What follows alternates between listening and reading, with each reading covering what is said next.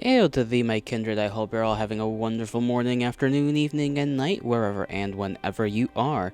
I, somehow, incidentally, did not click the start streaming button. So technically, I am a minute late to starting stream. Technically. Alright? Jeez. I thought I did click it. I don't know what I clicked if it wasn't that. Or maybe it's just my memory finally failing me more than usual. It's making me think things have already happened that have not, in fact, already happened. But hey, we're still here. We're still here. And we are back with, obviously, our Wonderland, which last time, if I am remembering things correctly, and I hope I am, we were on the ground. I'm remembering the last bit of the last time we were playing this game, reading this game, however you wish to say that. We finally made our way. Actually, what was the first thing? I cannot remember how we started the last episode. I'll be honest. I do remember the last half or the last quarter, which was that we were saved from the tomato heads by the rabbit rebellion force. I'm gonna call it that. And then we were on the ground. We were chilling.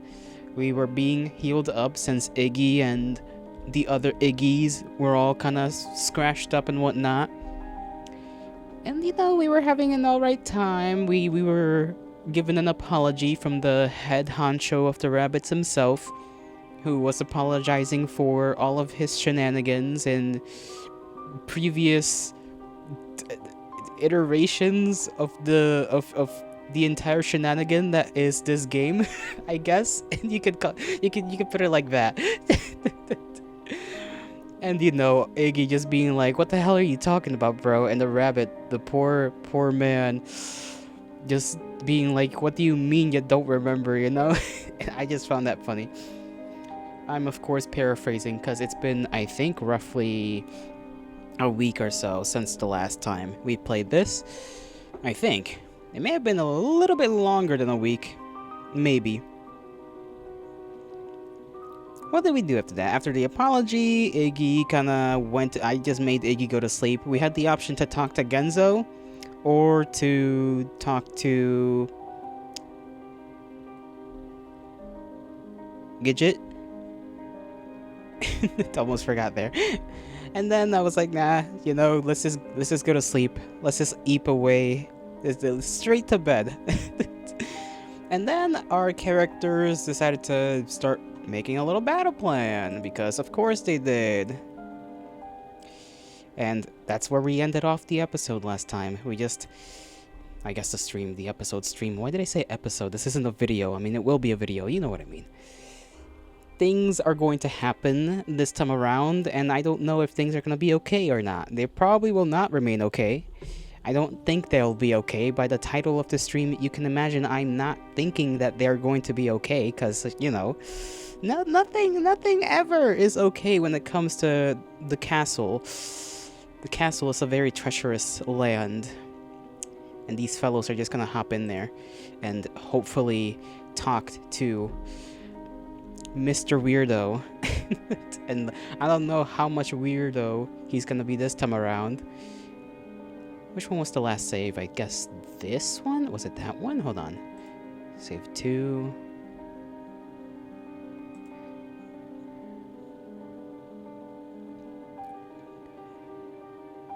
Yeah, preparing for battle. That was the last save we made. I was like looking at this and I was like, did I even save the last time? It would be tragic if I had not saved. Thank goodness I bloody saved. The smaller battalions leave first, one after another splitting off, disappearing into the woods like whispers in the night. Iggy's perched on Rabbit's shoulders, tasked with recon work, sentry work, and the like, everyone aware of their part in the plan. Why is Iggy on anyone's shoulders? Alright, I guess, maybe that's just to travel faster. I forget that the rabbits go at like Mach 10. That makes me wonder, who's carrying Genzo? I do not feel envious of that one rabbit, whoever it is. I assume everybody's getting carried, so Genzo, whoever's carrying Genzo, oof. Until it leaves only us. Genzo, Gidget, and I. and Jerry and his closest men, I guess. What do you mean, you guess? Were too occupied to appropriately name King's Point. Wait, we're too occupied. We're to occupy the appropriately named King's Point until everyone is in position and our turn in the campaign has arrived. Jerry squats down next to me, saying nothing, and I must look at him with the blankest, most confused expression in the world, because he snorts in impatience, ears twitching. It'll take us an hour to get there at your speed. You want me to get on? Well, I don't want you to throw me a surprise 21st birthday bash now, do I? What the fuck does that mean? Don't you get sassy with them, you overgrown chinchilla? Genzo takes a menacing step forward, which only makes Jerry's fur bristle further. These two are still beefing. I forgot these two really disliked each other. And I still find it slightly humorous that Genzo remembers more about the whole Jerry thing than Iggy, but alright. You want me to leave all you hairless monstrosities behind, you rotund jackass? Rotund. Iggy, get in the giant rabbit's... Iggy, get on the giant rabbit's back, please. I see Gidget's eyes twitch. Sorry, I say, and nothing and no one else. Jerry huffs and resettles into his squat, and I attempt to climb on, jumping a bit so I can wrap my arms around his neck. He pops back up immediately, and I nearly slide straight off. Jerry grabs my bony knees and yanks me so tight against his back I just about erp my insides out onto the grass. That's gross sounding, I'm not gonna lie. Erp my insides out. Icky. Sounds nasty. Alright, so only Iggy is getting carried around. I see. I was thinking they were all gonna be traveling at like rabbit speed, but I suppose this is only because Iggy is injured. I forgot the exact injury that Iggy had gone through. I'm trying to concentrate on that information, and I shall not lie, it is not memorized, but I just remember that Iggy was injured. I think it was a mixture of tiredness. Right, it was also the shoulder thing. Giant spider stab shoulder. Yes, remember now. How did I forget such a very brutal injury? But yes, that's what happened last time. Our boy was injured through the shoulder by Gidget when they were a spider. Giant spider. Terrifying thing to witness.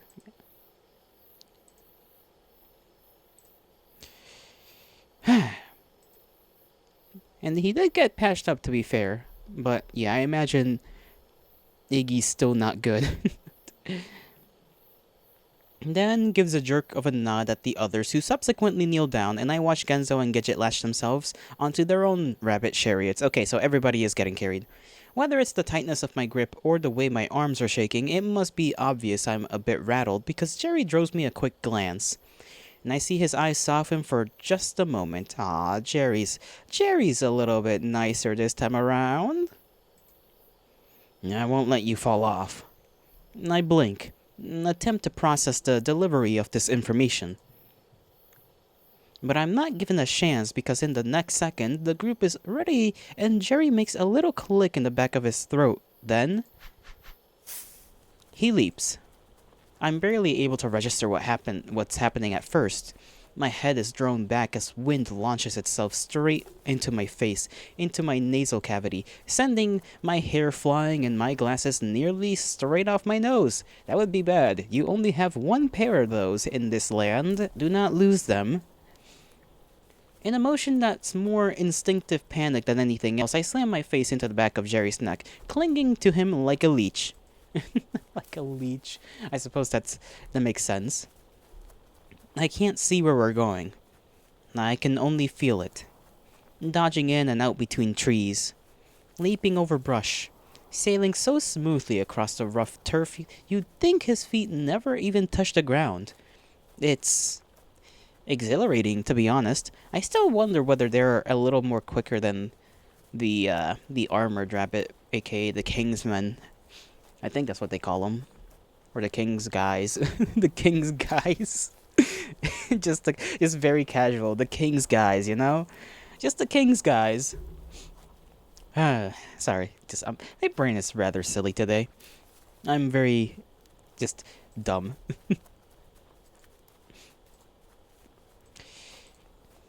Once my initial terror has begun to abate, my heart no longer beating like a jackhammer in my ears, I ease up on my grip.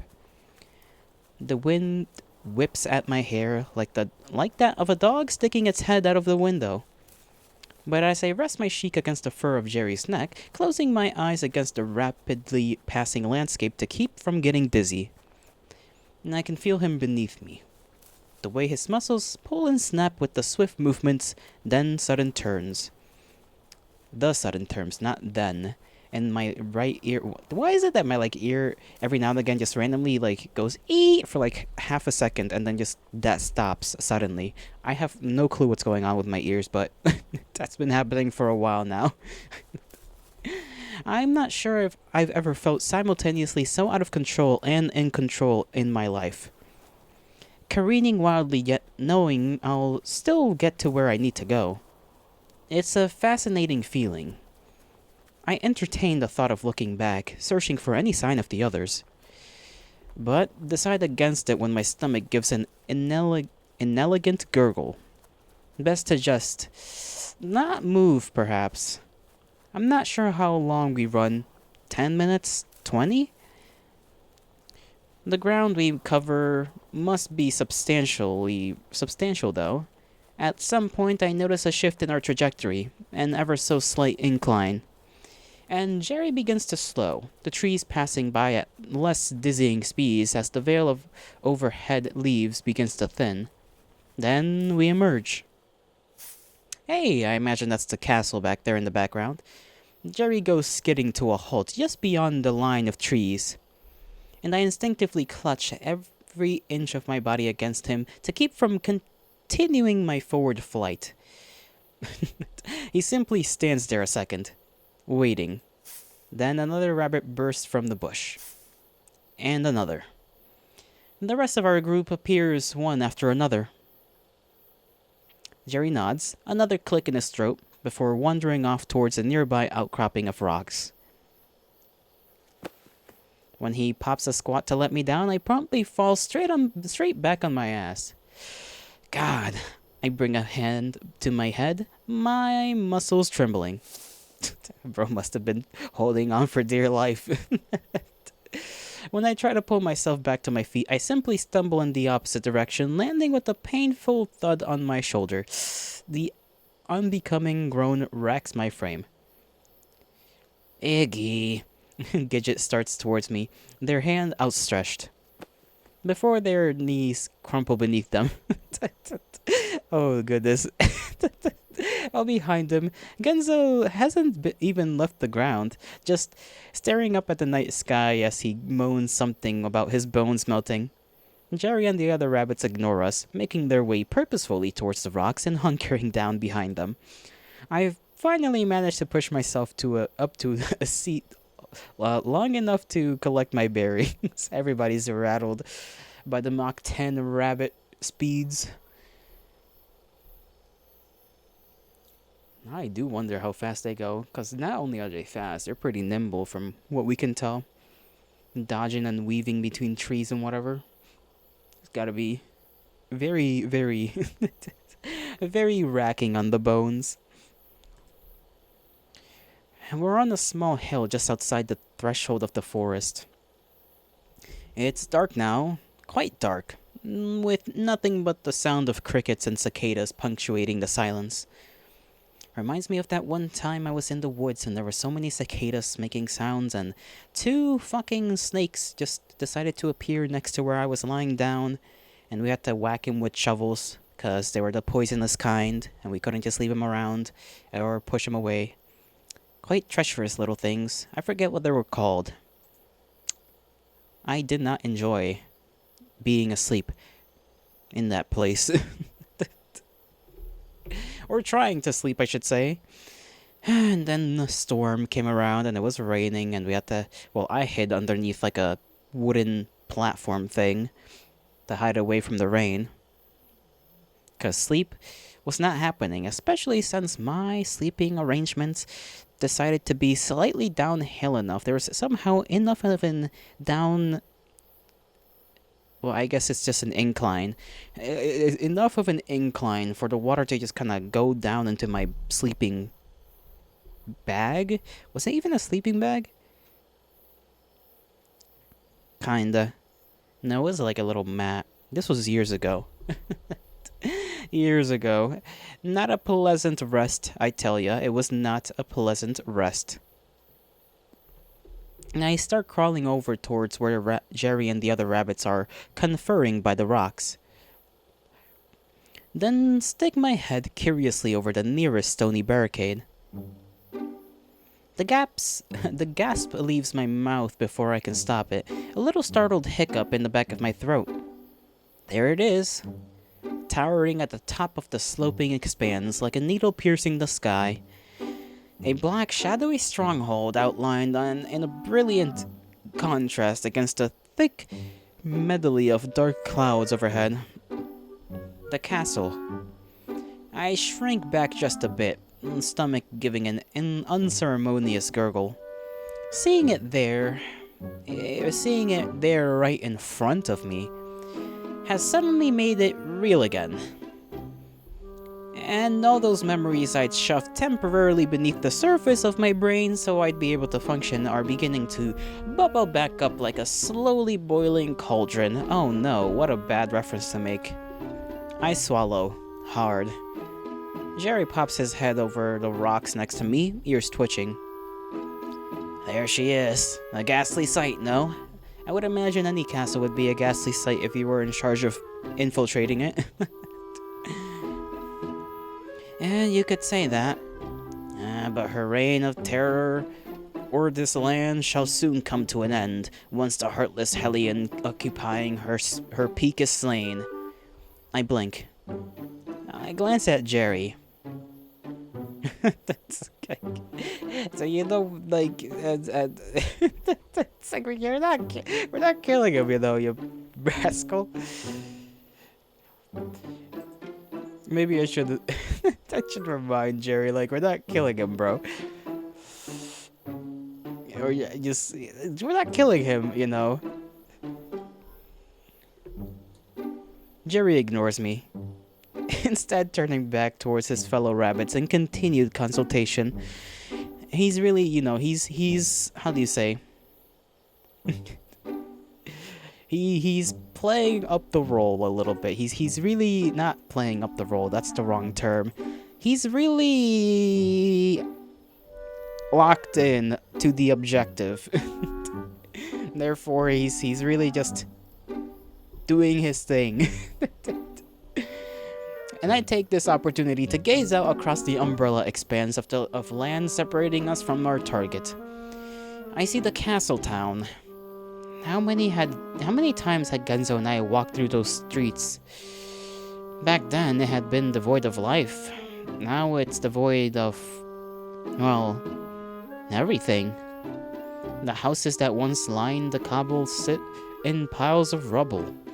The roads are strewn with unidentifiable bric-a-brac, and the once tinkling fountain has turned into a dark pond of muck that bubbles and hisses with acidic pops. Past the town itself, I see the path winding up the road, winding up towards the castle. Its once tidy grasses are now grown over the sides and raising up between the bricks. Even the trees themselves appear to be weeping, slouched over like heaving willows with their leaves scraping the earth. Hi! How are you doing tomorrow? Hail to thee. You have come across me. You're doing good? How am I? I'm doing quite swell tomorrow. Every time I read your name, I just get reminded of that one song that I have no clue where it even comes from.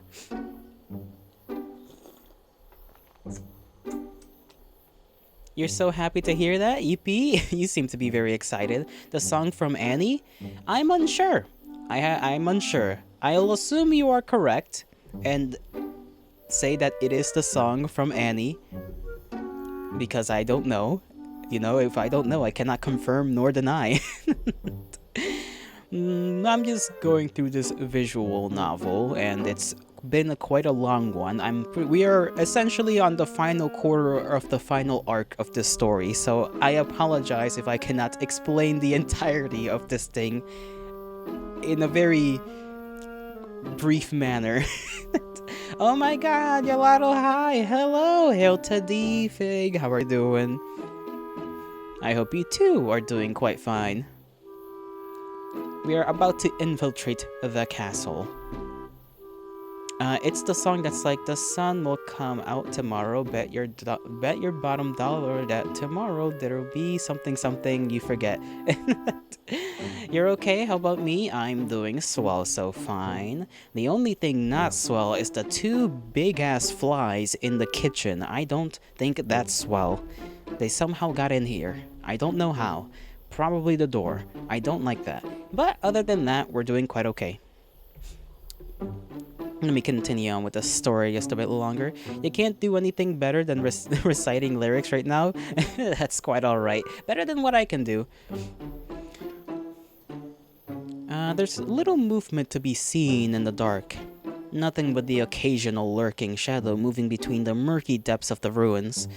According to Jerry's men, though, this place is a breeding ground for rabbit soldiers. That thought alone is enough to make the hair in the back of my neck stand up like lightning rods as my eyes rove the perimeter. You used to date someone who sung that song a lot?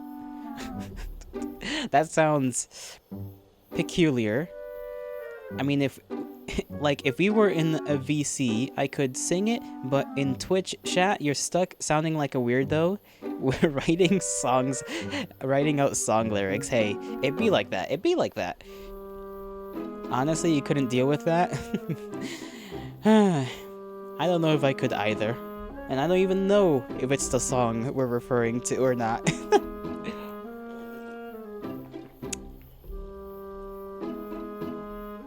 Hopefully they don't sung it too much. That would deserve a smack or two, maybe. Just be like, stop. Just stop for like 1 second, please, I beg of you. Genzo crawls up next to me, and I hear him let out a little oomph as he pushes himself up onto the rock in order to see. Makes your dick shrivel up like a California raisin, don't it? He whistles beneath his breath. LMAO, it wasn't too bad. They were just a little tistic. You know what? Fair enough. It's certainly not instilling much confidence. Guess that fucker wasn't happy with the previous aesthetic. Not sadistic murder you when you're sleeping enough for the old pepper pocket people eater. God, that sentence was hard to say. I roll my eyes. Not that he doesn't have a point, but Gidget rises up on my other side with a small grunt. Seeing it is indeed a lot different than simply talking about it. Their brows furrow with a worried shudder. I only hope the plan will work out. Yeah, I don't think we're gonna be able to talk to Mr. Cannibal. The plan will work. Jesus, I know they're on our side, but why do they have to be so fucking creepy sometimes? Genzo hisses. I heard that. Want me to say it louder? Let's review the plan again, shall we? Gidget cuts in with a cough. And I shoot them a smile of gratitude. Yeah, these two fuckers just cannot stop beefing with one another. Is this the VN with the cute boys? I don't think so. I mean, do you consider, I don't know, like, yes? No? I don't know. Do you consider Gunzo and Iggy to be cute boys? If so, then yes, it is the VN with the cute boys. Depends on your own preferences. Yes, the plan, very good. Jerry's ears flick to the left, then to the right, and I see him peer across the darkened plain. Stage 1 is already in motion if my ears don't deceive me. I blink, strain my ears, but hear nothing. It is? Yes, the 2 northbound squadrons have already begun their approach. They'll aggro the 2 KRCAs east of the main gate. That's when our long-range unit will move into position in the bread box. Bread box? Genzo snickers next to me. Are they not cute? I don't know. I don't know. I thought if I'm thinking of the same game. Well, if you're thinking of the same game, hold on. You're confusing me. What do you mean? Like, I just asked you. If you think they're cute, then sure. If you don't think they're cute, then not.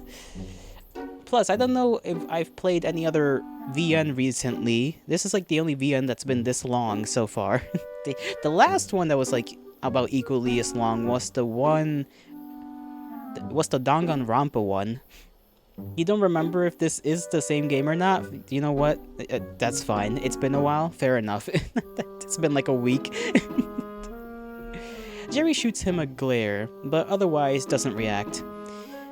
They'll provide cover for the first squad to begin their push towards the main gate.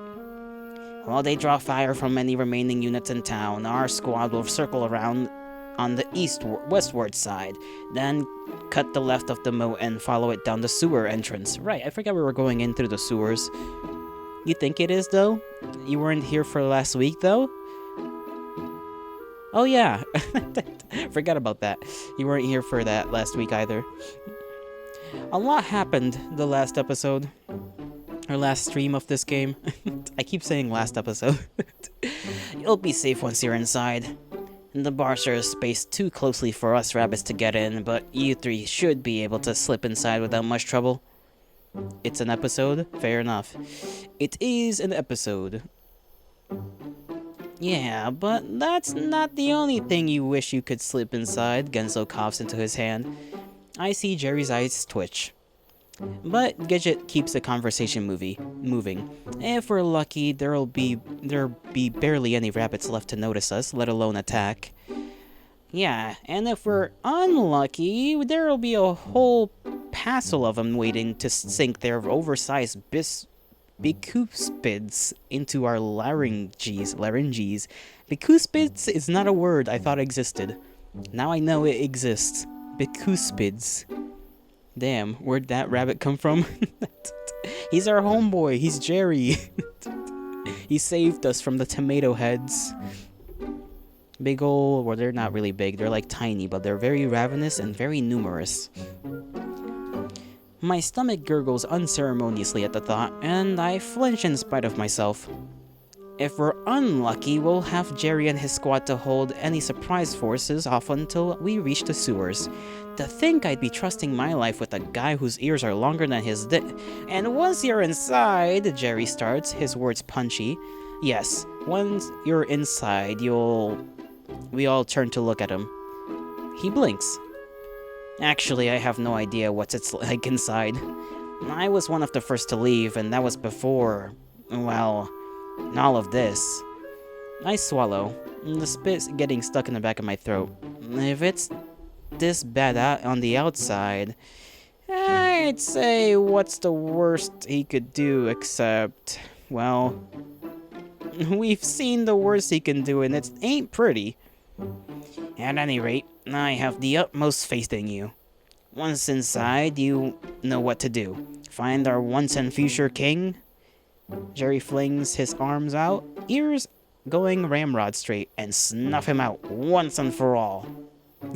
He keeps talking like we're gonna kill him. We all need to be alive to get out of this, probably.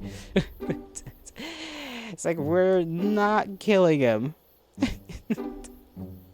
But Jerry ignores me again, arms folding across his chest as he returns to listening for signs of our plan's progress. He pauses for a second, then reaches for something in his tunic. It's a small vial of sorts, and filled with a pale pink slop marinating in red soup. Ew, that sounds freaking gross. It takes me a moment to realize what I'm looking at. Is that? My stomach twists, turns. Trail bomb, Jerry says simply, then hands it to Gidget. What is trail bomb? Those things go gaga over this stuff. Gidget takes it, twists it back and forth between their fingers. We bottled a bunch back when your kind still populated this place. They didn't last long after hunting sprees started. Jerry's eyes darken, then he pauses for a moment. Then his nose twitches. Anyway, it's good bait, quite potent. We'll get you out of a pinch if need be. But it won't last long. They'll notice pretty quick when there's no body accompanying the gooey bits, so don't dawdle. Thanks. Gidget tucks the vial away in their pocket of their shirt. Though I suppose I should say I hope we don't have to use it. Indeed. How come I don't get a nasty bowel bottle? Because we don't have many left and I don't trust you, Jerry snaps, which makes Genzo pout. Why does Genzo? He just has to fucking egg him on every chance he gets. I let my gaze drop to the small retractable dagger attached to my belt loop. I hope I don't have to use it either. With a thump, I slide back down the side of the rock until my seat hits the grass. Suddenly, the plan that had seemed to make so much sense back in the cave feels like an impossible feat. Seeing the castle in the distance, all those feelings bubbling up inside my chest. You okay, Eggs? Genzo slides down next to me with a clumsy thwomp. Gidget pops a squat on my other side. Jaw taut. You worried about anything in particular? And besides hoping we don't all die? Again. My voice crackles at the emphasis. I rub at my eyes, thumb massaging the bridge of my nose. Not that we haven't before, many times, but it feels different this time. Yeah, I guess. It's true. This is the first time we've done any of this, Gidget muses. So it does feel significant, somehow. No, so I guess I stop, cringe, let my gaze drop to the rocks below. I just hope there's something we can do, that he's not too far gone. Genzo's face darkens at this. He grunts but doesn't say anything, hands propped up on his knees as he picks idly at his thumbs. We'll do what we can, Gidget gives my shoulder a reassuring squeeze. We'll drag him out of the castle kicking and screaming if we have to. This thought does bring a smile to my face, and I feel a little bit of anxiety squeezing my heart loosen. They've made contact. Jerry's voice snaps us back to attention.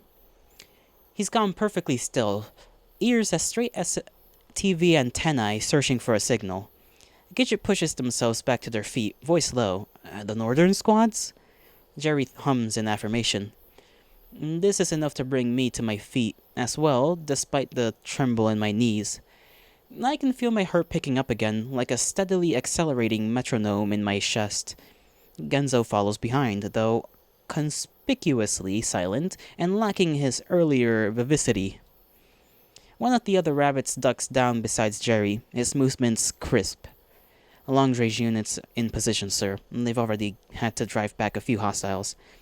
More stragglers than anticipated, then. Jerry clicks the back of his teeth together. Not ideal, but we've dealt with worse. Does this mean we'll be going soon? I try to sound confident despite the warble in my voice. Jerry ignores me, instead flicking his head in the direction of the town. The other rabbits seem to know what this means and go bounding off down the hill.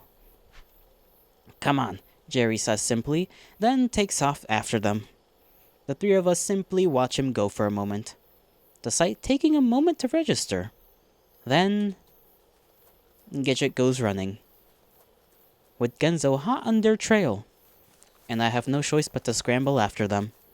Fingers and toes curling, slightly numb from growing apprehension as I sprint down the hill and out across the dark field. It's a surreal feeling, being out there in the middle of all that darkness. Nothing but the moon to guide my path as my heart races and my feet pound against the dirt. I can barely see my companions up ahead, which only worsens my dread. And I push my legs harder, whipping past grasses and thistles like a white-topped streak in the dark. We race across the entire field, up to the buildings on the outskirts of town. And I see the rabbits come to a halt behind what looks like the remains of a large shed, and I book it after them, clenching my eyes shut as I put everything I can into the last leg of my sprint. Then promptly trip and fall a few feet away, going sliding across the gravel with a wince-inducing thud. Ouch, sliding across gravel, that's gotta fucking hurt. I too would be in great pain, even if momentarily. If I just slid across frickin' gravel of all things.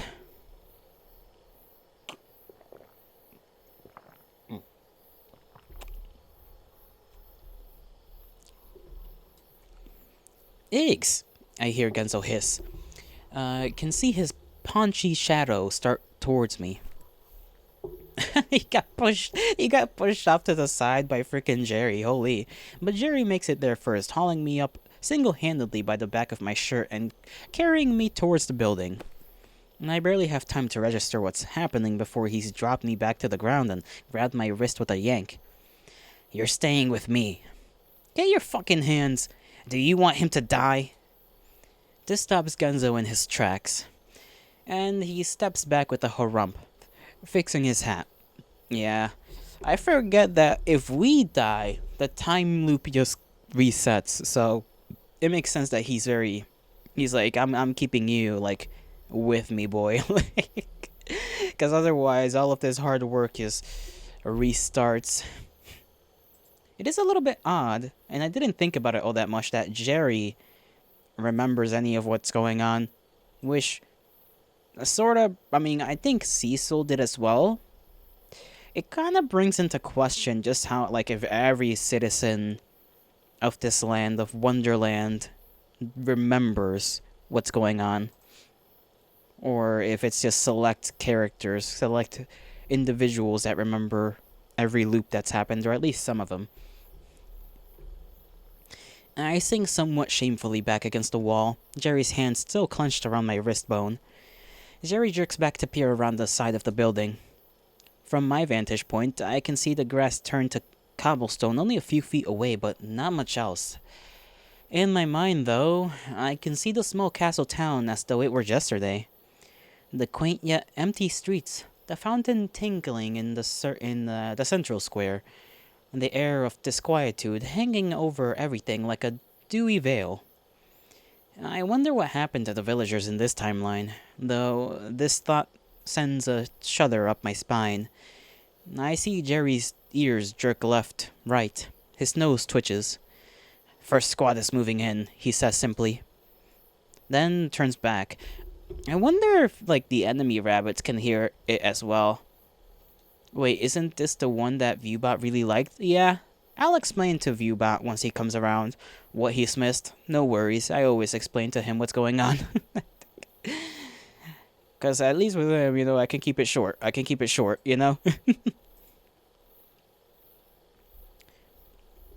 Then turns back. Seems to realize how tightly he's gripping my arm, and promptly releases it with a jerk. Sorry. I shake my head silently, massaging my wrist. You've kinda got the vibe of a newborn kid. This makes me blank. It's kinda... But he doesn't finish. Instead, turning his head away with a small cough, tips of his ears curling. I find myself at a bit of a loss, so I simply stand there, staring down at a small tuft of grass next to my feet. Anyway, we've gotta get you to that castle in one piece. He was gonna say it's kinda cute that we're stupid. That we just stumble around. Oh my goodness. So you can find that rat-tailed bastard. And silence him for good, he emphasizes with a punch to his palm. We're just gonna stay quiet this time around.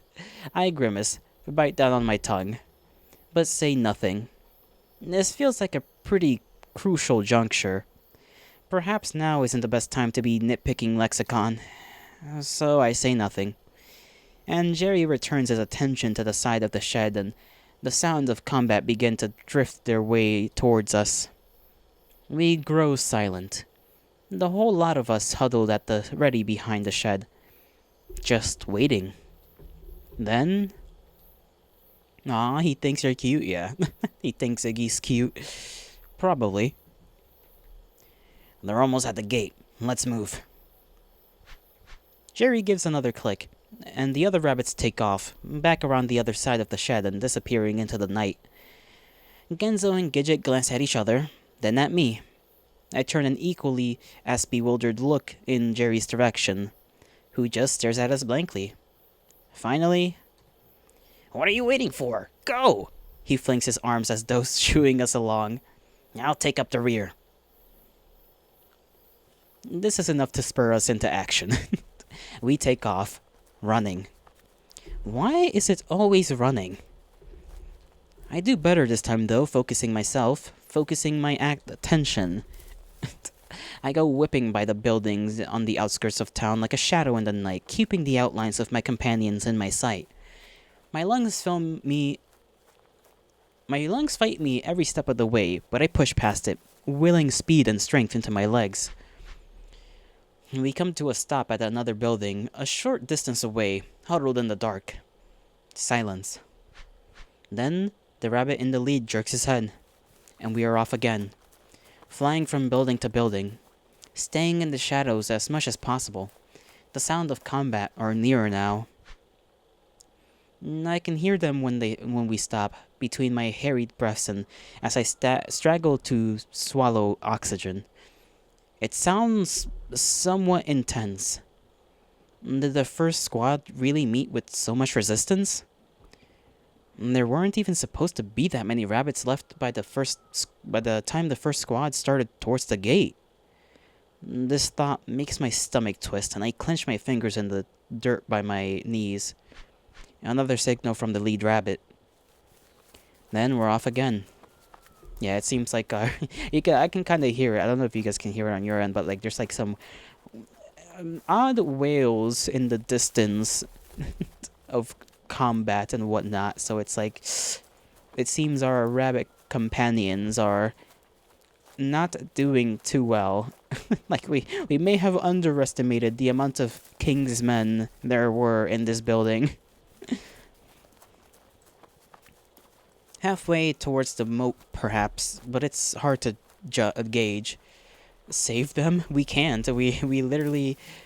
Our only job is to get to Mr. Rattail and, try to convince him to leave with us. And that's really it. The rabbits have to deal with the rabbits. Because we don't stand a chance against the rabbits. I clench my eyes shut, then back open, fighting back the nausea swirling in my belly and the coppery tang on my tongue. I focus only on the shadowy shapes in front of me. Keep up with them. That's all I have to do. That's when a sudden blur of motion streaks across my path. I yelp and screech to a halt so fast my feet slip out from under me and I go back flat on my ass. It's a rabbit, one of the king's men. His ears and lips curled back as he surveys the perimeter, sets his sights on me. The growl rolling off his tongue sends tendrils of pain up through the base of my brain, and I gave a little whimper, crawling backwards through the grass. Eggs! I hear Genzo's voice, the sound of him and Gidget turning around. But there's no way they'll make it in time. I see the rabbit reel back, his fur standing on end, eyes wide. He lets out a shriek and then... Jerry leaps over my head and tackles him to the ground. They go tumbling, a flurry of limbs and fur. And then Jerry gains a momentary upper hand, pinning the other rabbit to the ground. He shoots all three of us a glare. Don't just stand there, run! I do as I'm told, scrambling to my feet and streak towards Genzo and Gidget. Yeah, the other rabbits were probably alerted by that. At least they know that the enemy rabbits probably know there's something up in our direction, so they're gonna just start zooming. Then we're running.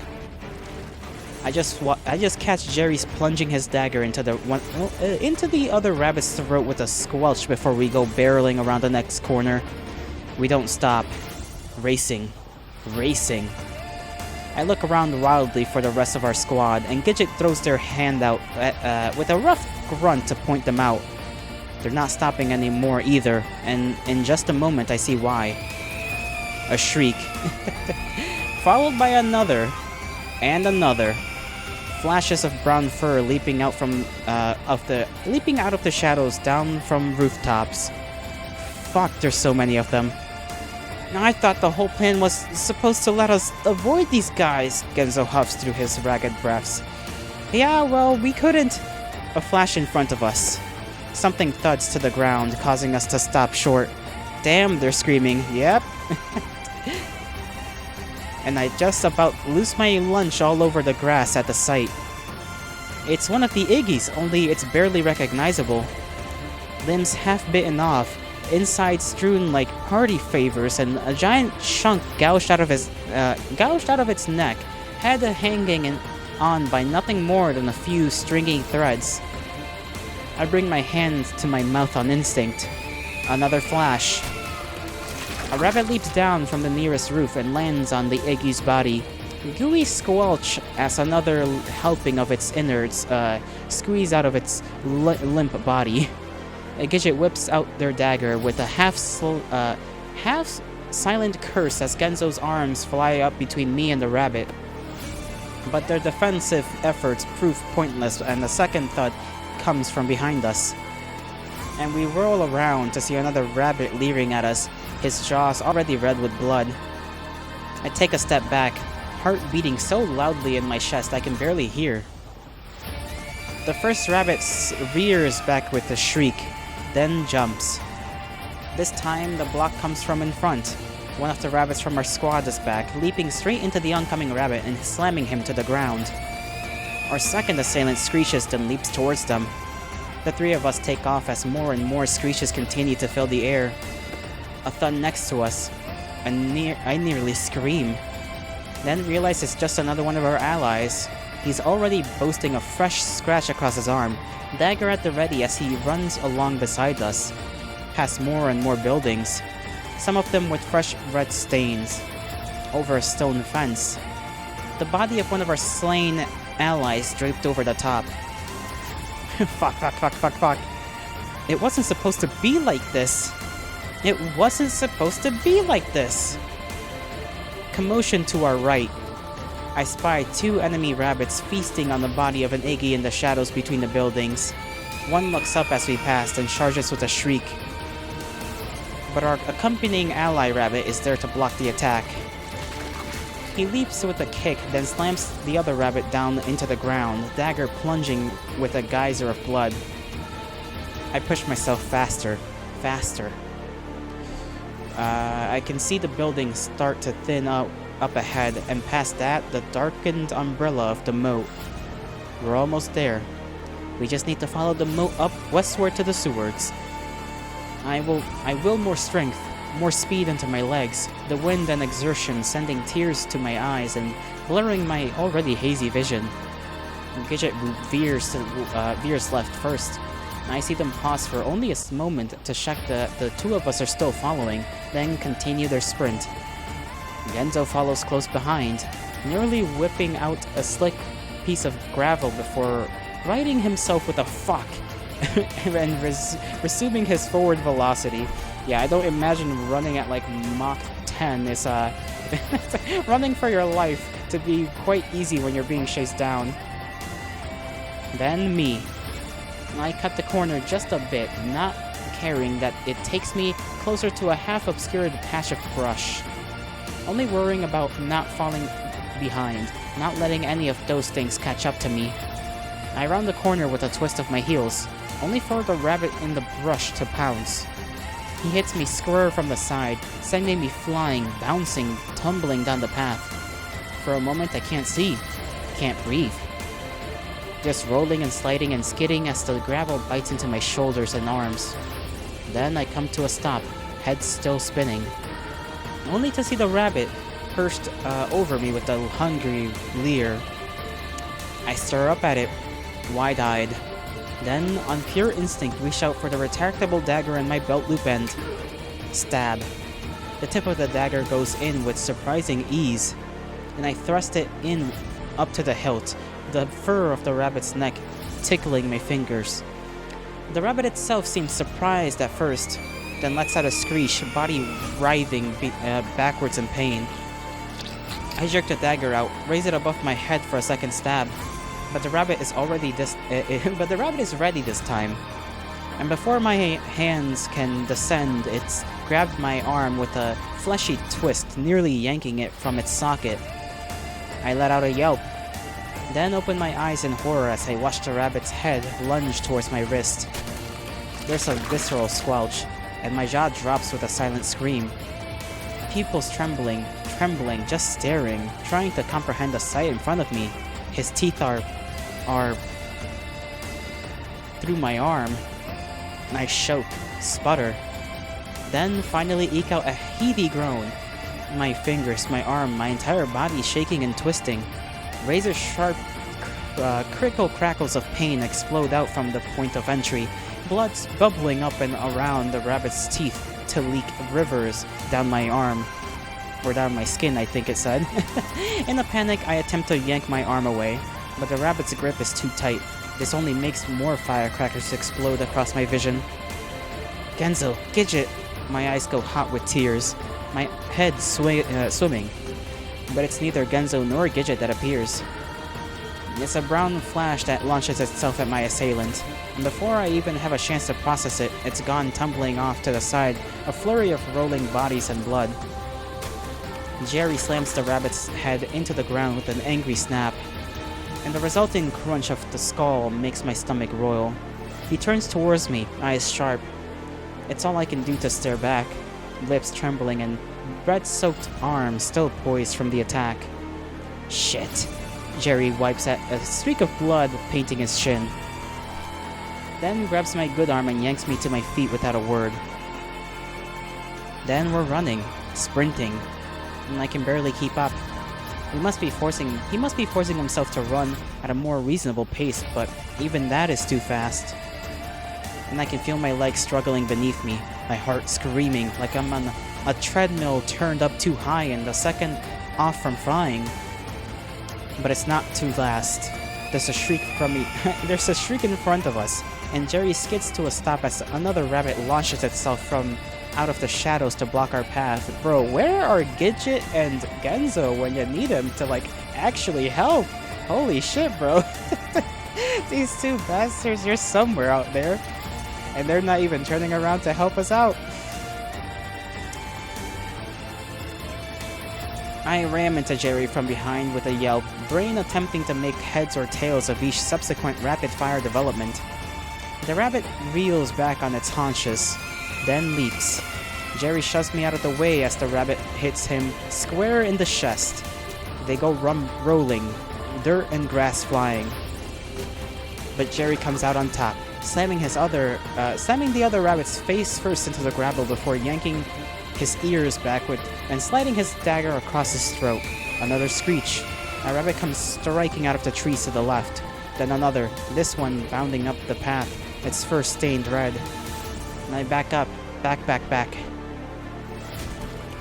Jerry grabs the back of my shirt and tears me out of the way as he shoves one of the incoming rabbits to the ground with a gut-wrenching thud. It's all happening so fast.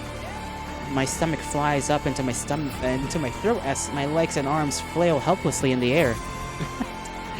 Flung first left, then right, like some kind of limp ragdoll as Jerry turns towards the other rabbit, sidestepping its hairy charge before twisting around and with a kick and slamming it to the ground.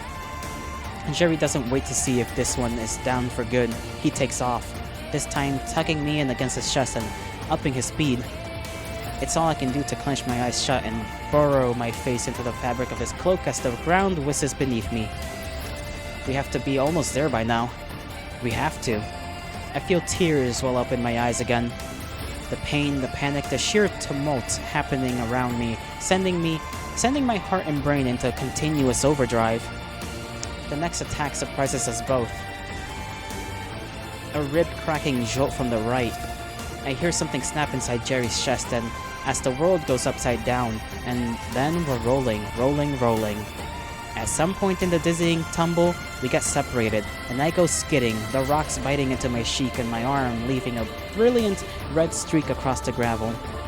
I let out a haggard moan, body limp and trembling. And I can't move. I can barely think. Not even as the rabbit who assailed us turns its sights on me and comes jetting across the path. I clench my eyes shut with a whimper, but the attack doesn't come. Jerry has rolled on top of me, and the charging rabbit latches onto his back instead, plunging its teeth into Jerry's shoulder. Jerry lets out a shriek of his own, but doesn't move. He just lies there, body crumpled over me like some kind of protective shell. And I feel my heart twist. The rabbit digs its teeth in deeper, twisting its head left to right, clamping down on muscle and tissue. I see Jerry wince, ears curling in pain as his arms tremble around me. More shrieks around us. They're all around us now. Closing in. How many fucking rabbits are there? Holy shit, bro. And I watch in horror as another rabbit lunges forward, its teeth clamping down around Jerry's leg. Jerry's body gives another jolt, his face contorting, but still he doesn't move, even as I hear his skin get rent between their massive teeth. He turns his gaze towards the path ahead, one eye clenched shut in agony. "You're almost there, Kit," he hisses, voice hoarse. I follow his gaze to the moat twisting around, the grayish speckle of concrete peeking out over the small hillock. The sewer. My eyes widen with a start, and I jerk back towards Jerry with a flurried shake of my head. "Run and don't stop. Promise me." Another shake. The tears are springing back to my eyes, building panic spurring my heart into a mad gallop. Jerry lets out another grunt of surprise as a third rabbit leaps on top of him, jaws descending on his backside.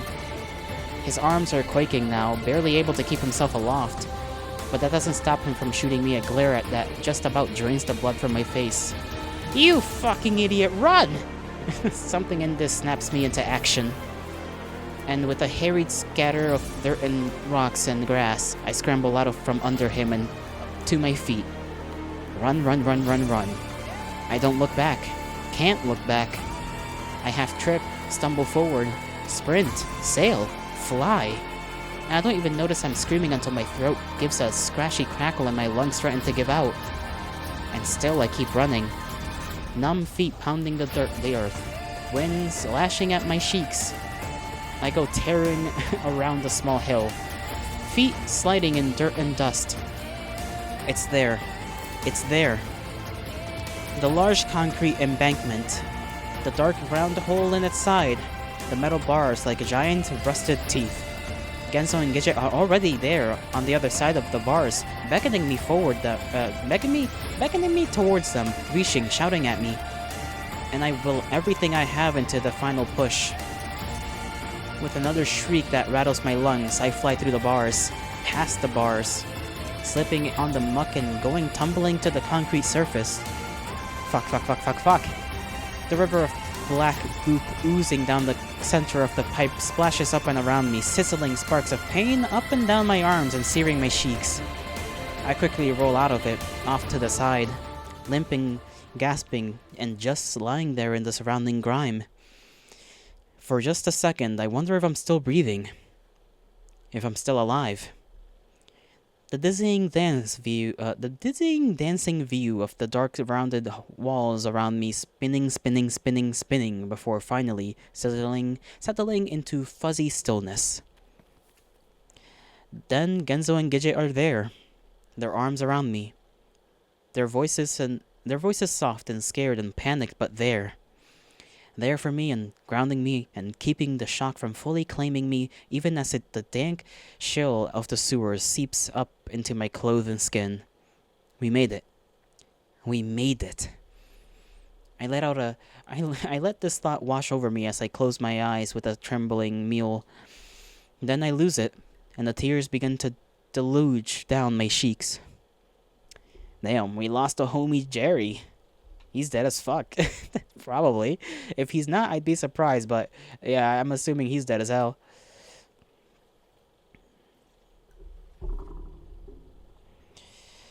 We move further into the sewer before stopping to recoup. Even if the rabbits can get through the bars, we don't have any desire to draw their attention further. You miss Jerry? Yeah. He was the MVP, you know? You thought he was cool? He was very cool this timeline. Don't know about all the other timelines. He was a good guy this time. A savior. Now we gotta make sure we actually manage to get this fellow under control. And I don't even know how we're gonna do that. And we have no backup now. So if there's any rabbits still inside the castle... My goodness. You love... I love you, Jerry! You're Jerry's #1 fan, huh? Jerry became rather likable, rather quickly, I'll admit. Not that he was dislikable even that one time in the other side game. It was just very silly to see Jerry, the #1 Jerry fan. Exactly, you're just the #1 Jerry fan. Jerry Stan. Jerry, what is it? What is that term people use? Where they're like... Oh man, what's it called? Like they kin a character or something like that? I don't know. Even if the rabbits can't get through the bars, we don't have any desire to draw their attention further. And so I lean on Genzo's shoulder as we wander the lengths of the giant concrete conduit, careful to avoid the shallow creek of black mire dissecting its base. Yeah, I wonder how we're gonna patch up your arm though, cause you know, we don't want any smell of blood to be garnering attention as well if there's any of them down here. It eventually widens, opening up into a larger square aqueduct built around a standing basin of water. Clean, surprisingly, at least from what I can tell. But past it is a pipe after giant pipe pumping out more and more of the same miasmic muck from the river. It lurches and slops as it spews from the pipe and into the channel below, where it forks off into another system of ducts that siphons it out of the castle. It's here that we finally pause to collect our breath and our wits. The acid seems to be originating from here then? Gidget muses as their gaze flicks around the chamber. They stop to watch the acidic sludge ooze and weep through the throats. Radioactive shit wasn't on my bingo card for post-memorified or lamb, but hey, he did have some pretty fucked up eating habits. I'm not so sure this is excrement. The pipes are everywhere, jutting out from the walls, protruding from the ceiling, bubbling up from the ground. And all of them churning out more and more of the stuff, funneling it out of the castle and into the river, the lake, the waterways beyond. It seems to be seeping through every inch of the place, a constantly frothing poison surging within the walls. What does this mean? Stick by Gidget, stick by Genzo, stick by yourself. I mean, we're pretty injured at this point. So, we're gonna stick by our short king, Genzo. I'm both shaken and shaky, and the pain in my wrist has turned into a dull throb that travels up the entire length of my arm. Genzo helps me gently onto the lip of the basin, then starts to move away until I curl my fingers on the fabric of his jacket. I see his eyes widen at first, then soften.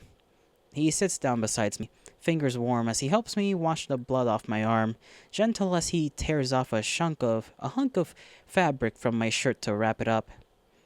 It won't do a lot of good. The wound is too deep and the blood yet congealed. Hell yeah, Short King. He is our glorious Short King, who's managed to protect us many times before, so it only makes sense that we stick with him.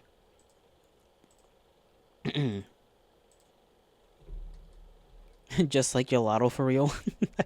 The short part, yes, the ability to protect others has yet to be seen. But it'll keep me from bleeding all over at everything at least. Genzo's brows furrow as he looks at it.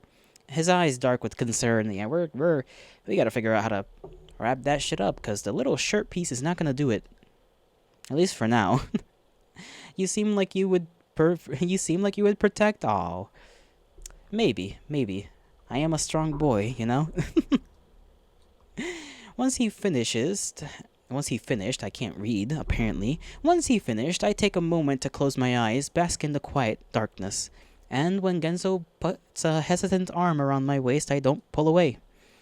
It's a comforting touch, one that stills the tremble in my lips and the flutter in my heart.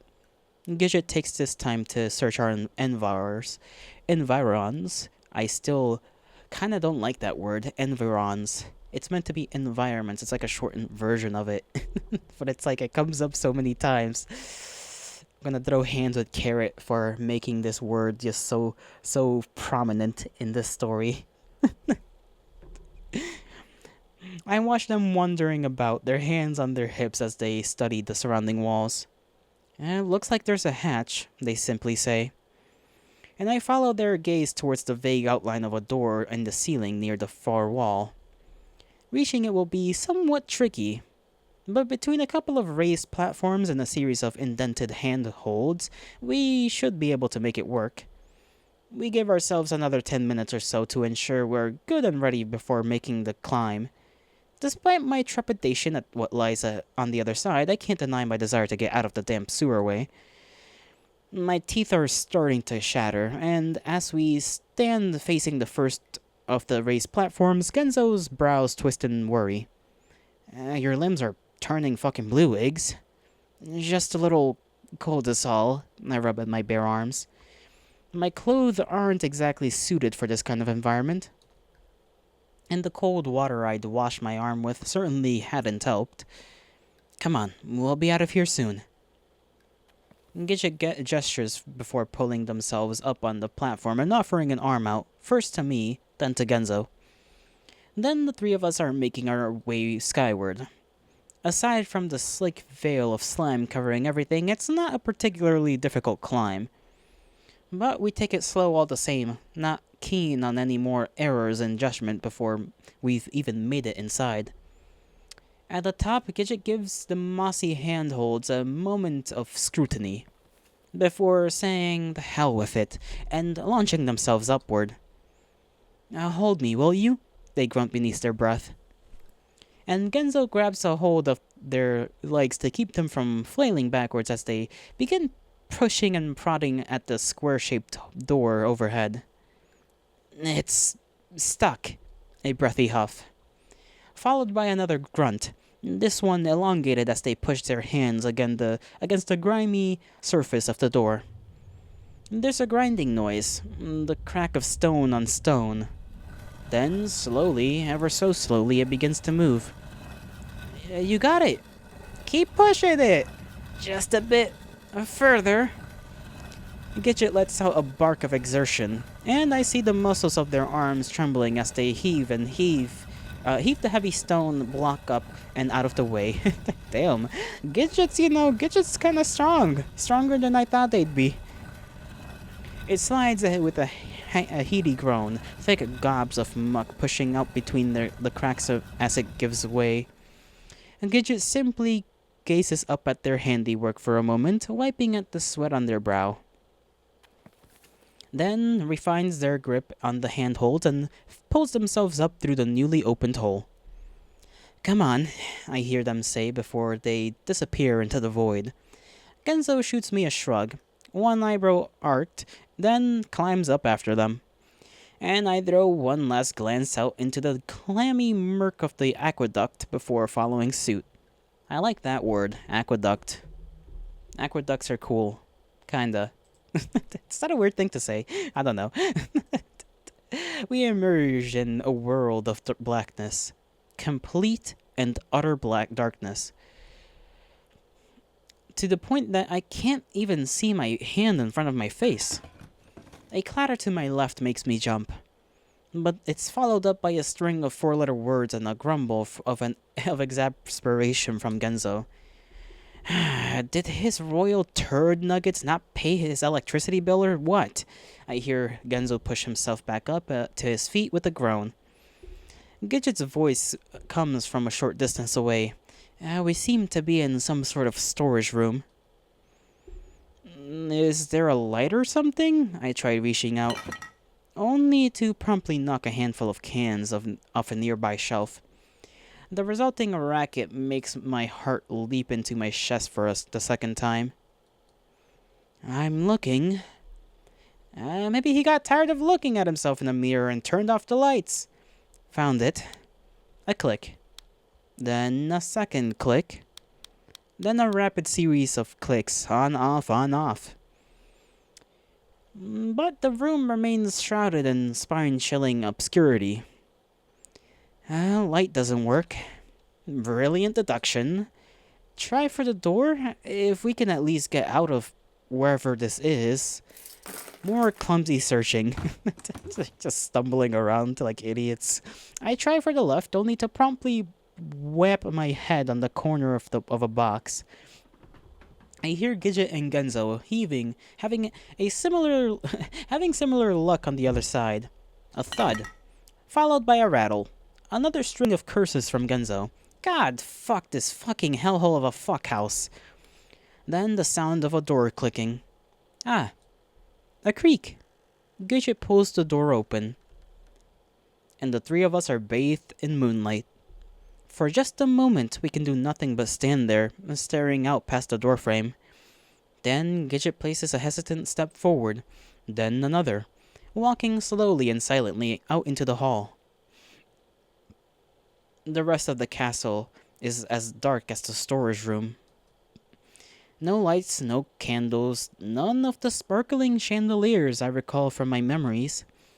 But the large windows allow giant swaths of moonlight to coat the walls like buttered milk, casting everything in vivid contrast and sending long, jagged shadows across the marble floors. I've never seen light being referred to as buttered milk. That's interesting. It's definitely a description. It's quiet. Deathly quiet. Except for the soft pitter-patter of rain starting to dot the window panes. A rumble of thunder in the distance makes my already queasy stomach twist in anxious nausea. Don't tell me. Hey, he's been down here watching Interview with a Vampire on repeat. Genzo's voice shudders despite his facetious remark. There's certainly an unsettling animosity to this place. Where is everyone? The rabbits, the nobles. I take a step out into the gloom, watching as the shadows curl into different patterns behind me. Genzo holds a hand to his mouth as though stage whispering. I think they were EATE. We don't know that. Come on, no point standing around here in the dark. Gidget readjusts their pants with a huff and takes off down the hall. I fly into flustered step behind them, hair on my arm standing up like caterpillar fur. And as behind us, Genzo takes one last look towards the window and slowly building rain before jogging after us. Our footsteps echo off the walls as we walk, shadows jumping with our every step. It's surreal. Everything is so deathly quiet around us. As I stare up at the soaring pillars and haunting ceilings, I can still picture them in their heyday, glimmering with golds and reds as rabbit attendants shuffle about in their cleaning. Now, however, a visceral sense of melancholy seems to coat the walls, dripping down onto our shoes. Outside, the rain is picking up. and the occasional flash of lightning illuminates our surroundings in shuttered flickers that revealed their decrepit state of things. Overturned furniture, paintings, mirrors, and other chandeliers lying cracked against the wall or shattered across the tile. Wallpaper ripped and scratched and boasting off-color stains that make my stomach twist. We passed by an especially large portrait of Orlam in all his regal glory, flaunting gaudy velvets and surrounded by all assortments of expensive-looking fineries. This one is still on the wall, but with a brilliant flash of from the window, we can see it's no less spoiled. Their three giant slices have been hacked across its painted surface, bits of canvas dangling to and reveal the frame beneath. Genzo whistles beneath his breath. Guess someone wasn't happy with that one. The loud thunderclap punctuates his quip.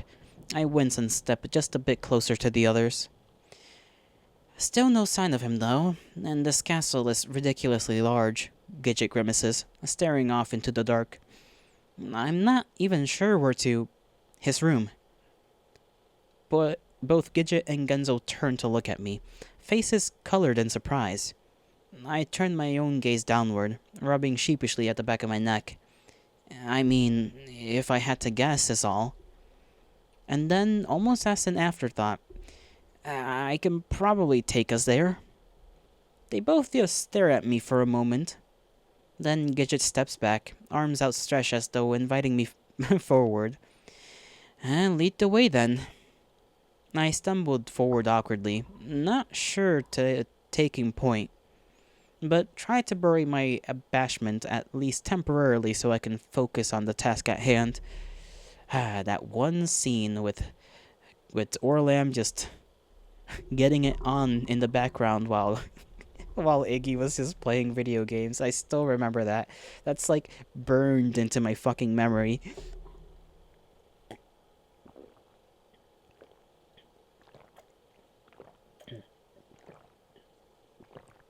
I'm gonna drink all my tea right now because it's getting really cold. It's like room temperature right now, and I also have to like take a little break to skedaddle to the restroom. So, you know, just let me do my thing. Let me do my thing, and then we'll be back to it in like a couple minutes. Yeah, I don't know what state we're gonna find Orlam in. Like,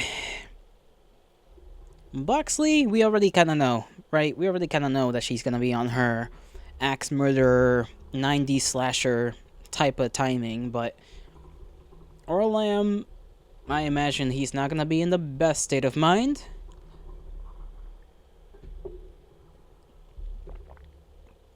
Because he never technically was for a very long time in what can be referred to as a right state of mind. Quite sadly, actually. I feel quite bad for the guy, but like, holy shit.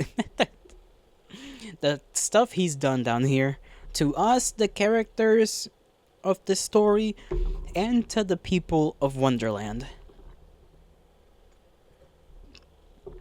Allow me some time to do my things, and I'll return in a few.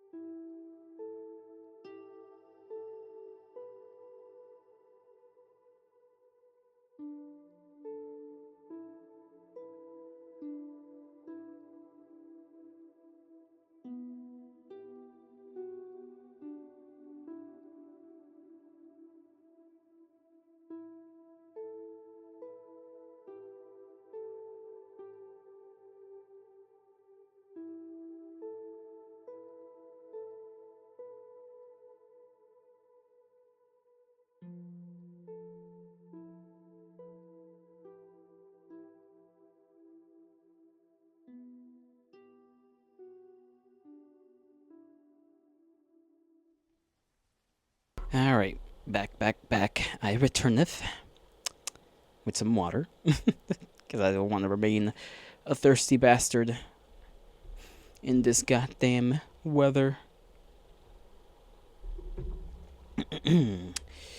Continuing on, let's see, what was the last line? I stumble forward awkwardly, not used to taking point, but I try to bury my abashment at least temporarily so I can focus on the task at hand. Right, he was like, let's go to Orlam's bedroom and maybe he'll be there because this is a big-ass castle and we have no clue where the guy's gonna be. But that's most likely where he is. Things may look different for sure, and it's an awful lot darker. But I walked these halls many times. I can navigate us through them now. And then thunder. I guide us out of the current corridor and to the left, down a wider passage lined with shattered chandeliers and cracked tile from a once grand mosaic that had lined the ceiling. How the hell did they even... Who the hell tore up the ceiling? How does that work? Somebody had to just been extra mad to fucking look up and be like, I'm gonna destroy that thing real quick. As I glanced up at it, my mind flicks instantly back. Me stopping one evening to stare up at it after a particularly filling dinner. Orlam slinking up beside me as he so often did, arm around my waist while he regales the tale of its history. The King's Reception, he'd recalled it, showcasing his triumphant arrival in Wonderland and the reverence which wish he'd been first crowned. Now, however, the pieces of his once proud moment are laid battered and broken on the ground. I bite down on my lip so hard I can taste blood, but continue my forward trek all the same. Another boom of thunder, so loud this time it shakes the walls. God, I hate this so much. I clench my eyes shut, then back open. Focus, Iggy. Everything's fine. You're fine. I take us around the next corner to the right. Follow the route of the memories dancing through my head. And at the next junction, the hallway widens out into a large entryway, looming stairwell standing at its center. I start up the steps without a word. You, certainly seem to know where you're going, Genzo muses behind me. I assume this is some kind of pointed statement, and that I'm supposed to respond with an explanation for my knowledge. But the combination of shame and uneasy nostalgia keeps my mouth glued shut. More and more memories come filtering back across the forefront of my mind the further up the stairs we climb. And when I glance up towards this landing, I half expect Orlam to be standing there. Hands on his hips as he teased me about something I said, something I'd done, the way I'd reacted to one of the nobles at the dinner that night. But there's nothing and no one there. Just unending darkness. And when I step out into the upper level and glance back, both Genzo and Gidget are just eyeing me curiously. We're, almost there, is all I say. Yeah, I forgot that in one of the timelines, we kind of just lived with Orlam here for quite a while, you know? Like months. And that was, I think, in that same timeline, obviously, Genzo had died because Orlam cooked him. And I don't remember if Gidget had been killed as well. So they're both just looking at Iggy like, you gonna answer, you know? Like, how do you know this entire place? And it's like, I don't know if he's gonna tell him. I wouldn't tell him either. Then renew my modeling slog. This final corridor sears my mind like an electric poker. Yes, I'd walked down this one many, many times. But now there's something foreboding about it. An incandescent dull film of misery settling over everything like a heavy cloud. And the further we walk, the worse it gets. What the fuck? Genzo's voice gives my heart a jump, and I turned to see him gesturing at the walls. They're covered. Thick, sloppy red stains speckle the surface like an abstract painting. Dark, dried clots punctuate the chaos that lumps of coals. Like lumps of coal, I think it said, and I just misread the hell out of that. Yeah, like lumps of coal. And beneath everything, crayon-like scribbles run jagged lines up and down the entire surface of the plaster. All of us just stand there for a moment, gaze flicking across the grotesque creation. What was that? We don't know that. What was that? We don't know that back in the hall, Gidget? But Gidget looks uneasy now. Their lips pressed together tight and their shoulders rigid. My hopes perhaps influence my optimism. My stomach feels like it's twisting into tens of thousands of tiny knots. Up ahead, I see some of the waxy crayon scribbles escape the wall and continue on across the warbled floor, zigzagging their way towards the door at the end of the hall. The door. The door I can still see as fresh and vivid in my memories as though it were just yesterday. I swallow hard, spit getting stuck in my throat, but push forward anyway, towards the door. And whatever it is that awaits beyond, the handle seems to bust beneath my fingertips. A strange sort of electricity passing between the metal and my dizzying thoughts. I pause, hesitant, then let my fingers wrap fully around the round surface, sticky against my palm, and pull. The door creaks open. Strangely tiny in the silent corridor, and the three of us walk inside. The air crackles, the sense of unrealness tangible in the shadows.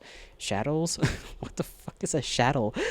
The shadows. Oh my goodness. It's dark, deathly dark.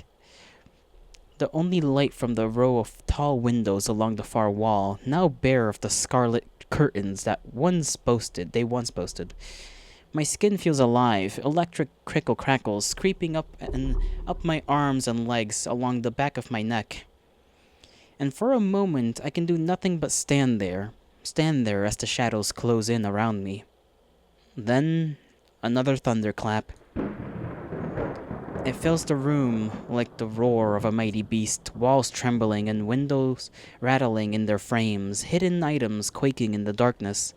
For a second, the room becomes saturated with a blinding luminescence, a brilliant camera flash that imprints on my vision.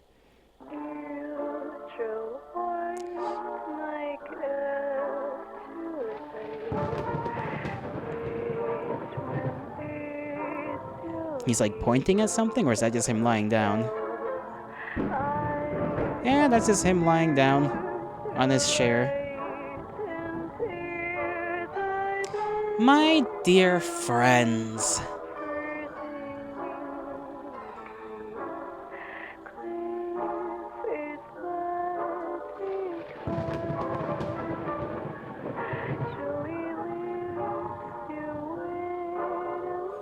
It's been so long.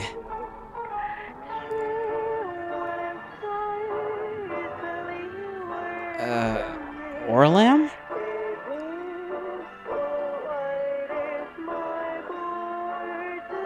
This man's literally just chilling in here.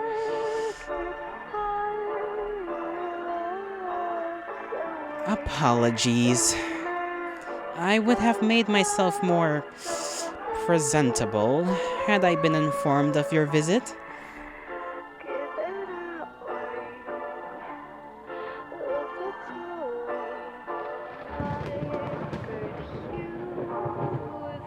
My men have gotten a bit lax at keeping me abreast of the goings-on beyond the walls. He looks, awful.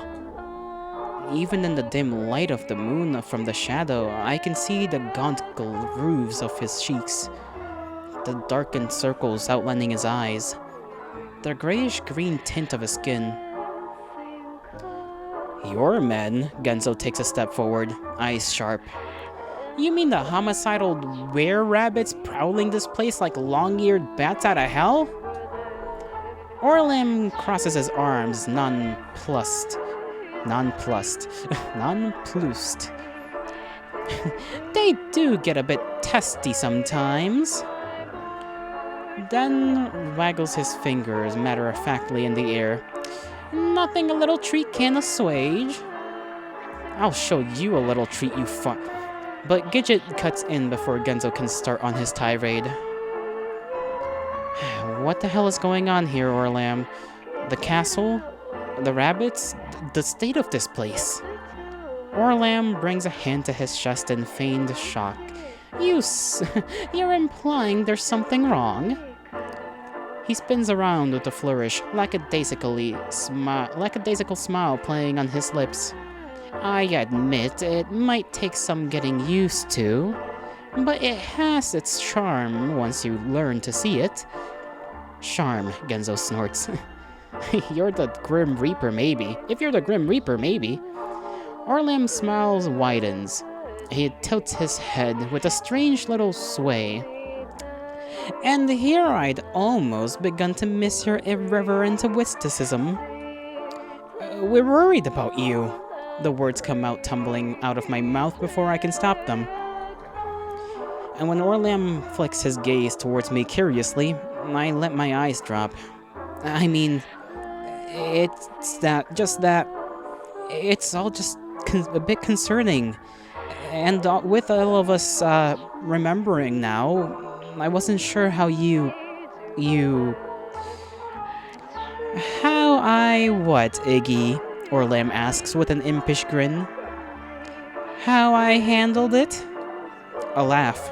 He saunters over, a slight little lilt coloring his steps, then pops my shin up with his finger. Yes, all those memories rushing back. It was quite overwhelming, wasn't it? Those many shared moments, shared words, shared pain. That tingling sensation of death finally claiming our consciousness in sweet release again, and again, and again. He leans forward, lips practically touching my ear. Then lets out a heady sigh that dances across my skin. It was excruciating. Get your hands off of him, Genzo grabs Orlam's wrist and jerks him away, which just makes Orlam hum beneath his breath in amusement. He leans towards Genzo instead. Yes. There's no need to hide it anymore, is there? He knows everything now? Your woe-begone pining from afar? Oh, the sweet sorrow of love's unbidden yearnings. He reels forward in an over-embellished stagger, forcing Genzo to take a step back. Genzo snorts and tries to pull away. Yes, but Orlam isn't done yet. This time, sidestepping behind Genzo's, hands on his shoulders, up in his hair. He sinks in against Genzo's back as he pressed his face up against his hairline. I imagine some of those memories were a lot. He dances his fingers up the zipper of Genzo's jacket. For you. Genzo's eyes tighten, and he pulls back with a scowl. What the fuck would you know? But the tremble in his voice betray his apprehension. Oh, I think I know a lot. A grin. After all, I did get many delightful tastes. He pauses, slinks around to Genzo's other side as his gaze raises towards me. As did someone else. My heart jumps, panic shooting up through my chest with a stifling jolt, and I take a small step back. Genzo blinks, looks up at me. What's that supposed to mean? Orlam finally pulls away, smile morphing once again into amused disbelief. Oh my, they don't know? He tut-tuts in the back of his throat. And here I assumed everything had been laid out on the table by this point. What's he talking about, Iggy? Gidget. Gidget this time. But I can't say it. How am I supposed to say it? I drop my gaze, clasping and unclasping my hand again and again. My chest feels like it's in a vice, and I can feel the heat building behind my eyes. Yes, what is he talking about? Orlam saunters towards me this time. I suddenly desperately wish the floor would open up and swallow me whole. It's nothing, I finally eke out. Nothing? Orlam leans back, hands on his hips. I'm hurt, Iggy, after all the time we spent together. I don't really remember everything. I swallow hard, my voice trembling.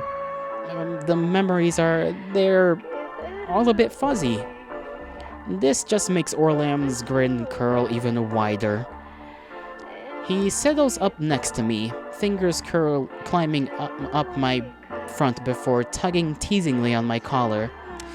The memories weren't the only things fuzzy between us as I remember. I jerk backwards, face flushed, but it's too late. The tears are building up in my eyes. I really did. I really did those things. Fuck. The shame sears my cheeks, and I bring my hands up to my head, fingers clenching at my curls. Fuck. The people I'd hurt. The atrocities I'd committed. I turn to look at Genzo, who's just staring at me wide-eyed. This twists my heart further, forcing my tears down my cheeks. I'm sorry. I hiccup. I'm so sorry. I press my palm into my eyes so hard my head pounds. Sorry?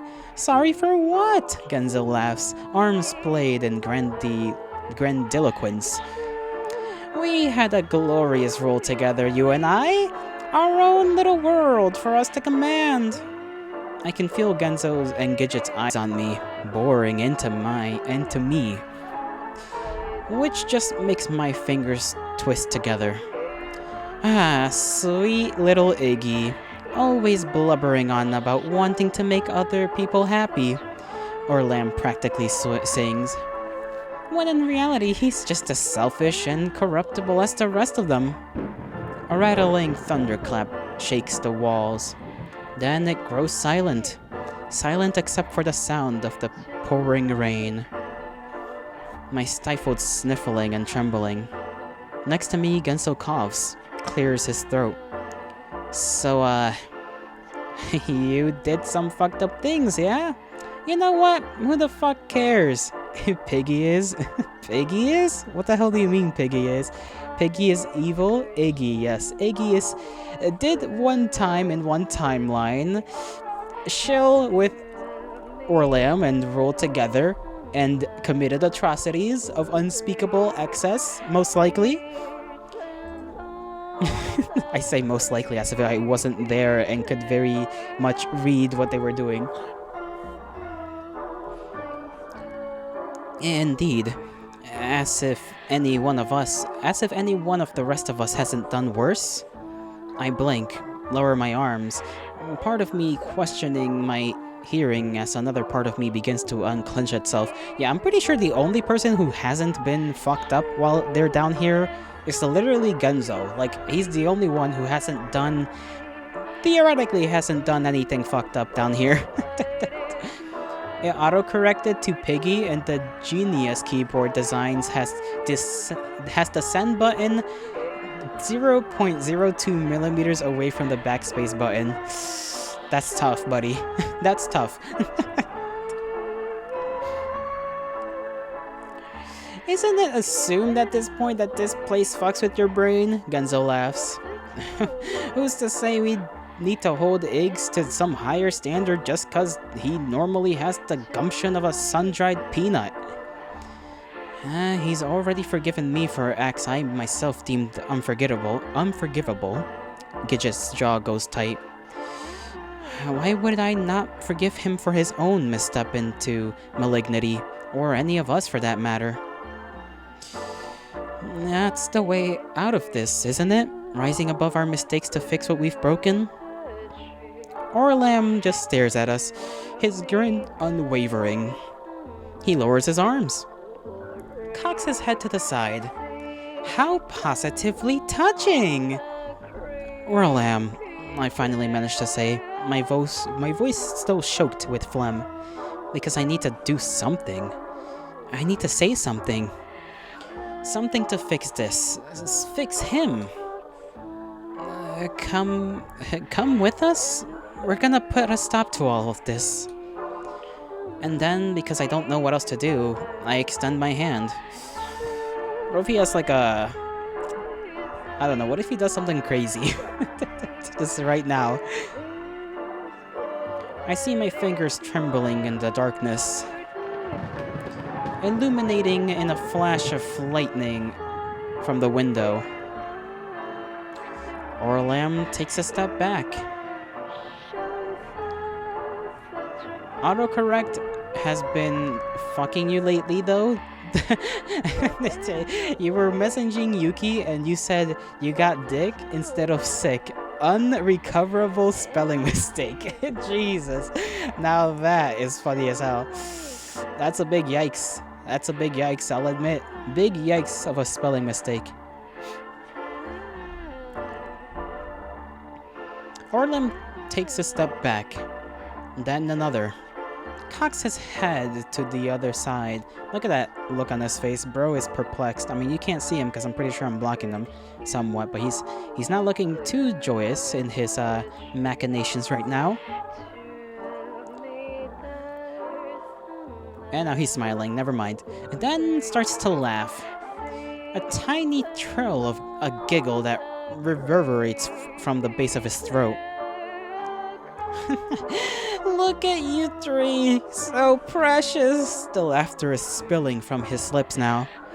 If you all love each other so much, why don't you all just marry each other already? He brings his hands to his cheeks, shoulders shaking in mirth.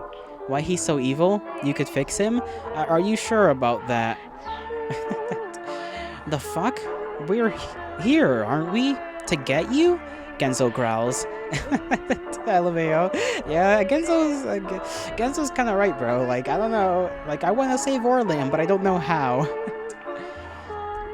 Despite how hard you fucking made it for us, we can put all of this behind us. Another peal of laughter. Oh, I'm glad all of you can. Forgive each other for your Wonderland transgressions. My suffering started long before that. No one needed to plunge into moral depravity to hate me, to abuse me. The sharp crackle of thunder punctuates his diatribe. Orlam, no one hates you. We all just... But Genzo goes stomping forward before I can finish. We're trying to help you, you dumb, ungrateful... We're all trying to help you, you dumb, ungrateful fuck. He yanks Orlam by the collar with a shake. This is another good picture. Orlam seems to find this absolutely hilarious. Oh, look at you. So forceful. He doesn't even try to pull away, head rocking back and forth limply beneath Genzo's grip on his shirt. Have to show everyone that you're a big, strong man? Is that it? How has that worked out for you, Has the knight finally bedded his bow? Genzo's eyes go livid, and I see his grip tighten further still. Oh, but the tables have turned now, haven't they? Would you like to hear about it? All of our delightful time together? How he felt next to me in bed, the sounds he'd make when I'd run my hands through his hair. A laugh, high-pitched and shrill in the back of his throat. How does it feel, knowing that no matter how hard you try, no matter how close you get to that idealized version of manhood in your head, you'll never get as close to him as I have? Genzo's fingers are shaking now, tears springing to the corners of his eyes. Shut up! But Orlam's eyes are already glimmering with untapped mirth. So angry. Are you gonna hurt me? That's all you ever do, you know. Hurt people. A slowly festering disease that eats people from the inside out. Shut up! Don't you see? Orlam's eyes widen in growing excitement. Wonderland didn't need to turn you into a monster. Poor Short King. Yeah, he's getting roasted at the moment, and I don't think I can even say anything in his defense other than, like, we're trying to move on. We're trying to be better now, you know? But I don't think, yeah, it's rough between these two specifically, because these two have a very rough relationship since childhood, bro. Oh, goodness.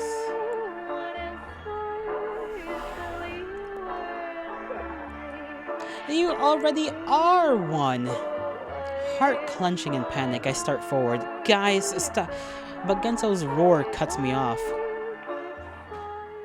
He pushes Orlam away with a strangled cry, and Orlam goes tumbling backwards, landing with a slap on the floor. It goes silent again. Silence save the near-audible fizzle of tension crackling in the air. Genzo, I whisper. And Orlam's laughing again. Harder this time, a giant belly laugh as he curls in on himself, feet kicking in delight. See? Nothing's changed! Tears are streaming down his face. Nothing's fucking changed! Something in the air seems to shift. A chill sweeping past my feet, past my cheeks, sending a trembling shiver up my spine. Orlam stumbles, lurches to his feet, still shaking with laughter, his entire body coursing with it. Except for one thing. He swipes his bangs to the side with a jerk of his hand, head and shoulders rocking backwards like a broken doll. Then starts unbuttoning his shirt. Oh boy. Because you see, it doesn't matter anymore.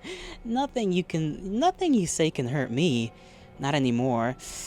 Oh goodness, has he been doing his self-harming thing again here? Oh boy, I think he's probably gonna show us that. So, warning for those of you who are more sensitive to that sort of thing. I think he's gonna show us something we're not gonna want to look at too well.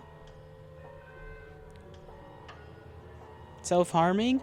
Yeah, Orlam has a tendency to drink bleach and spew all his everything up, really.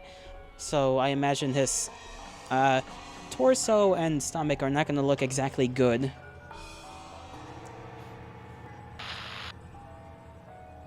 That's what we see. That's when we see it. Oh, this time is worse. He's cut himself with a big old thing. The long, jagged incision splitting the upper left corner of his chest. It's a deep, ugly cleft. Sliced flesh, pink and oozing bits of yellowish pus. He needs a hug. He certainly does need a lot of hugs and therapy. They all do. And, well, this time it seems he simply cutted himself, which is not to say that is any better. That's certainly on equal terms. Staples puncturing its length at erratic intervals, making the surrounding skin pucker. I can't feel. More laughter, the force of it making his bangs bounce against his cheeks. Anything anymore. Orlam. I start, eyes trembling in their sockets.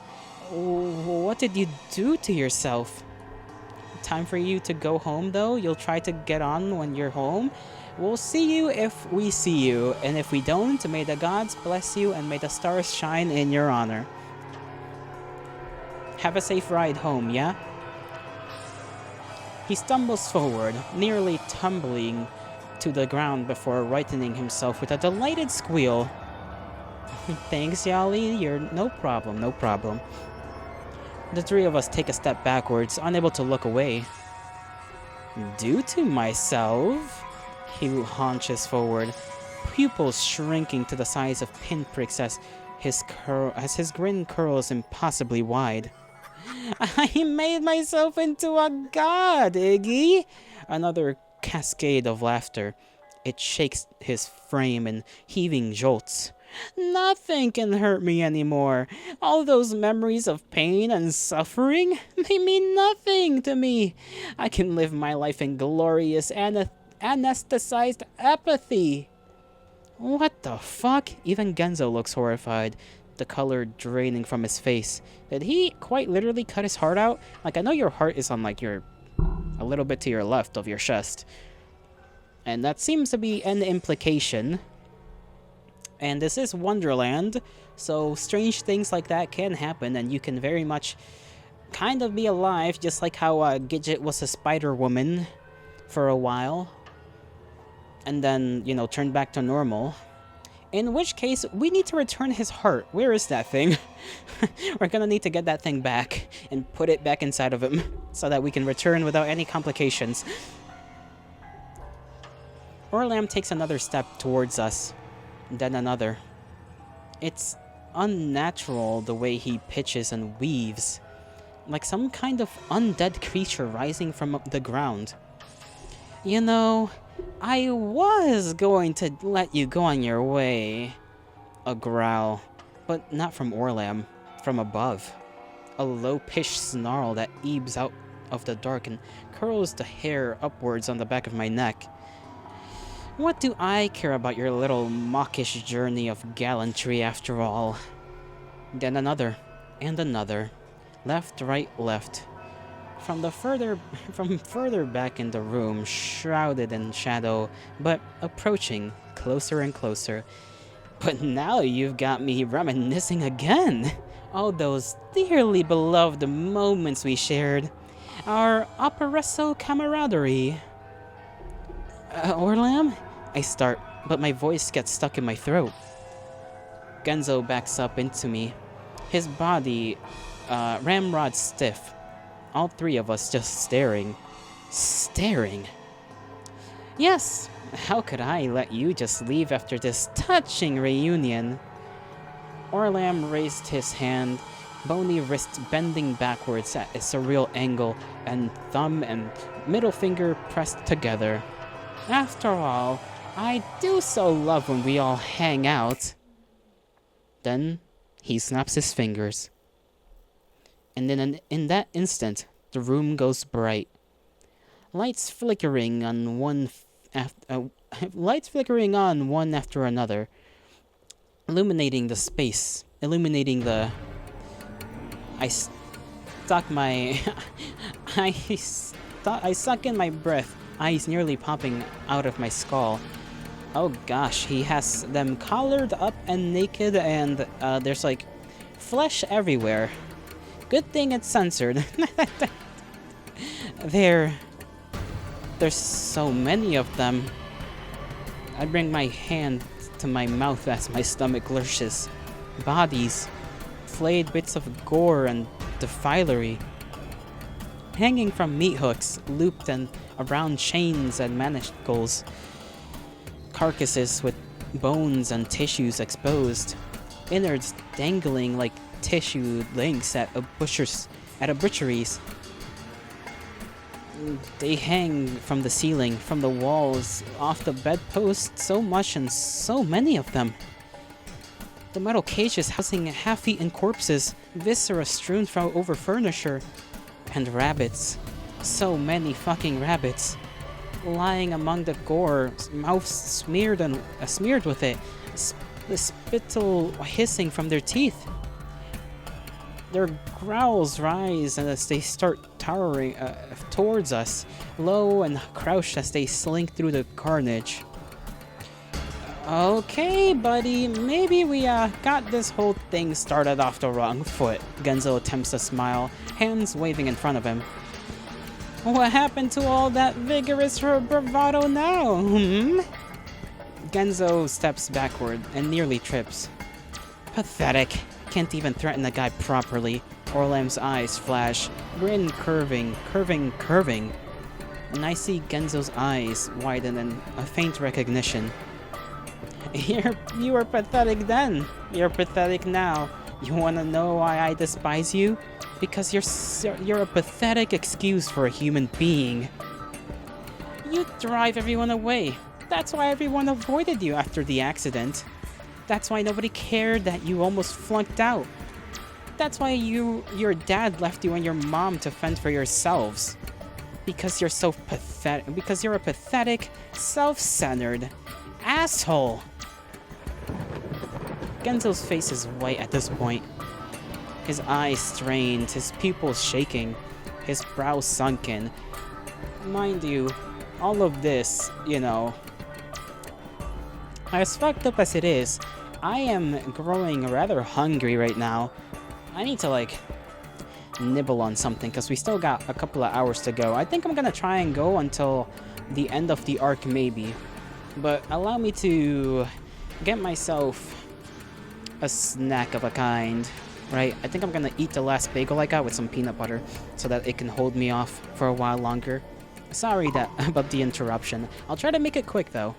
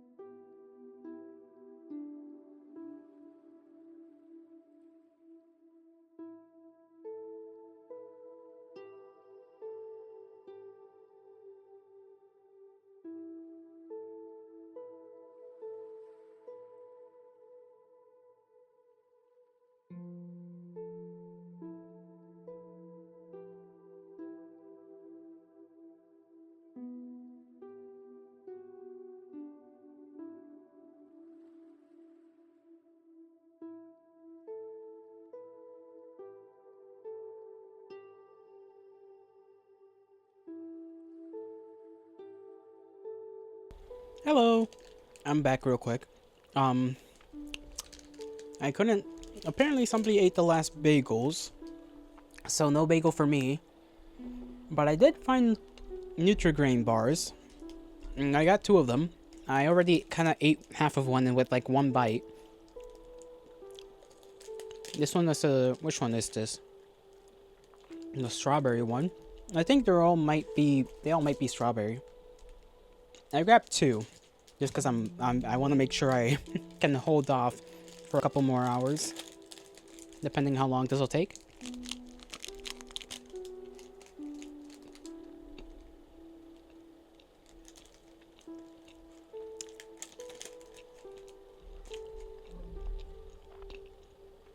Nutri-Grain bars are so good, though. They're so good. Too good, some may say.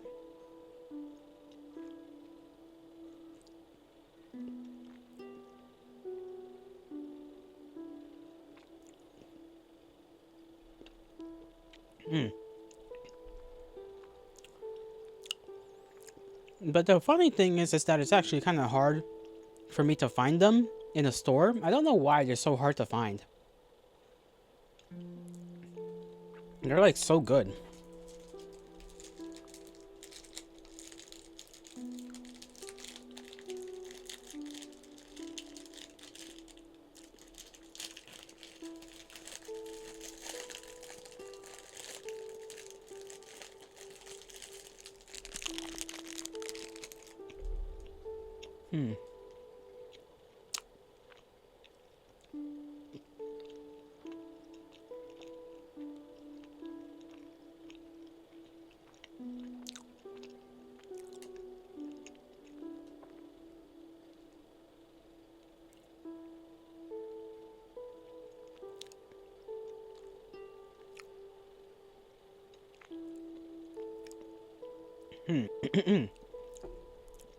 This will be done quick, promise, promise.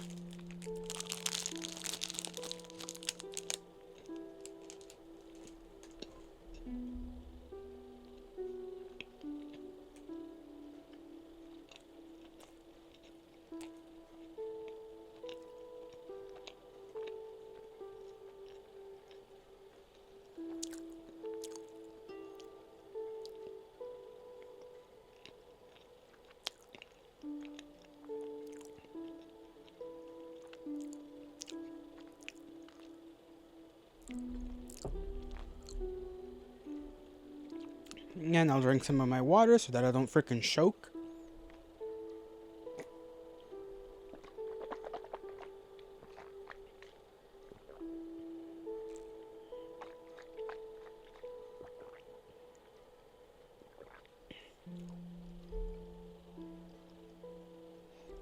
There we go. Easy peasy. I'll worry about throwing the garbage away later.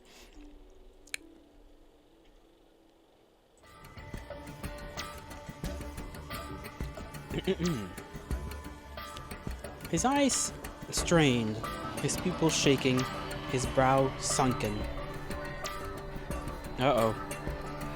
Looks like we're gonna get chased down. Again. And Orlam raises his hand a second time, pads of his middle finger and thumb kissing. And I don't need you in my life anymore. Snap. In that second, the rabbits leap. I said that a little too loud. It kind of broke my mic a bit. They move. Oh god, I'm choking. Oh no. We're fine, I think. Yep, we're good. They move like lightning. One moment sitting on their haunches, and the next, like dizzying flashes of blood and fur and claws streaking through the air. Run! Kit just snaps out from our supers. And as I twist immediately on my heels, ramming my elbow into the door and moving it open, shoving it open, the 3 of us go flying. Out through the door, careening down the hall, our steps, a clambering cacophony echoing off the walls. I hear the door slam again and again behind us, more and more rabbits sailing through it, launching themselves at the tile and screaming after us. Must go faster, must go faster, must go faster! We gotta go fast! I can barely hear, barely think. My shoes slipping and slip and slide on the shiny marble floor, underfoot. And I pitch forward, barely able to control myself, feet racing as fast as my heart. A flash next to me. The rabbit lands on the tile in front of us. I nearly jump, throwing myself to the side and sending both Genzo and Gidget with me. Turn, turn, turn, turn, turn! We bank right, around the corner. And the stairs. Fuck, the stairs! But there's nowhere else to go, so we scramble towards them. Screams and shrieks behind us, the harried scampers of furred feet on marble. I make it about 5 stairs in my frantic gallop. Then promptly miss a step, my feet flying out from under me. I'm sliding down on my rear end, bumps and cracks and thuds on my legs, arms, and tailbone. Everything feels like it's happening all around me and all at once. My bones scream at me. A sharp whack on my shin brings tears to my eyes. It would me too, bro. That shit sounds like it hurt. A guttural thwack against my ribs takes the air out of me. I make it to the bottom and go rolling out across the landing, world spinning around me. You're probably at the very least, at least you're probably the first, to make it down the stairs. Genzo is quick to follow, sliding across the floor with a grunt. Gidget is the only one still on their feet, shouting at us from the bottom step with a frenzied wave of their arm. Try to find the... But a rabbit flies past them, cutting off their forever instructions and nearly sending them backwards into the floor. The rabbit's coming straight toward me. But with a startled cry, I somehow managed to roll out of the way, just in time to watch it go sailing past. Could we mayhaps use the vial to throw it at one of the rabbits and then they'll just, go after one another? Like a boomer vial in Left 4 Dead, just toss it at one of them and then if it splashes on them, maybe it'll distract the others and they'll tell each other apart.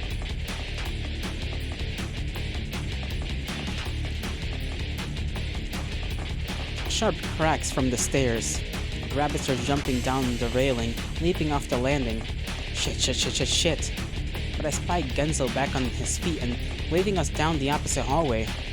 Gidget doesn't waste a moment, and despite my bungling, I don't either, janking myself back to my feet with a groan of effort and taking off after them. Then we're running again, down hall after hall. I can hear clattering behind us, breaking glass, wood snapping, breathy growls that feel like they're right on the back of my neck. We turn right, then right again. Racing aimlessly in the dark, our only goal to get away from those things, to find a sewer entrance, something, anything. But even in daylight, we'd never have been able to find our way back, let alone in pitch blackness while running pell-mell around curve after curve. My lungs strain from the effort, already spent legs quickly numbing. Sheer adrenaline is all that's keeping me moving at this point. And I'm not sure how much of it I have left. We're approaching a fork, the path splitting into two identical darkened corridors. Go left! I hear Gidget bark, and before I have the chance to question why, they've stopped in front of us, leaving Genzo and I no choice but to take an abrupt left. We go diving into the black hallway, and my head slams sharply against the wall, making my vision dance, but I still manage to look up in time to see Gidget take a stance in the center of the junction, their jaw taut. What the hell are they? And before I have the chance to wonder further, I see the nearest rabbit go streaking towards them. I instinctively jerk forward, panic clutching at my chest. But Genzo grabs me around the middle and yanks me back against the wall, fingers cover my mouth. And in that next moment, Gidget spins off the opposite hallway, disappearing into the black. The rabbits follow, their shrieks still echoing in my head. We sit there. Well, hopefully, hopefully Gidget can get themselves, you know, into safety. I guess one of us running around and throwing that distraction is better than three of us running around and the distraction being used.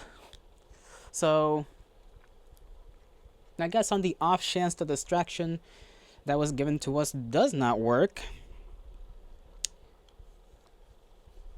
two of us can make it out. That's that's still no good. I want all of us to make it out of this.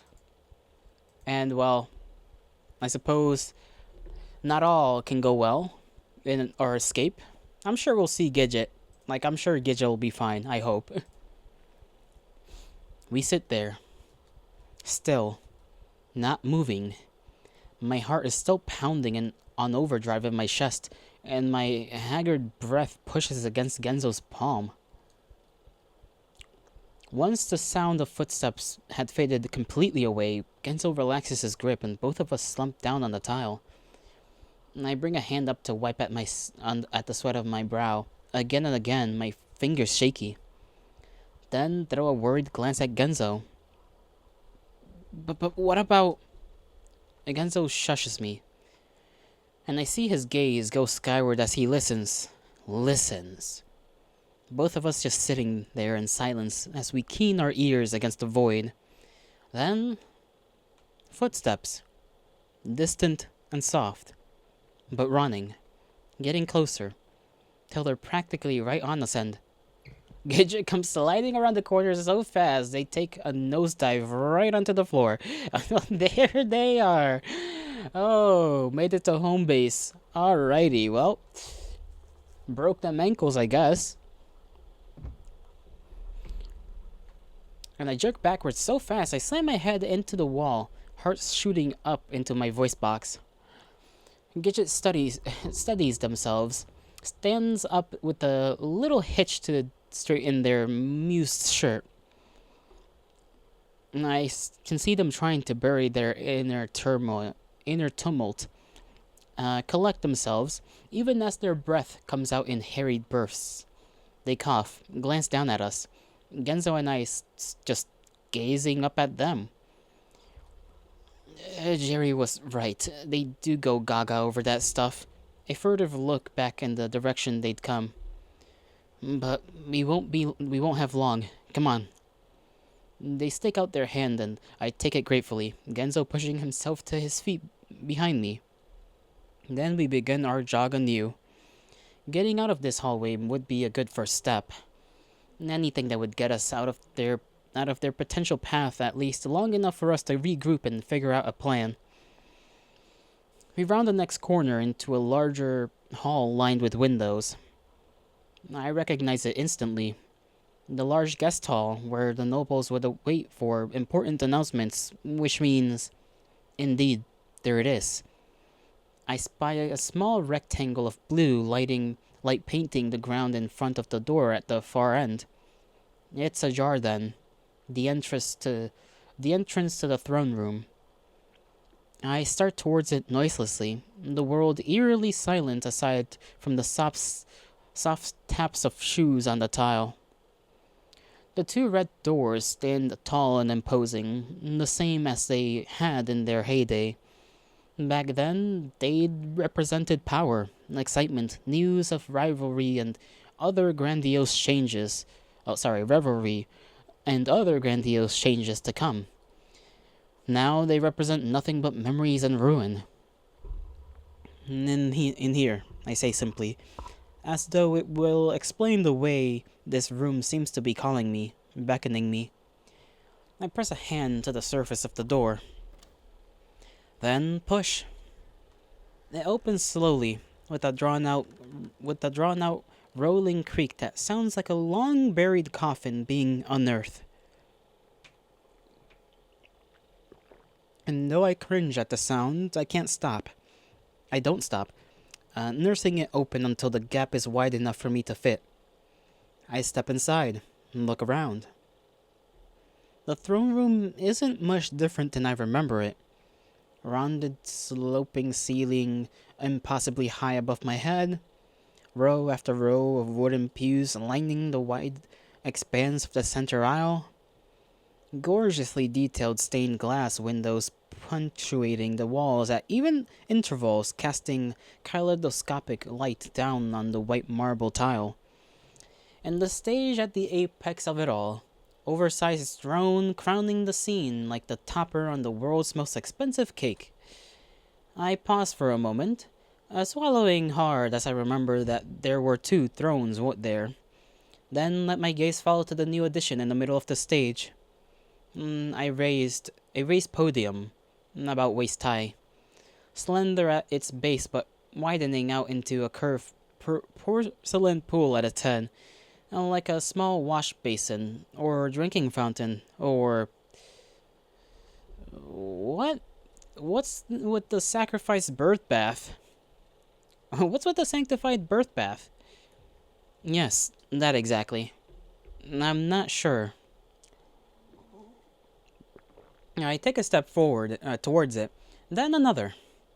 And there's something ethereal about it, about the whole scene. And the brilliant flashes of lightning sending more cascading waves of color down across the barren scene aren't helping things. As I approach, I see two dark throats springing out from either side. They wind their ways towards opposite ends of the stage before disappearing into ominous holes in the wall. And within them they carry muck. The muck. The black, sticky goop that invaded every body of water in this place. The acid that ate through the hull of the Kitty Cruise, Genzo's leg. The malignant ooze choking and squeezing and infecting every inch of things like veins of poison. Pumping more and more liquefied misery into the threads weaving the stability of this world together. Is this gonna be what, like, Orlam cut out of himself? Is it like his bittered heart causing ooze to spread across the land? That type of thing? If that guess is right, am I still right about the having to figure out how we're gonna put this thing back inside of him? Because I imagine that's gonna be a mess. And at its center, laying innocuously among the ooze atop the podium, almost like some kind of mystical treasure, beating, beating, beating. It's a heart. I knew it. I knew it. Jolly is smart. Yippee. And I suck in my breath. The acid is coming from it. With a shuddered pulse, another splurge of it gushes out, filling the bowl around it until the excess dribbles and oozes out the side and into the throats. It gurgles and sputters, sizzles, but never seems to burn. Just lying there, stretching, shrinking. The goop around it quivering with each visceral thump. Just looking at a fucking... just this image, bro. Gezo's just like, what the fuck?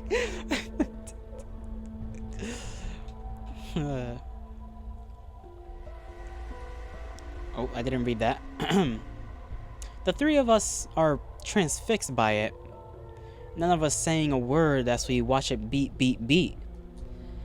It's surreal, and the hold it has on us. Almost as though it's beating its way into our own hearts.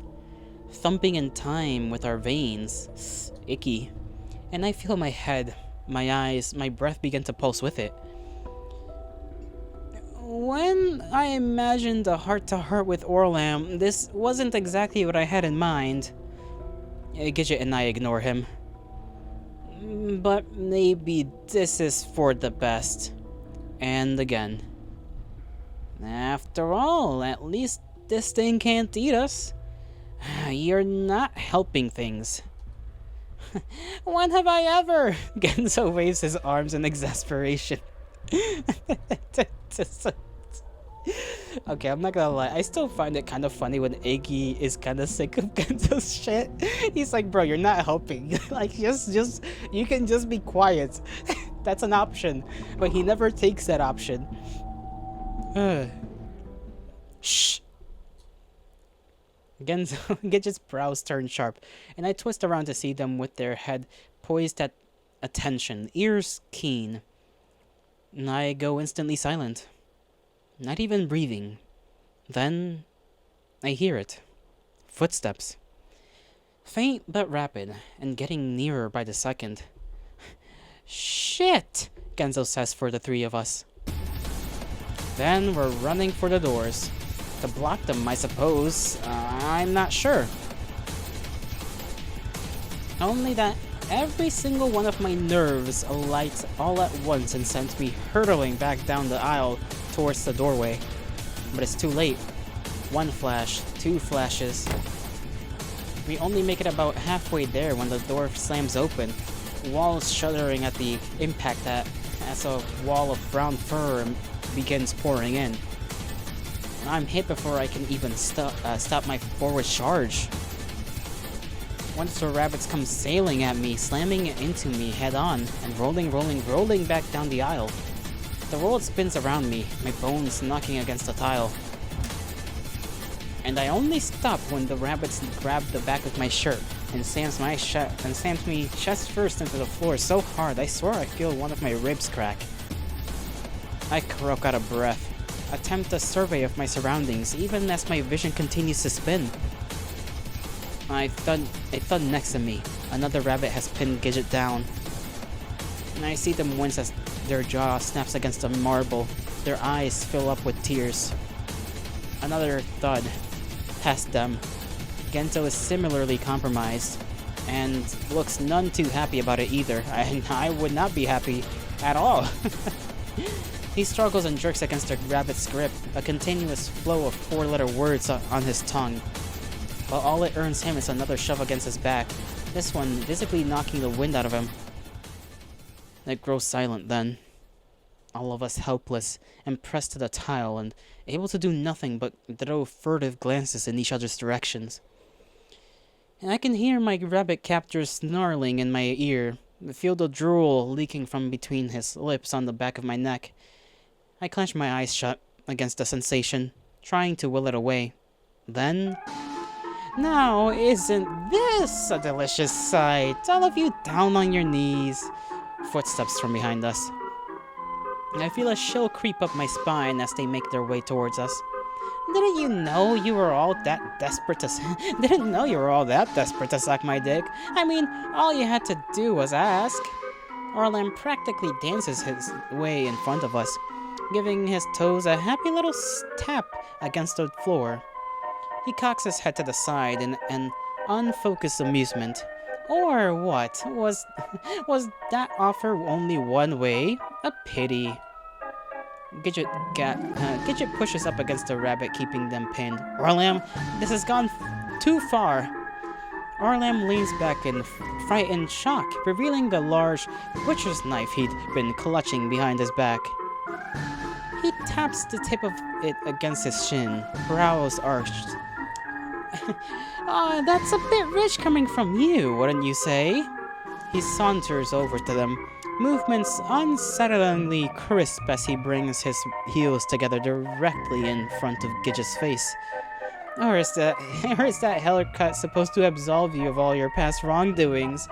He bounces the flat end of the knife against the top of Gidget's head with a snicker. Aye. But Gidget can only grimace, and I see them clench their eyes shut in frustrated shame. Then again, Iggy has always been quite... soft. Orlam rocks back and forth on his heels, swinging towards me with an almost impish sway of his shoulders. A bit too agreeable for his own good, wouldn't you say? A real people-pleaser. He squats down in front of me, clenches his fingers in my hair and wrenches my head back. Then in a mocking voice, I just want everyone to be happy. I feel tear pricks at the corners of my eyes. Both of the uncomfortable both from the uncomfortable grip on my curls and from the painfully accurate words. But I attempt to blink them away, ignoring them, keep the focus off me. Orlam, I say, my voice cracking. It's not too late. We can fix this. Put you back together. Or find a way to... Orlam lets my head fall back to the ground with a thud. Fix this? You mean what I've done? A laugh. He lurches back to his feet, a faint giggle in the back of his throat. There's nothing to fix. This is exactly what I wanted. Why would I want to undo my Elysian ascent? He spins around, arms splayed, then stumbles back towards the stage. And it's there that he pauses, just standing in front of the pedestal, watching the distorted, pulsating hunk of flesh pumping out its endless deluge of poison. His eyes shine with it. The darkness tried to swallow me. He snickered. Tried to drag me down with it, ran me into nothingness. A cowering caitiff, unable to escape the thoughts in my head, the enmity of those around me. And then another. But I didn't let it. A goth. This one shakes his shoulders and chest, his head rocking backwards too far. I rose above it, Iggy. He twists backwards towards us, grin overtaking his entire face. Nothing and no one will hurt me ever again. Yeah, and you won't feel anything else either, Gidget this time, giving another shove against the rabbit holding them.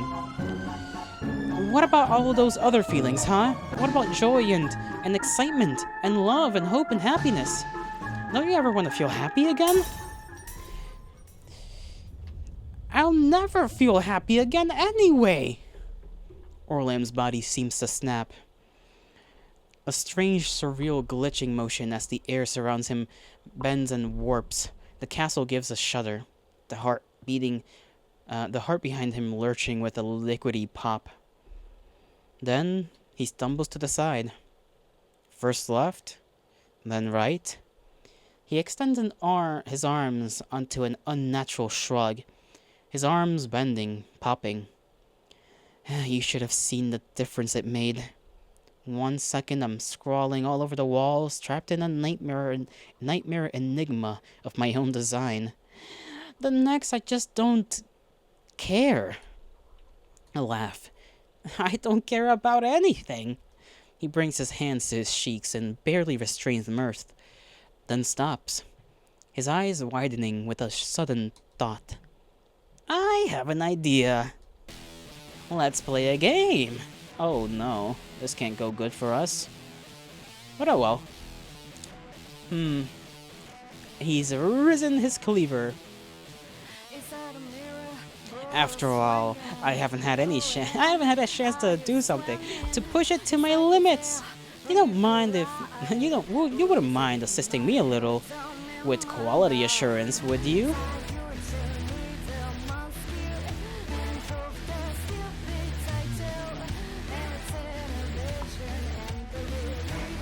A king must be assured of his inviolability, after all. Did he just fucking start dancing there for a second? He squats down in front of me with a delighted grin, blinks in anticipation. Come on, Iggy, this one should be easy for you. What's something you've always hated about me, He wraps his arms around his knees, watching me with a smile, as though waiting for his favorite television program to come on. What? I can only squawk in confusion.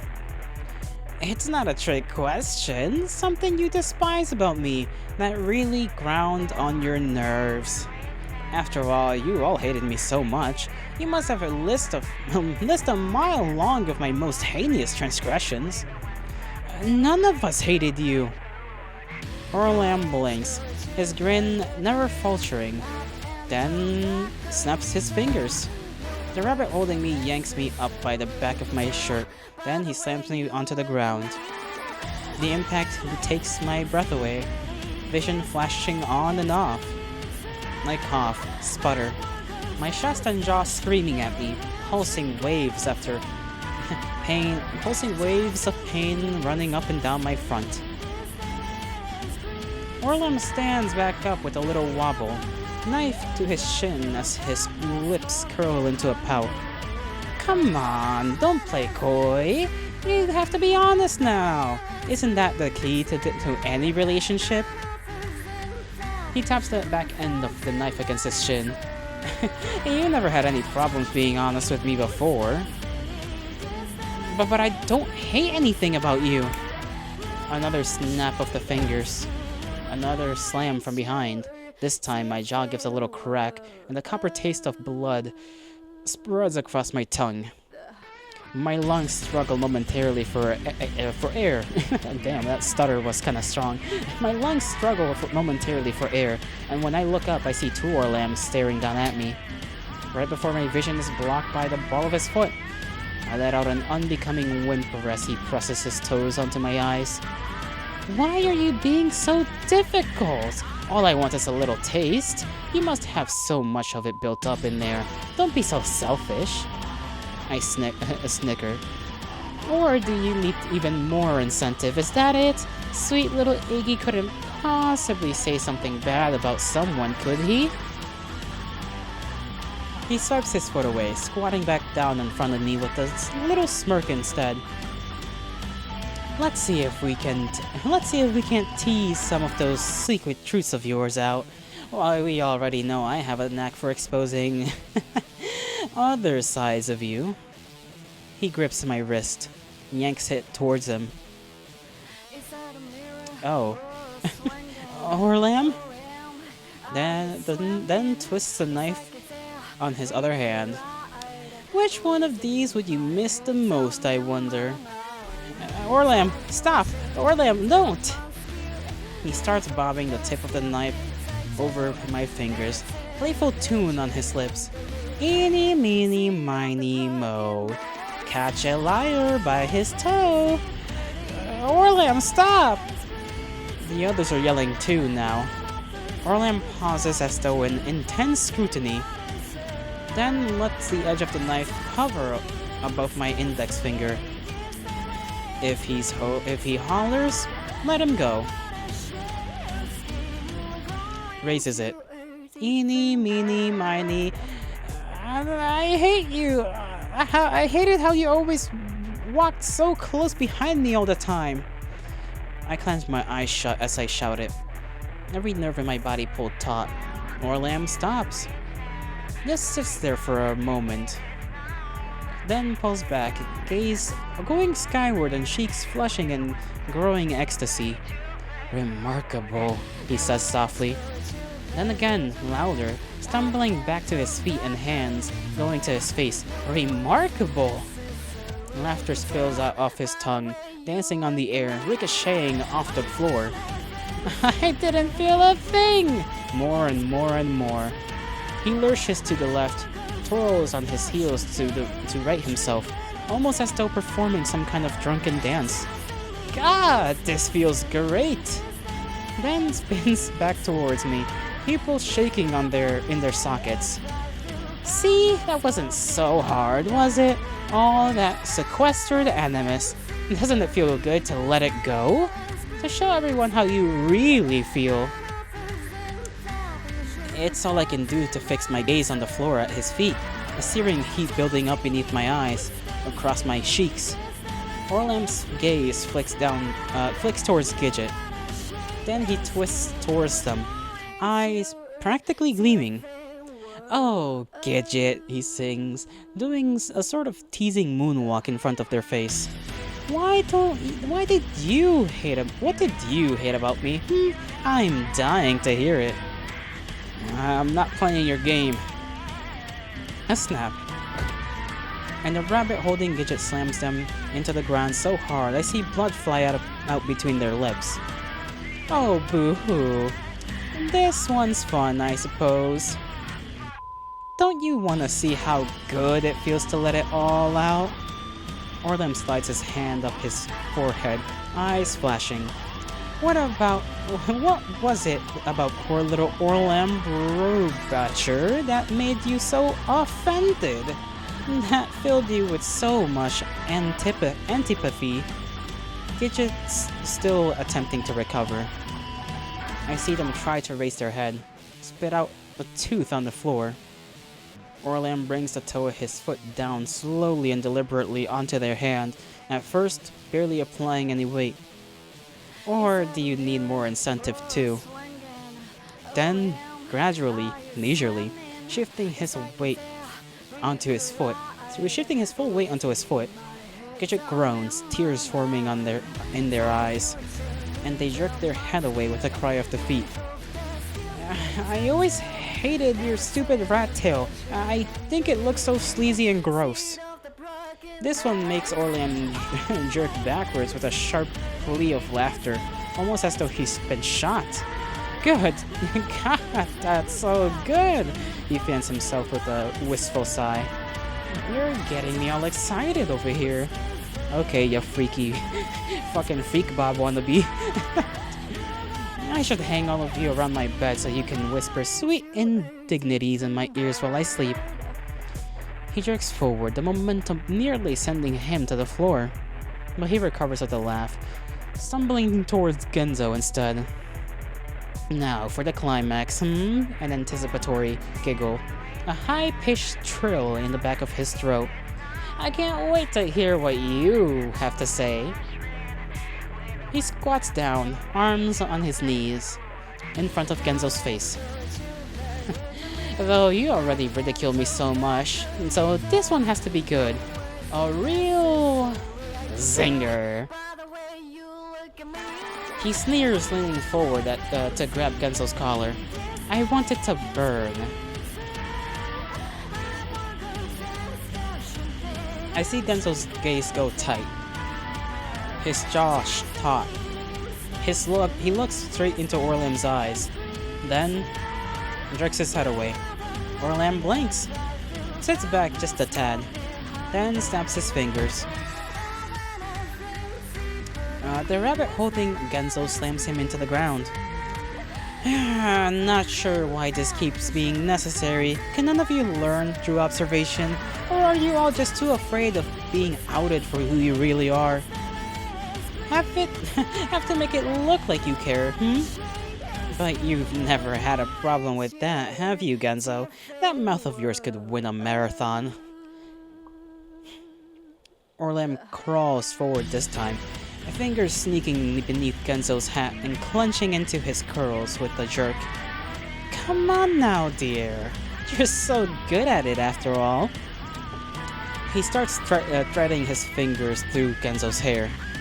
Let it all out! The things about me that disgust you, that make your skin crawl. I see Genzo press his lips together tight, then jerk his gaze away. Orlam halts his ministrations, just staring down at the top of Genzo's head. Then he snarls and pulls back, eyes flashing. Snap, snap, snap. Damn. I don't know what Genzo's trying to do either, I'm gonna be honest. So far, I'm like, listen, I know we're all trying to be like, no, you can't do this, but like, he's clearly got the upper hand. Ain't nothing we can really do about this situation but comply. This time, the rabbit slams Genzo into the floor 3 times. On the third one, I hear a crack. See Genzo's eyes fill up with tears. Twin trails of blood begin leaking down his nose. Say it, Orlam says. Strangely soft, strangely calm. But Genzo just lies there, face against the tile. Say it! Sorry, let me do that again. Say it, Orlam says again. Genzo coughs, sends a little tendril of bloody drool down his lips, but says nothing. Orlam's eyes flashes. The air around him seems to snap. He stomps forward, footsteps cracking beneath the tile. You're gonna fucking say it, you hear me? He grabs Genzo's wrist and yanks his arm out. And this time, he doesn't even bother with a lead up. He pulls Genzo's arm towards him, twists the knife overhead, then slams it down over Genzo's index finger. There's a strange squelchy pop. and the finger goes bouncing, rolling away, leaving a trail of red in its wake. No good. Genzo's body goes rigid. I'm gonna take a little snapshot of that. Eyes nearly popping out of his head as he gasps, sputters. Bites down so hard on his lip, I'm surprised he doesn't chomp straight through it. Orlam's breathing hard, just gazing down on his handiwork for a second. Then the smile returns. He brushes his bangs back and out of the corner of out of his eyes with a satisfied swipe, cocks his head towards Genzo. See there?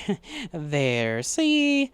That's what happens when you don't do what you're told, yes? You adorably untrained puppy.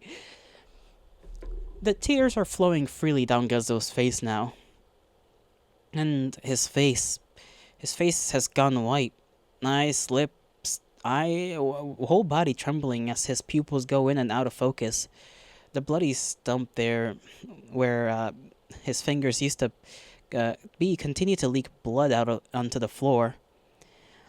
Let's try this again then, shall we? Or would you like me to go 5 for 5?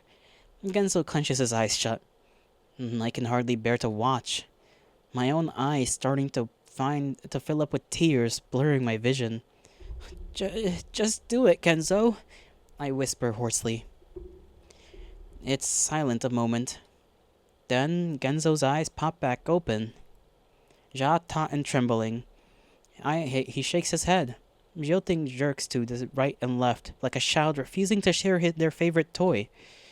Orlam's smile falls. His face strangely blank. Just staring. Staring. Down at Genzo. Why won't you say it? The words are so soft, I don't even hear them at first. So they're like, why won't you say it? Then, why won't you say it? Louder. His shoulders are trembling now. Why won't you fucking say it? This one is a scream that rips at his vocal cords and bites at my eardrums. He grabs Genzo's head in both hands, screaming and screaming straight into his face. Everybody fucking knows, so just say it already. He shakes Genzo's head so hard, drool and snot fly out of his nose and mouth, his fingers gouging into Genzo's hair and cheek. Say how much you fucking hate me. Genzo clenches his eyes shut again against the onslaught, still saying nothing, which Orlam takes as another sign of refusal. He shrieks, lets go of Genzo's head, and grabs Genzo's arm again instead. This time gripping him by the wrist and yanking the entire thing towards him, knives going skyward. Say it or I'll cut your whole fucking arm off. Orlam's breath is ragged now. He stares at Genzo, glares at Genzo. The knife poised and quivering. Genzo's arm helpless beneath his grip. And Genzo simply turns his head away. Almost as though surrendering. Orlam starts to shake. Shake. Then he jerks backward as though he's been stabbed, screaming. The knife drops to the ground as he clutches at his head. He lurches backwards, lurches to his feet, stumbling and wobbling and teetering. Back. Wailing so loud I hear his throat ripping, tearing. As behind him, the heart twitches and jumps, bubbles popping in the surroundings muck. Back and forth he reels. My boy, he is tweaking. Nearly falling to the floor, tripping over his feet. A strange drunken grief struck dance. Finally, he slows, body crumpling in on itself as his shoulders sag and his knees bend nearly to the floor. He stands there, slumped and silent. Then Genzo starts to move.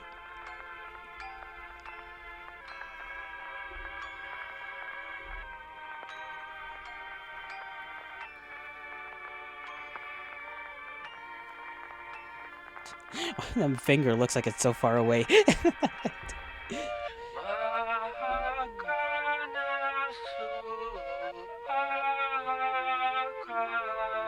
These cutscenes are so cool. I gotta say, I've said it before and I'll say it again. Very cool. Oh, he's rolled out of the way. He's up, or, well, kneeling down on the floor. He's determined.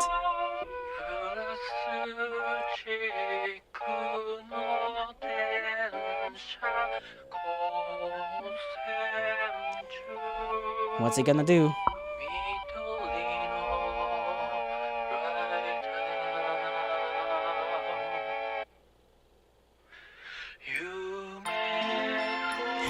Get that motherfucker! Stop him, you idiot! Stop him!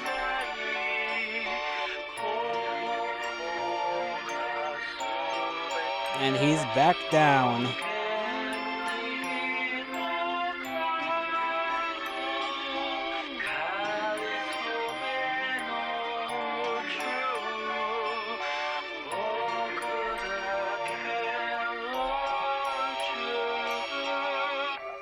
No, he bit him. He bit him. He's a biter.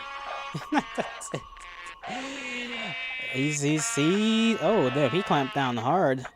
Ooh, took a chunk out of that guy. Nasty ass.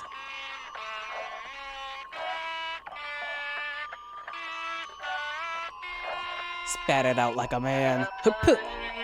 And Orlam is just afraid. Stay away! But he's not. He's going forwards. I said stay away! Stay away!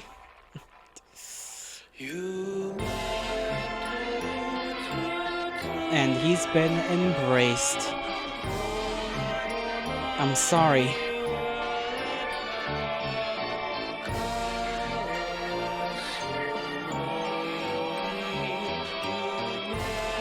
I never hated you. I was just scared. So fucking scared of how people would look at me. Because I saw how they looked at you.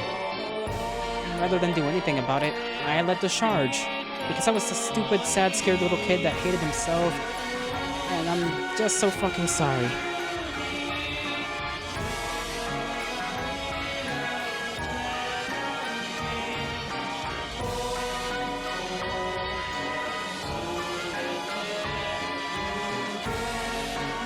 Just dragging him around.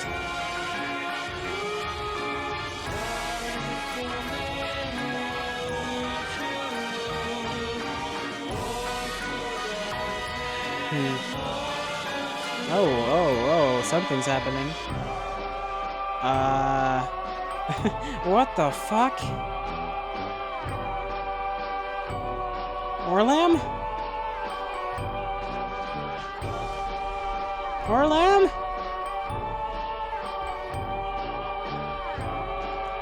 You've gotta be fucking kidding me. Oh god, there's that one rabbit that just looks confused. He's just like,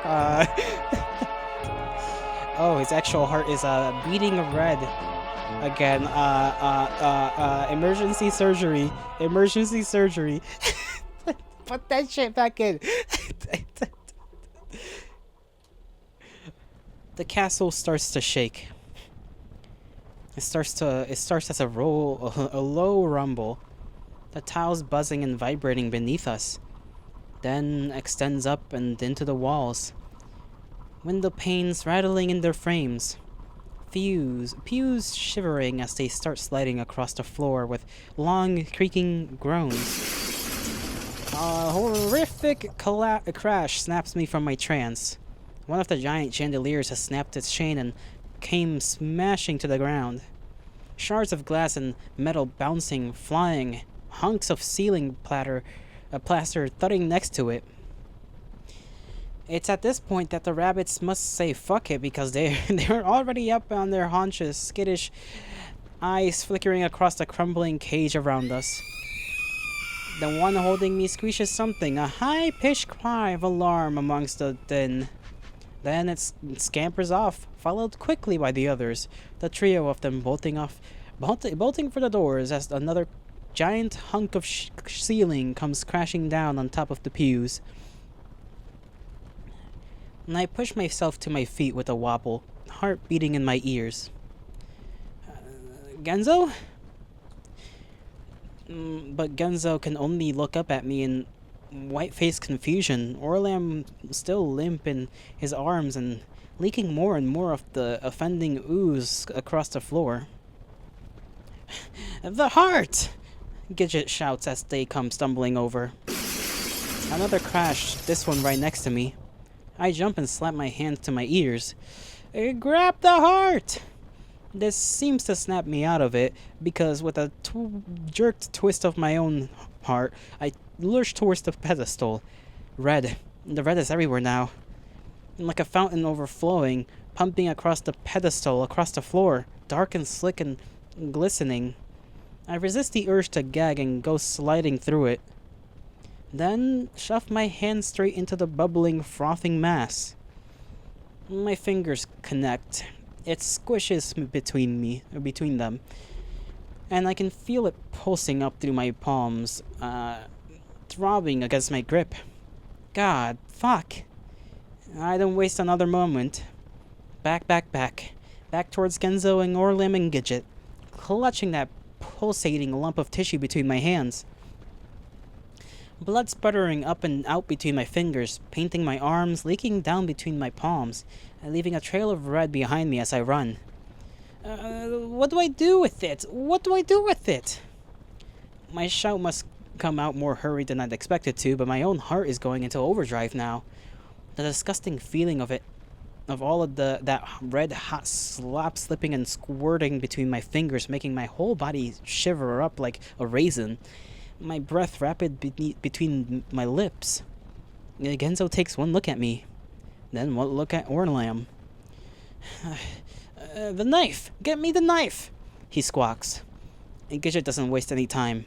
They're on top, and they're on it in 2 steps, practically throwing it at Genzo. And Genzo gouges it straight into Orlam's chest. It gets stuck there. Ah, fuck!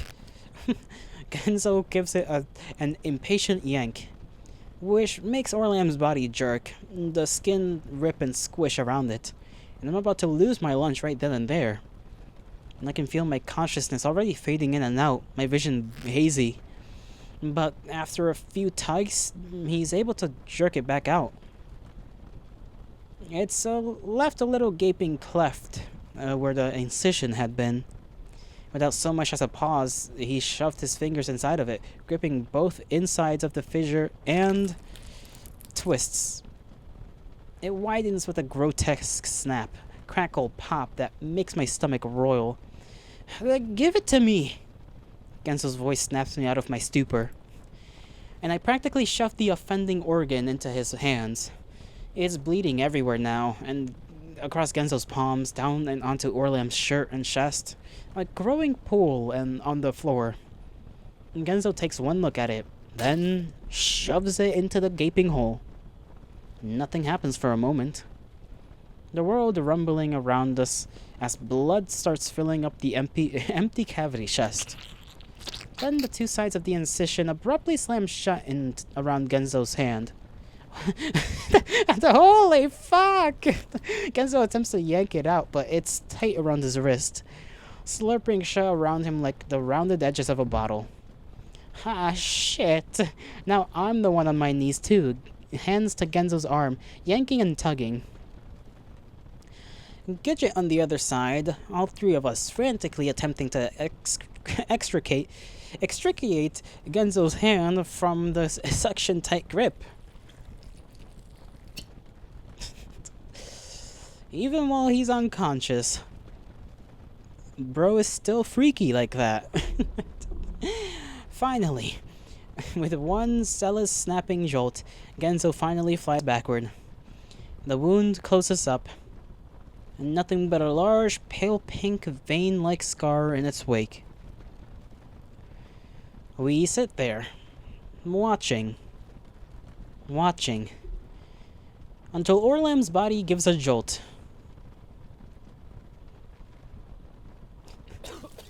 Ew. A cough. Bloody speckles shooting out between his lips. But real blood this time, not black. Red. He lets out a groaned murmur as his chest flutters with the convulsions. He's alive. He's somehow alive. I don't know how the fuck he could be. I don't know how the fuck any of this could be. But somehow we done it. A tiny smile spreads across my lips, and I throw a glance at Genzo and Gidget, both of them looking equally as relieved. The victory, however, is short-lived. A giant creak from above grabs our attention, and I shoot my gaze skyward as I see a huge chunk of the ceiling begin to break off as one of the walls crumpled forward. Shit! Genzo is to his feet first. Crack, crack, crack, crack, crack. The windows on the far wall splinter, cracks spreading across them like ghostly webs against the black. That was loud. Then they shatter, one by one, as the wall holding them in place splits in two. The whole fucking castle is about to collapse. I would suggest we leave now. It just staggers to their feet, voice sharp. You read my fucking mind. Genzo takes one look at the crumbling foundation, then kneels down to scoop Orlam up into his arms. Let's blow this fucking popsicle stand. Then we're off. And the three of us pelting back down through the din and the chaos and the crumbling, crackling walls. Back out into the hall. So loud I can't see.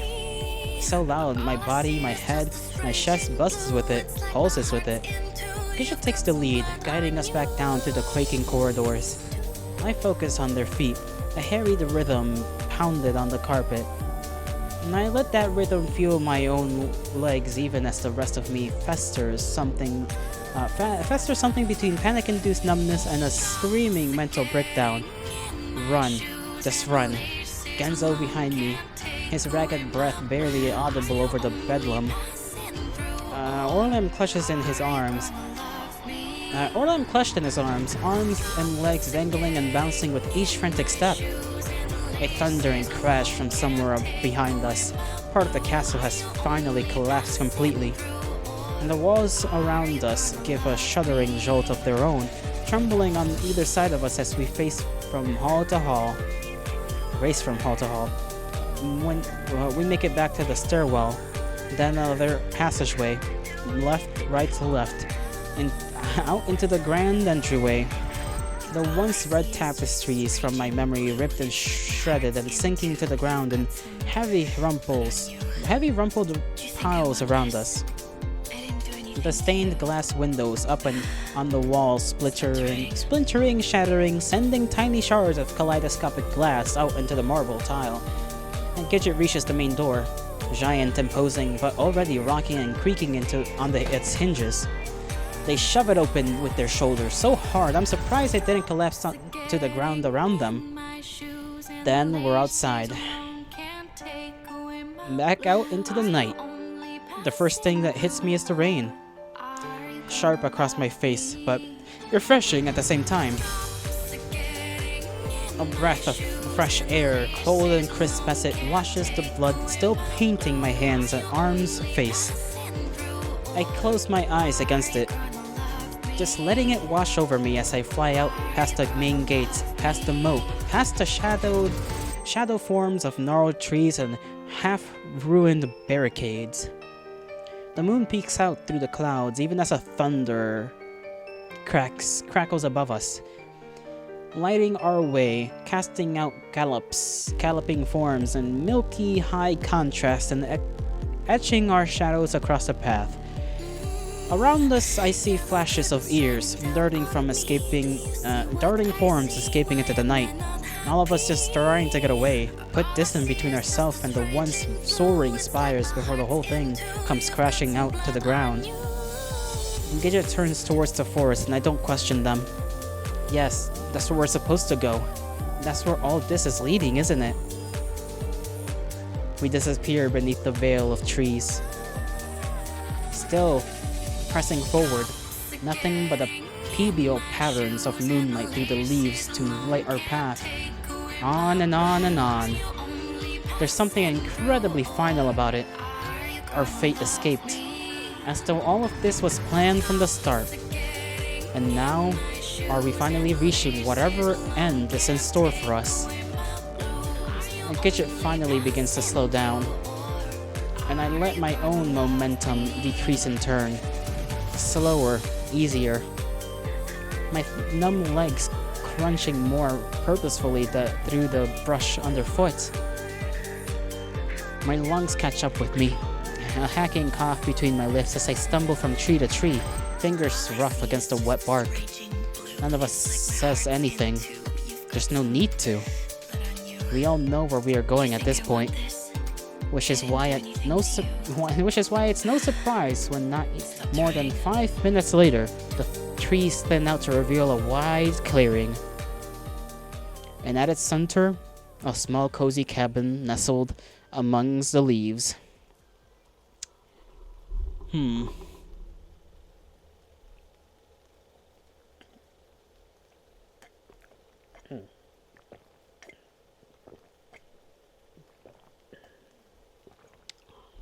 Just drinking my water there. It is just over our typical stream time by only a couple of minutes, 9 minutes. And because I feel like we're so close to the end, like half of me, I know there's also the like a epilogue type of bit, and I don't know how long that's also going to be. Half of me wants to stop here, half of me wants to continue on.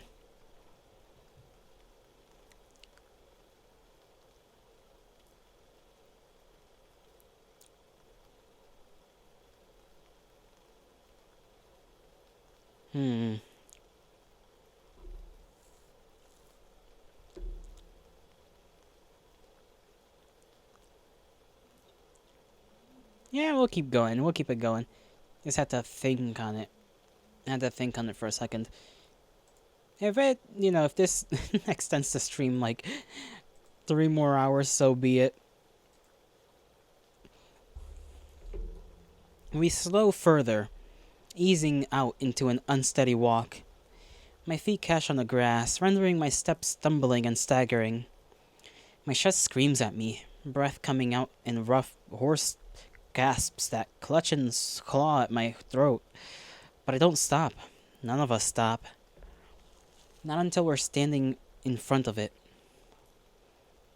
The cabin. Our cabin. Or did it say our cabin? Did I read that? Yeah, our cabin. There's something both welcoming yet terrifying about it. How many times had I died here? Had we died here?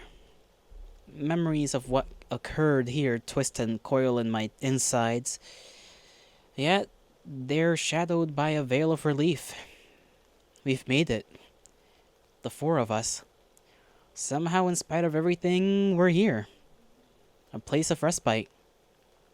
For us to have one final moment before the final battle begins. That's right. This is my final moment too. A choice I need to make before we can continue. This thought prickles at my heart, anxious jabs that send my stomach jumping. And I bring a hand to the back of my neck, gaze falling towards the wet grass. In front of me, Gidget opens the door, the creak of its hinges echoing against my ribs. Then we step inside.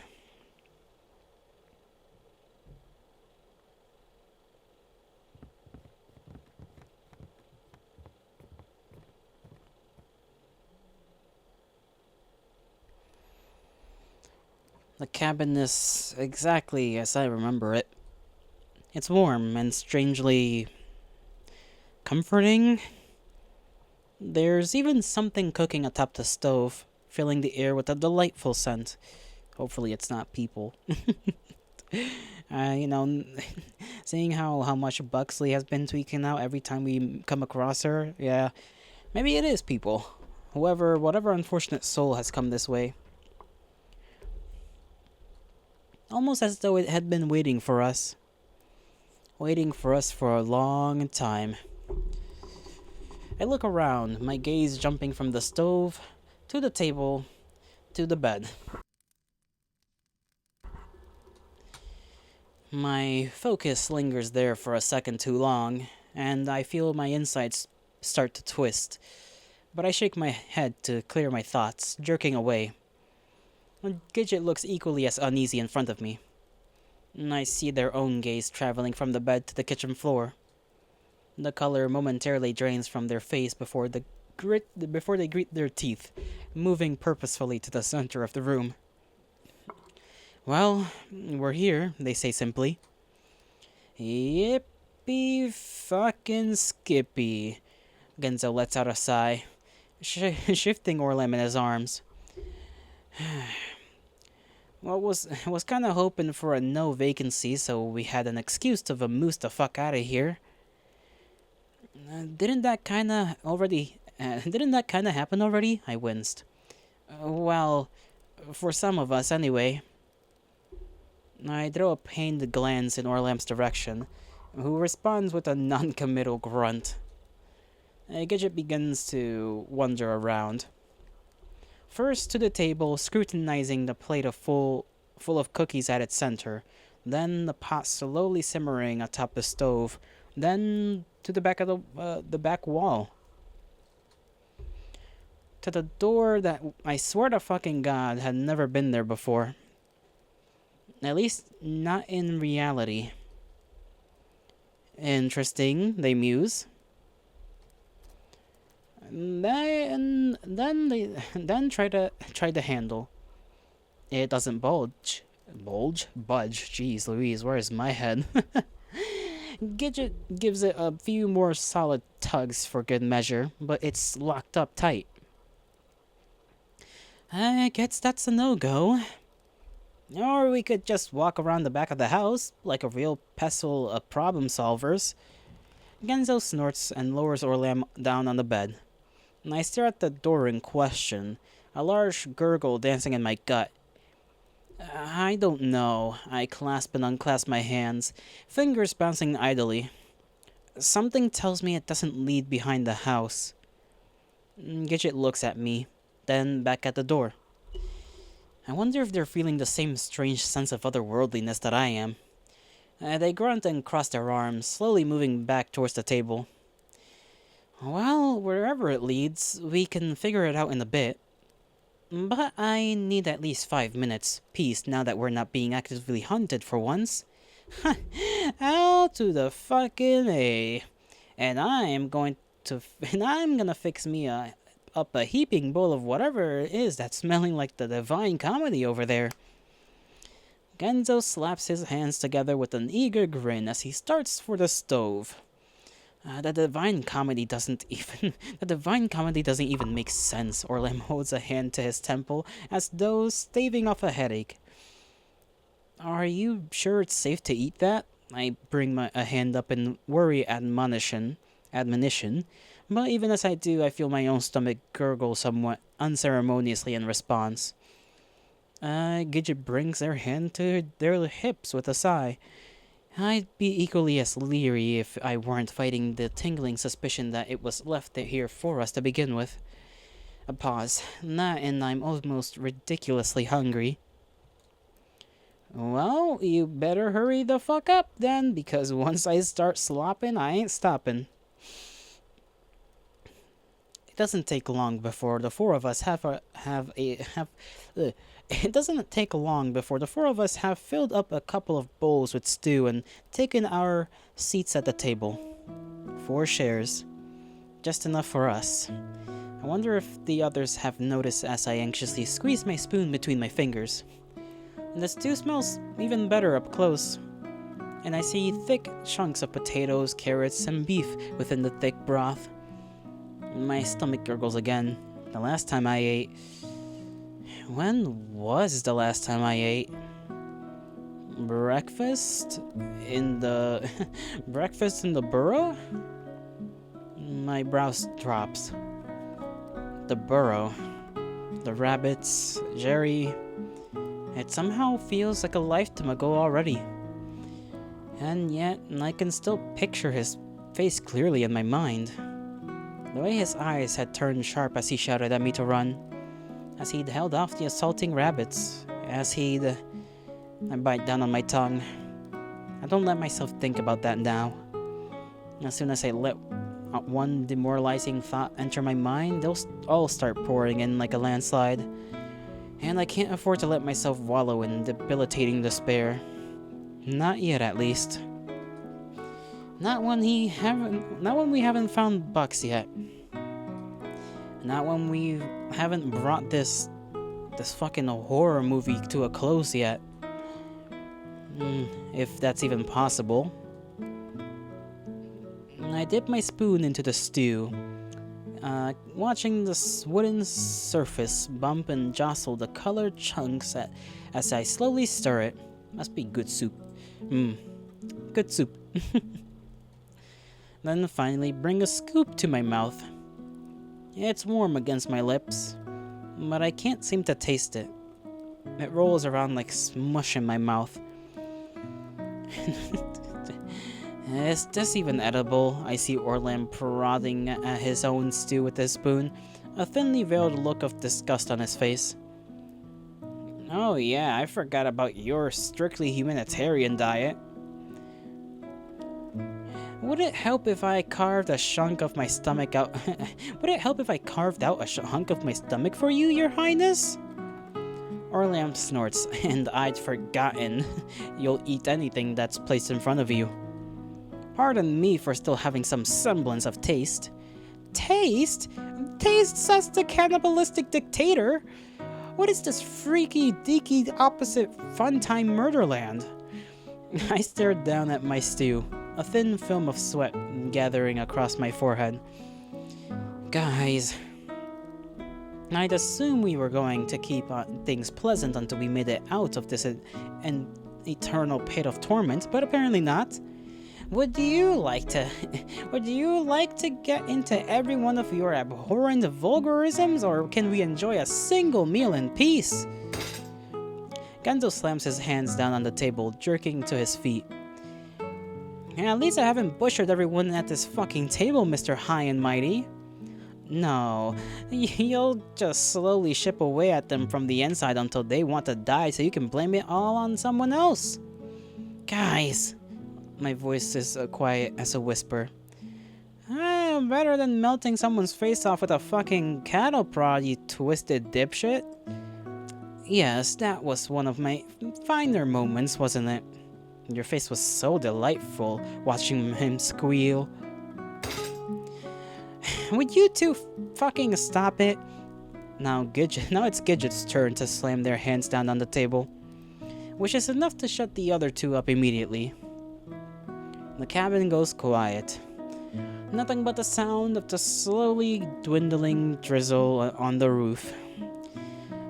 Look, every one of us has done some pretty horrific things. Their gaze is focused somewhere on the plate of cookies in the middle of the table. We've all hurt each other in unforgivable ways. At this, however, I see their eyes flick towards me for just a moment, and I feel myself sink just a bit, as though wanting to disappear into my stew. We're far from getting over everything that's happened in here. And it's gonna take some long talks before we even start working things out. A pause. Bloated and heavy and seeming to hang over everyone in the room. Before Gidget splays their hands with a bark. But for Christ's sake, can we get out of this alive before you start going at each other's throats? He's the one adding unnecessary commentary. Well, yeah, well, maybe I don't want to get eaten in my sleep. You! Gidget reaches over and wrenches Genzo's cap from his head and then hurls it to the floor. Sit down and shut up. No one's eating anyone. Genzo pressed his lips together and barely suppressed chagrin, but he does as he's told. The chair creaks as he slumps back down with an audible snort. Next to him, more lamb snickers. Until Gidget points their finger straight into his face. You! Eat your damn stew and stop complaining. No one cares about your delicate palate. Orlam's lips curl downward and he looks as though he wants to say something. But he ultimately stays silent, obediently picking up his spoon with a distasteful click of his tongue. And you? Gidget turns to me this time. And I must give them the most spooked owl look in the history of our friendship because they seem to loosen their spunk. They wince, let their arm fall, then gesture simply towards my stew. Make sure you eat enough. They rub at the back of their neck, their eyes straight, just setting everyone straight. Oh goodness, that's funny to me. Gidget just out here like, you shut up, and you, no one cares, and you just make sure you eat, alright? You look like you could keel over if anyone so much as looks in your direction.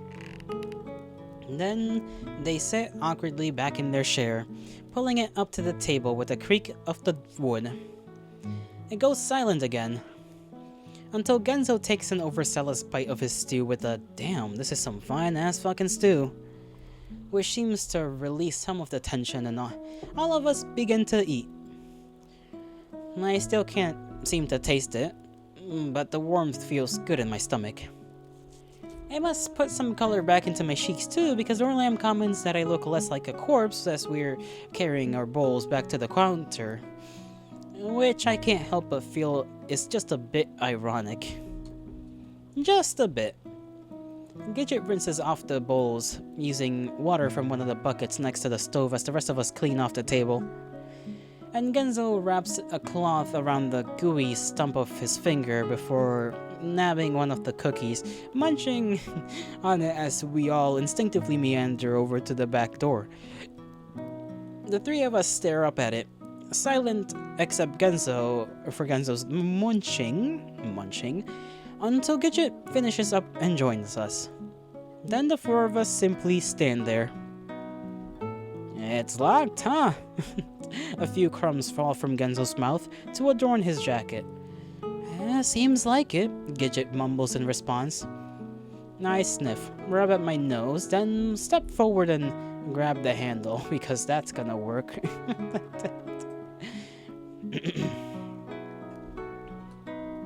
I give it my best college try, really tugging it. But all it does is rattle on its hinges. Yeah, it's pretty stuck. I wipe at the small beads of sweat that have formed on my forehead, somewhat sheepish as I step back. I'm sure this is where we have to, and we're sure this is where we have to go. Orlam seems unconvinced. Well, I rub at the back of my head. Then look at Gidget, who looks to Genzo, who shrugs with the warbled cookie smothered, I don't know. And this is the cabin, right? The cabin? I bring a hand to my forehead as the other begins gesturing in a feigned attempt at self-persuasion. Where all of this has been leading. I mean, we've all dreamed about it, haven't we? This resulted in 3 abject stares from my companions.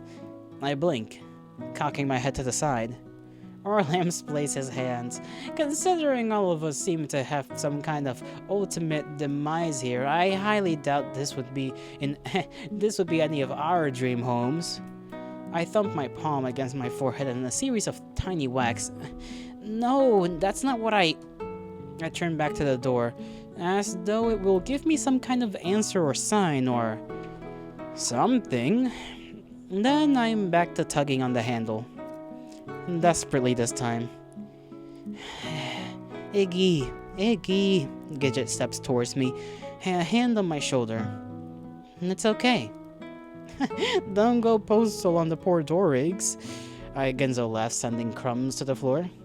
I let Gidget pull me away from the metal knob, now greased with the sweat of my palm.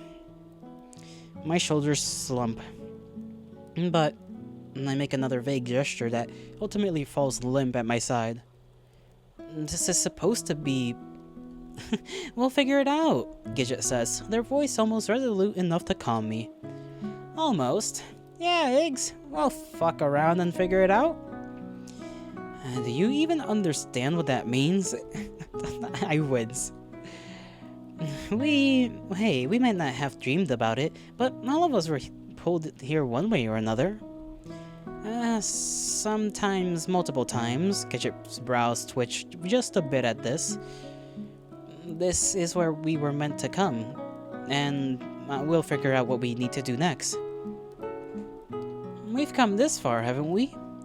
I rub at my arm, still feeling mildly as though I've let everyone down.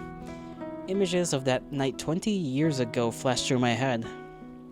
The book in my lap, everyone gathered around. I wanted so desperately to impress them, to make them happy, the same as I do now. Or is it...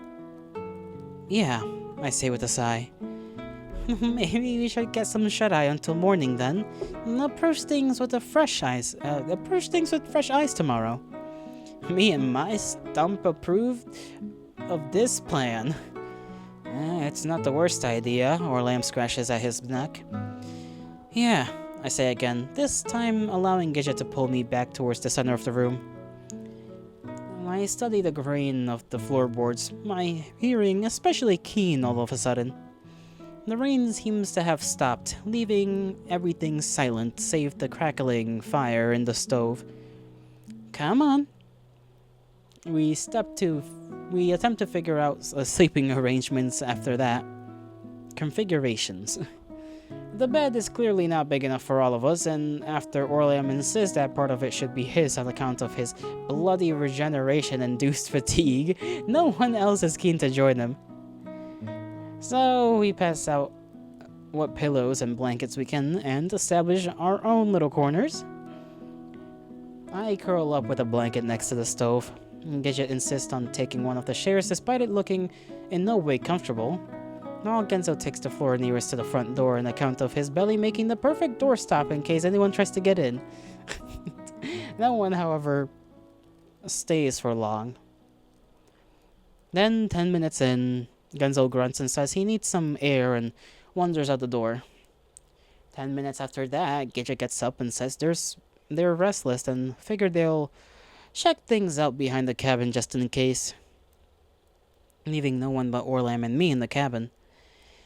Hypocrites, I hear Orlam mumble beneath his breath from over on the bed. I pull my blanket tighter around my shoulders and stare up at the fire. I'm restless too. Exhausted as I am, I can't seem to keep my eyes shut for more than a minute at a time. The dark void of my eyes seemed to tempt my anxious thoughts to assault me en masse. And the dull ache of my injured arm makes finding a comfortable position more than a little difficult. I lie there, the warmth of the fire on my face, listening to the sound of my breath, the creaking of the cabin walls, the occasional hoot of a bird outside. I shiver despite the dancing flames. For once in my life, I wouldn't mind talking to someone. No. I feel a need to talk to someone. I need to be near someone. Astro, my heart will disappear into the darkness if I don't. I sit up, still shivering. Why am I so cold? I can't stop. Shivering. I can hear my teeth shattering against each other. A deep guttural chill curling up through my bones and around my heart. Why am I this cold? I shouldn't be this cold. Don't I deserve to be warm? I glance over at Orlam. Then at the door, that need is still there. I can feel it pulsating inside my heart. I need to be near someone to share their warmth. Is that so bad? To seek warmth from someone else? To want somebody to share it with? I've always been so stubborn. Intent, intent, insistent that others' warmth should come first. But without warmth, I'll die. Without warmth, I'll fade away into nothingness. The affection is too low for everyone. Oh, that's funny. Oh, that's funny. I would have thought we would have at least had enough for Genzo. But it's just like, nope, you can't fucking... you can't go with anybody. That's funny as hell. Don't talk to anyone. You're gonna slide there alone. This option will determine your final ending. Are you sure you don't want to talk to anyone? There goes the last of my water. Well, I'm sure that considering everything. Yes. I bring my hand to my forehead, staring up at the ceiling of the cabin, studying the intricate patterns of the wood. If I gotten the worst out of like the endings, that's gonna be extra funny. Then with a little sigh, I turned towards the stove, scooching just a bit closer to its warmth. No, it's okay. I can make my own warmth. I need to be able to make my own warmth. Pull the blanket tighter around my shoulders, staring into the dancing flame. So many people wanting things, expecting things from me. But maybe I just need to focus on myself. Somehow this thought comforts me. Yes, that's right. Myself. For now, that's the goal. For now, that's my choice. Though I may change my mind in the future, for now I'm content to just focus on me.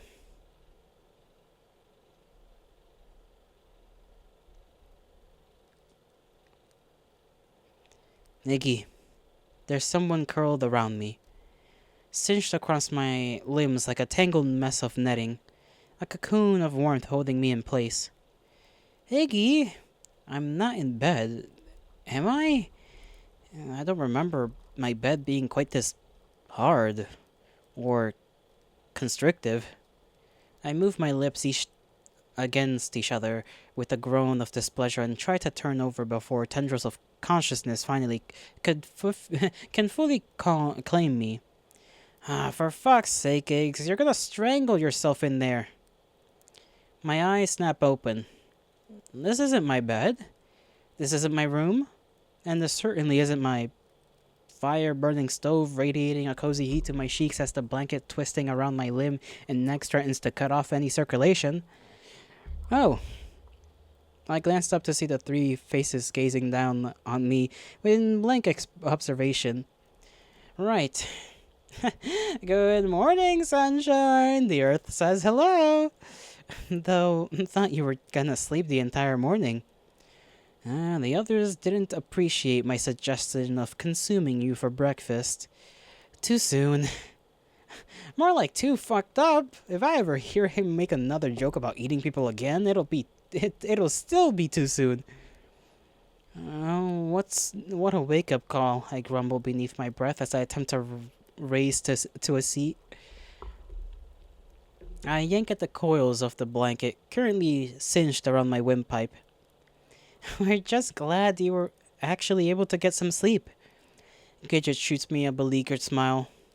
If anyone needed it, it was certainly you. If only we could have been so lucky. Well, with the snores of this one over here, there might as well have been a steam engine careening through the cabin door. What can I say? I'm a loud guy. In more ways than one. Ignore them, Mickey. Come on, let's help you out with that. Like, let's help you with that. Gidget kneels down next to me, their fingers helping me work loose the tightly wound coils of fabric looped up around my chest. There's anything else to eat around here? My stomach's rumbling like a volcano. Yes, let's hope it doesn't erupt.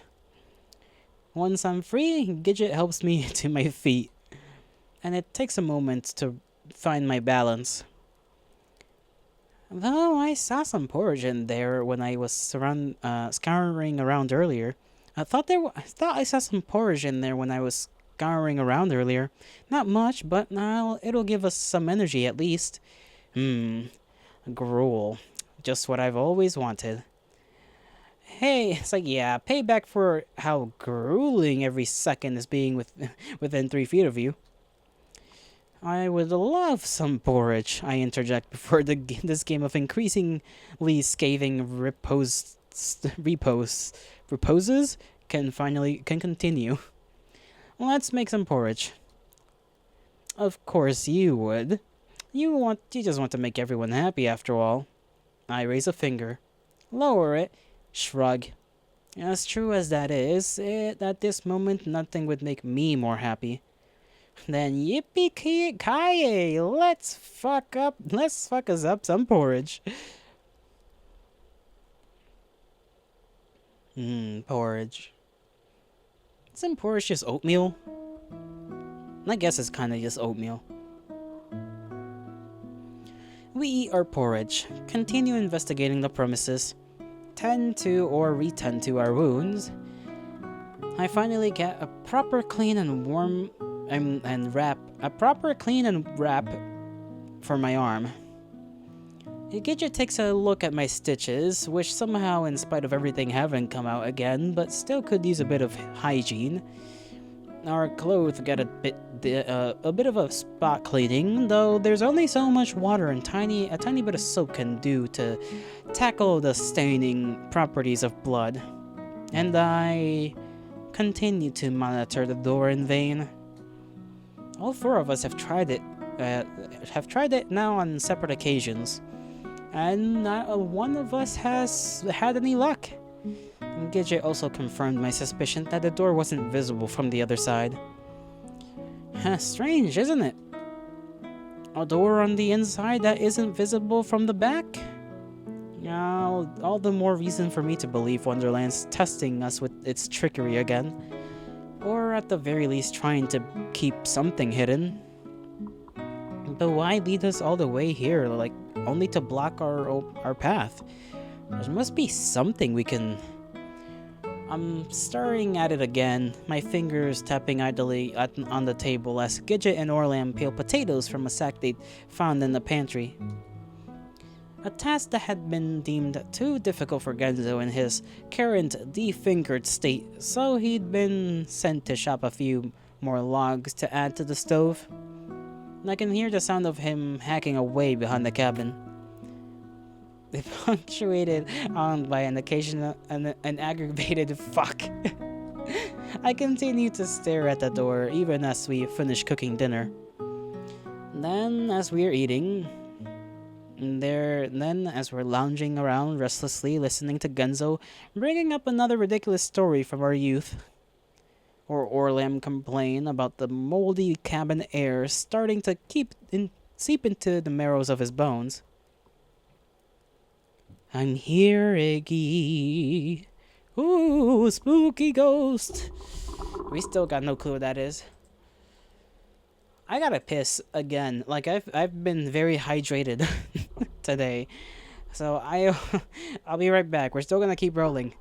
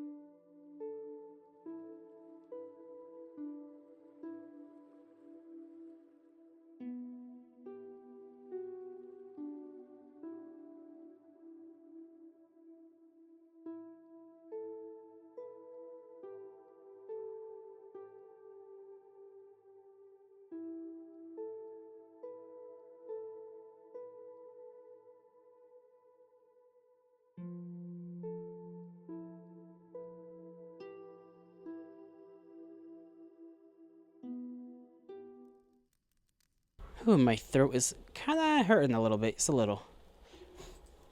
I might be reading a little bit more quietly now. Just a little. So if I just sound like I'm getting closer to the mic, that's probably why. Yes, yes. That's what you said. And I remember that just fine. Thank you very much. You're here. I'm here. We're all here. But what do you want from me? I... I made my choice. Yes, I made my choice. Didn't I? The choice. The choice I had to make before we could move on. Before I could move on. Before I could move on. The choice for Myself. I show on the inside of my cheek. Then I flick my gaze to the back door. My thoughts return to last night. That desperate feeling of needing to talk to someone. That went against every instinct I normally felt. That wasn't the first time I felt like that in recent memory. No, the first time was... I blink. For the briefest moment, I'm back in my apartment. I've got my phone in my hand, having just gotten have a call from Hanar, thinking that I needed to change things. A pivotal moment that had happened time and time again. And all of the events following it determined by that one single call. I sit there a moment longer, motionless, then begin frantically checking my pockets. Of course, I still have it. I had it when I left Genzo's apartment.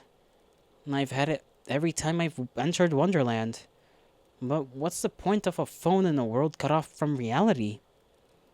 I bring it in on my lower right leg pocket, or I find it in my lower right leg pocket.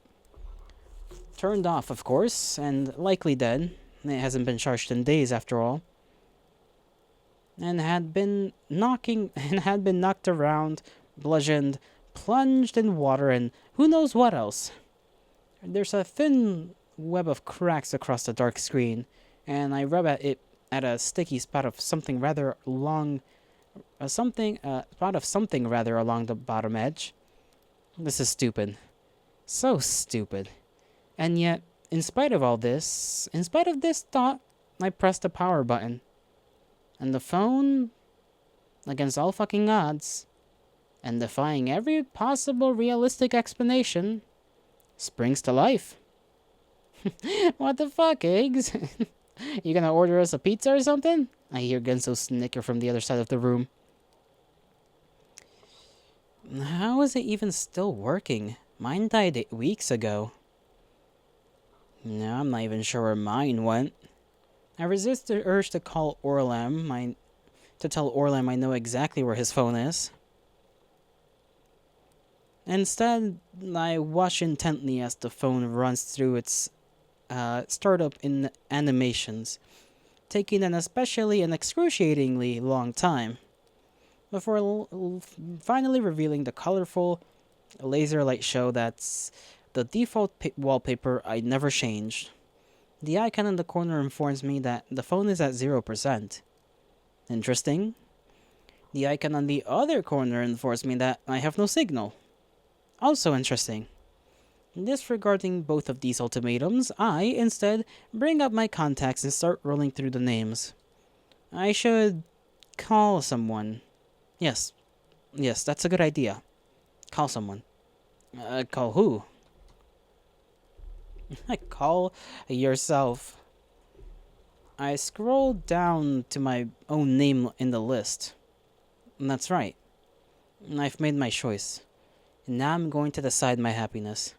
I press my thumb to the call button. It immediately starts ringing. And I just stare at it. At the little pulsing phone icon flash on and off. And now everyone else is staring too. Just listening to it ring. Ring, ring, ring. And there's a click. But not from the phone. From the door. I look up. I'm phased, expectantly almost, as the back door to the cabin slowly creaks open.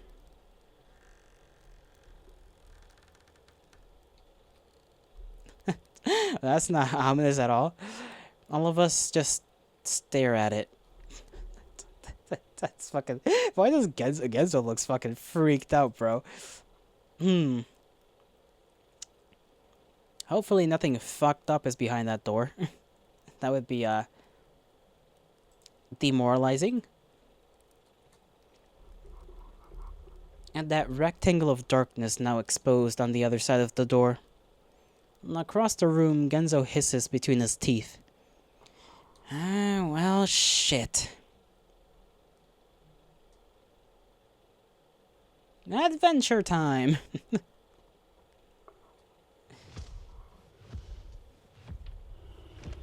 Oh. Oh. Oh, never mind. A boss battle.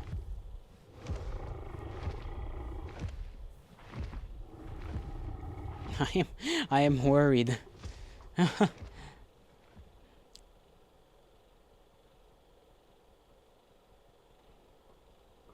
We don't stay long after that. Why would we? We're champing at the bit as it is. We do a final inventory check, if you can refer to it as such, double checking that our injuries are as secure as they can be, that we're not missing any of our belongings, that we've cleaned things up, put out the fire in the stove. Genzo props his hat up on the middle of the table, giving it a little pat. For good luck, he says simply. And I can't help but wonder if it's not some kind of parting gift. An homage to this final resting place and the night of comfort it had provided us. Because we're not coming back. This is it. One way or another, this will be the end of things. For better or for worse. Hopefully, for some amount of better, because Christ almighty, these people need, like, a good ending of some kind. I just need them to be happy. Like at least, not happy, but, like, signs that the future is there and is achievable and that good things may come, you know, there if we just work at it.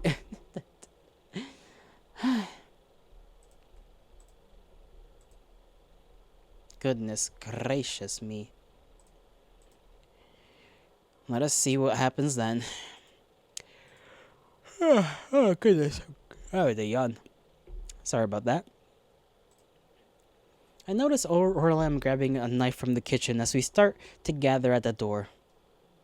What's that for? I ask, even though I know the answer. I'm not venturing into the black unknown without something to protect myself, he says simply, fastening it to his belt loop. The three of us stare at him blankly. Before Gidget tosses a glance about the room and promptly reaches for the broom standing in the corner. They give the thistle end of a swift series of stumps until it pops off, leaving nothing but the unadorned stick behind. Right then, they simply say, tucking it in against their side. Now all eyes go to Genzo, who simply balks. What the hell do you think I got this thing for? What the hell do you think I got this thing for? He yanks a screwdriver out of his pocket. Cause there sure as fuck aren't any bikes to fix around here. Charming. The knight's noble blade is the same size as his Alright, I think we've already sat through more than enough inflammatory discourse these past 24 hours. I would prefer to leave this place with some semblance of dignity left. This is followed by a series of grumbles, but they must be willing as there is no more protest as the three of them start for the door. I hope Iggy still got that knife on him that he used on that one rabbit. Oh, wait, guys, I bring a hand up, half in fear and half in confusion. What about me? I receive nothing but a trio of blank stares in return. Yeah, feel like having a weapon would be worse for you. I can tell Kenzo is choosing his words carefully. You're more like our anchor. Gidget smiles just a bit too widely. Anchor? I let out a squawk. Yes, we've all seen what happens when you try to help, haven't we? I cock my head to the side, blink, then watch as they continue on their way. I'm glad we're all on the same page about Iggy's ability to defend himself or anyone else. What does that mean? Huh? But they're already out the door. Hey, what are you even talking about? I go jogging after them, feeling mildly affronted. However, As soon as I step outside after them, my voice and my umbrage is swallowed up completely. When we stand there for a moment, just outside the door, it's black, like pitch black, everything, like one long, endless black void on all sides, and it's quiet, deathly quiet. No sound of wind or leaves or small creatures tittering in the dark. Completely and totally isolated from anything and everything. Why does it suddenly why does it suddenly feel like we just walked into this thing's butthole? Because you're a disgusting human being who can't stop himself from making scatological associations? Hey, hush, both of you. Gidget brings a finger to their mouth. I feel like we're... A pause. They lift their gaze back and forth in the darkness. Being washed. I don't say anything. All of a sudden, my heart feels like it's, trapped in a vice. Stricken with an overwhelming feeling of sadness. Come on, Gidget finally says, and I see their vague outline begin moving forward. The three of us fall and step behind them, and I hear Genzo grumble something that sounds like I'd watch too if someone was climbing up my butthole. Alright. we want... I just can't with this, man. I can't with Genzo. Goodness. We walk slowly through the darkness. It's the strangest feeling. Like moving through nothing. The only evidence that we're making progress is the slowly shrinking rectangle of light emanating from the door behind us. And the feeling of grass underfoot, because there is grass. I can hear it crunching beneath my shoes. I feel the ever so slight strain of it providing traction against my soles. And there are trees too. We can't see them at first, but they're there. The further we walk, the more visible they become. The darkness giving way bit by bit to reveal faint outlines of branches and bark. We're still in the woods, just deeper. An untouched track within the darkest bowel of Wonderland itself. Moving closer and closer to the heart. We walk and we walk.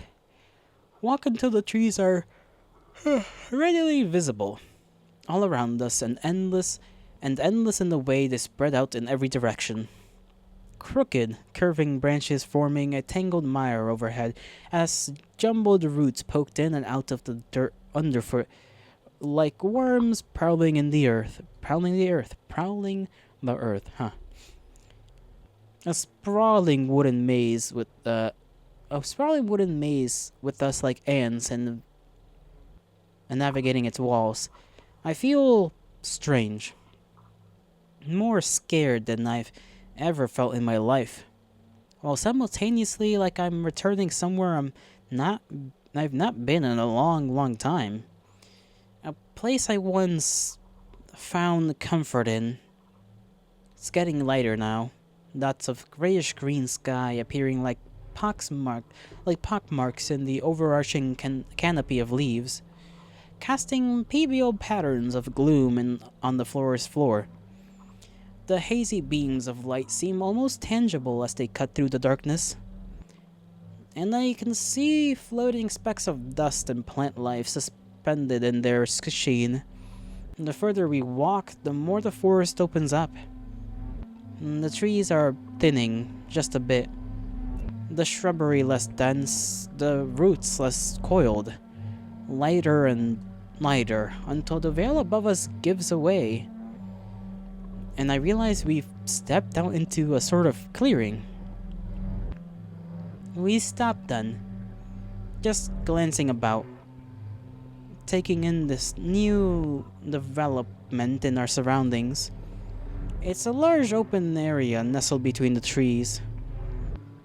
the ground carpeted in overgrown grasses and thistles, and the borderline brush acting as a sort of rim to hold in the static still sea of turf. It's like looking at a painting, beautiful but frozen in time. And as I gaze out across it, taking it all in, my heart begins thumping like a steam engine. Defeat it. Just repeat it over and over and over again. I must have made a noise of distress as I crumple inward because all three of them turn to look at me. Eggs! Against those hands is to my back, wide and warm, but providing no comfort in my growing dread. Iggy, what's wrong? I clench my fingers into the fabric of my shirt as every nerve in my body crackles like a fucking firecracker, all at once and everywhere, shooting across my skin like electric fire. It's here, I whisper, voice hitching. The fuck you talking about? Pull yourself together, won't you? I bring my hands to the sides of my head, terror locking my muscles, pounding through my veins. It's here, it's here, it's here, it's here, it's here! What's here? Gidget spins around wildly, but there's nothing. Nothing. I've got zero fucking clue what he's talking about, but I'm starting to think we need to get the fuck out of here. Come on! Gidget gestures forward, and the four of us take off. Then we're running. Running. You know, I've noticed that as well. Always, like, doing that little thing where you repeat the word. Running, running, breathing, breathing, looking, looking. Just to emphasize. Lots of emphasis. Careening across the clearing. I can barely breathe. Barely hear myself think. I force whatever focus I can on simply keeping my legs moving. Run, run, run, run, run. The clearing. When did the clearing get so fucking big? That's what she said. Except the clearing is my dick. I don't know why I had to go ahead and make that joke. It seems to go on, never ending. The trees on the other side always one more spirit. Oh, sorry. The trees on the other side, always one more sprint, one more burst of speed away. I blink back tears as my lungs begin to burn. Just run. Run. But Gidget stops. So fast the three of us nearly go flying. And the look of blood-drained horror on their faces is enough to stop any of us before we can ask what's wrong. Because they're looking towards the far side of the clearing. The patch of grass that had been empty there mere moments before.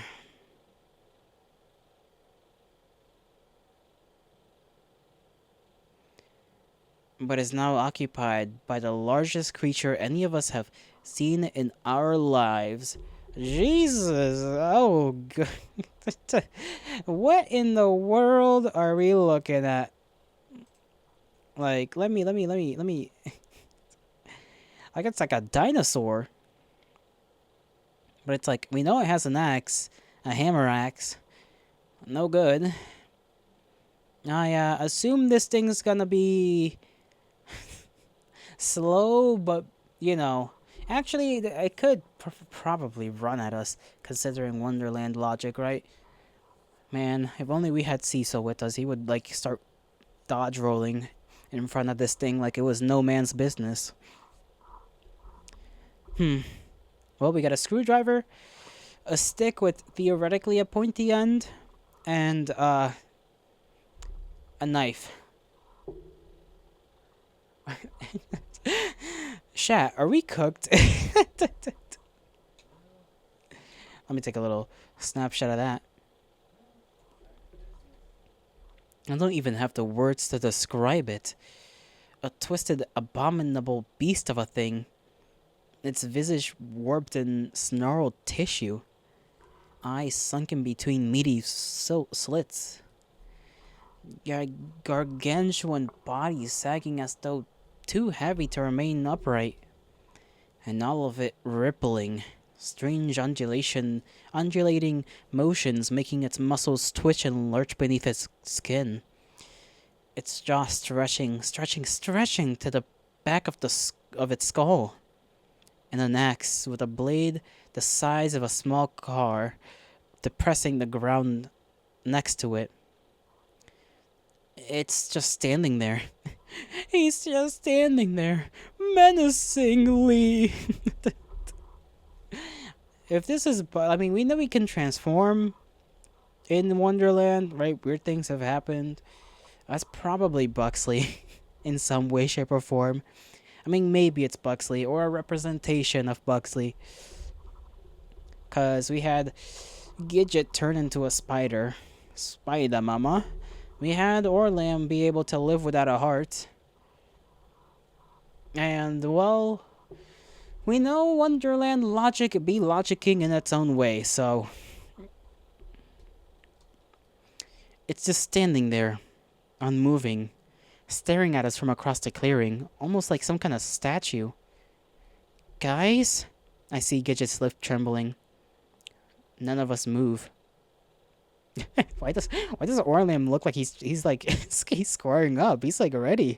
Bro is standing on business. All right, Orlam. I did not know. I was not familiar with your game. All of us frozen in place. And I can't tear my eyes away from it. It's sadness. That deep longing. Despair. It's carving out a rut inside me. So deep I can't seem to breathe. Then that thing, that giant, hulking monstrosity, it reels back its head, stretching back as its neck muscles bulge and throb. I feel like our best bet is just like run into the damn woods, right? Like it's so big. I mean, I'm sure it'll knock over trees, but it'll be easier for us to lose, to have it lose sight of us in the woods. And it's gonna roar, so loud noise incoming.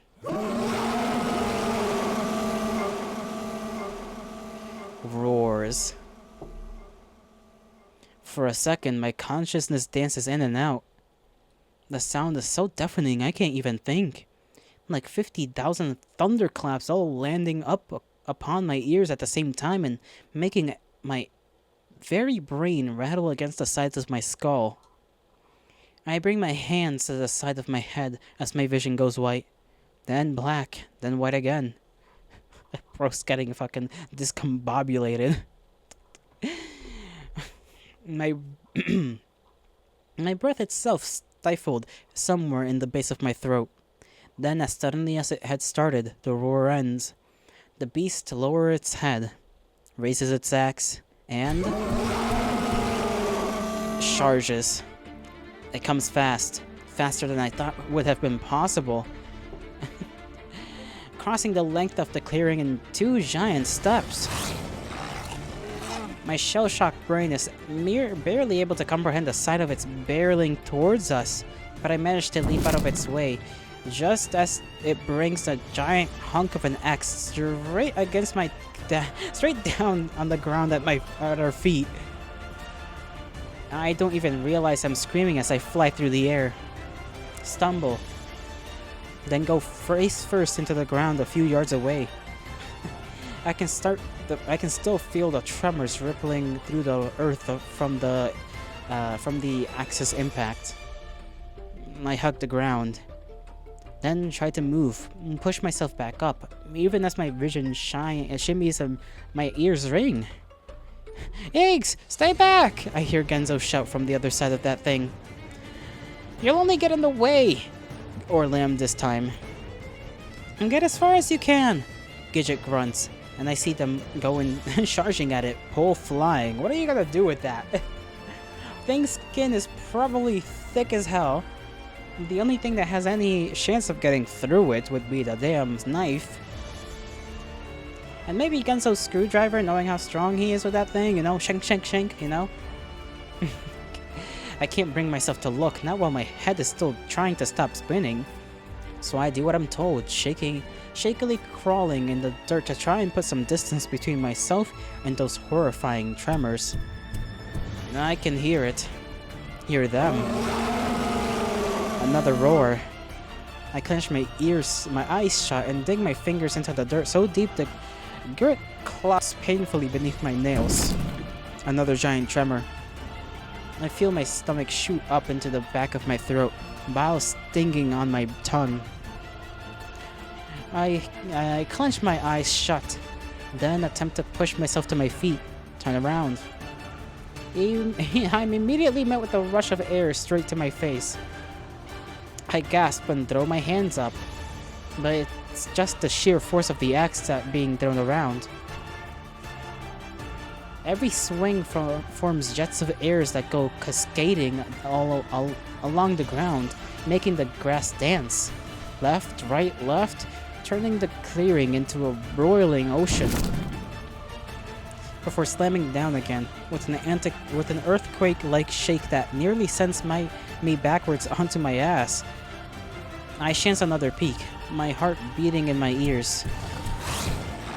They're fighting it. Somehow, they're actually fighting it. I can't say they're winning, but their size and speed at least seem to be keeping anyone from getting crushed. Yet. I dashed off to the right when it seems the commotion is about to head my way, my hands to my head.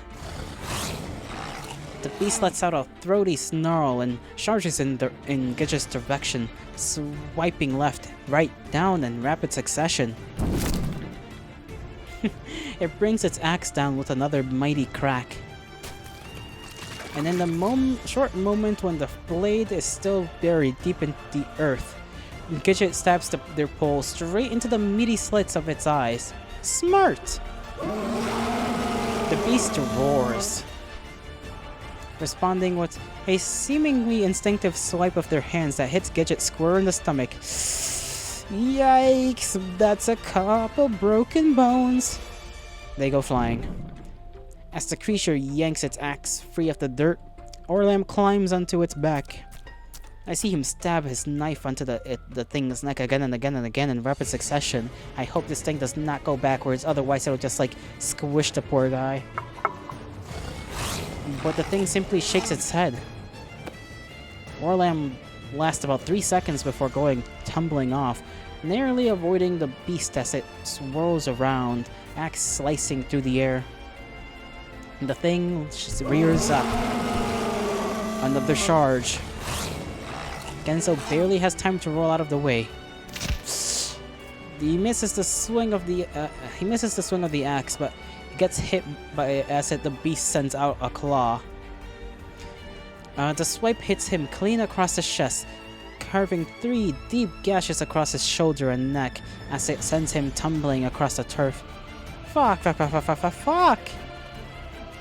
I bring my hands to my head, heart pounding, eyes frozen. Again and again, they attack. But again and again, that thing simply bats them away. Their strikes too small, like mosquito bites against a hulking beast's hide. They're sent flying, tumbling, bludgeoned and bruised. Claw swipes up, carving across skin. Their narrow escapes from that axe growing tighter and tighter. Another roar, the loudest one yet. I slap my hands against my ears as I feel my knees tremble. It's getting angrier. Its rage palpable in the way that it howls, the way its howl crackles in the air. In the way its feet pound with increasing speed against the earth. Faster, more desperate, more infuriated. Higgy! I hear Gidget's cry right before I open my eyes to see it charging straight at me. Legs moving on instinct, I go flying to my side. Thump, thump, thump, thump, thump. It's on me in less than a second. And I only manage to escape the fury of its feet. But I don't see the axe. The butt of it catches me in the hurricane force of its side swipe. Something cracks in my lower back. Then I'm flying. It all happens within a matter of seconds. One moment I'm sprinting across the turf. The next I'm tumbling, my face in the dirt, rolling and bouncing as my arms and legs flail and flop at my sides. I don't see Genso shout and jump onto its tail. I don't see Orlam lash onto the thing's claw like some kind of furious tick stabbing at its fingers. Or Gidget screaming and hurling towards it. Only when the sky overtakes my vision do I realize I've fallen. Eggy! Eggs! I can hear them shouting. Hear the desperation in their voices as their attacks increase in desperation. My body is screaming at me, the sharp shooting pain and radiating from my back, and a cold wetness forming on the back of my shirt. I bring a hand to my head, waiting for the world to stop spinning. Finally, the landscape sharpens into view as I take a gasping breath and feel my lungs expand. I wince, attempt to move my arms and legs, my fingers. Everything still seems to be working despite the throbbing ache. I push myself up to a seat, only to grimace as my ears are assaulted by another roar, a pained one. I glance up to see Orlam sinking his knife straight into one of the thing's claws. It sends out a cascade of blood that saturates the grass. For a good long moment, all I can do is stare. The sight of it taking another swing at Genzo, though, snaps me out of it. I need to get up. I rock forward, onto the ball of my heels. My back's still screaming at me, and I notice red on the grass where I'd been lying, and I push it up anyway. Tottering up and onto my feet. Fuck. I bring a hand to my head as I attempt to find my balance. And with every thump of my heart, another shooting spark of pain zigzags up and down my spine and throughout my legs. Fuck. The tears are forming hot and stinging in my eyes now. But not for me, for them. I watch as Gidget is flung to the side as the beast whirls around. As Orlam is thrown to the ground so hard I can hear the earth snap. As Genzo is whipped off the thing's tail like a fly and sent bumping and rolling. And yet they keep fighting. Because they have no choice. We have no choice. There's something strangely familiar about the sight. As I stand there and watch the tears clouding my eyes, I can't help but feel like I'm peering through some kind of looking glass. Is that the version? I can see little bits of them. Oh yeah, it's like our fantastic Wonderland, like the alternate game. The side game that I guess technically is canonical as well. No wonder they're all just out here. It's just it's fucking night rain. It's literally night rain right now.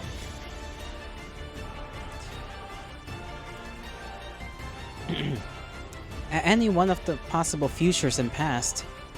And through that screenshot threshold, I noticed the cries of that creature. This thing, by the way, this is like a 6 shot. It's just a very cool action shot. That horrible, repulsive, abominable beast of a thing. Sounding more and more human. No. No, it can't be. We couldn't.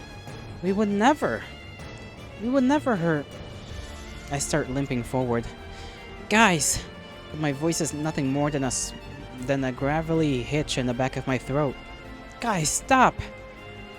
Still, the fight continues. Another roar, but I don't even attempt to block my ears this time. Not when I can hear the pain in it, the despair. I raise a trembling hand. Stop, that's... Louder now. I force a sound from my lungs, even as they rattle and shriek.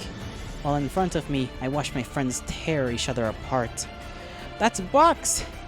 Genso closest to me turns around. What? He shouts right before the beast whips around and clocks him square in the chest. I hear one of his ribs crack as he goes flying. No. No, no, no, no, no. Bro, pull out the thing! Pull out the thing! My chest feels like it's caving in on itself. That's Bucks! I try again, my voice tight as tears start leaking down my cheeks. Caroline buries its knife into the top of the thing's head with a deep squelch, only for the beast to reel back with an agonizing howl and shake him off. What are you talking about? It's just, what are you talking about? Gidget this time, their arms littered with gashes as they narrowly dodged a swing of the thing's tail. It's Box! I shout loud again. So loud and so desperate this time, I feel like my vocal cords rip from the effort. My shout must catch the thing's attention though, because I see its head swivel in my direction with a snap. It starts forward. Ah, fuck. Its feet pounding the earth as it moves towards me. Fuck. Something. I've gotta have something. I begin frantically searching my clothes, my pockets. This isn't how this is supposed to end. This isn't how this is supposed to end. I dig deep into the lower pockets of my pants, towards the items that have lain there dormant since we began this final trip down the tree. Stomp, stomp, stomp, stomp. My hand touches something soft, latches onto it, and the hair curling around my fingers, and I pull it out.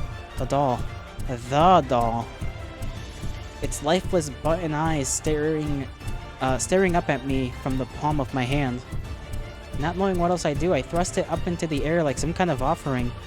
My knees, my breath, my very soul trembling. The creature skids to a halt in front of me, sending a cloud of dust and dirt up into my eyes and face, burning my lungs. But I keep the doll held high.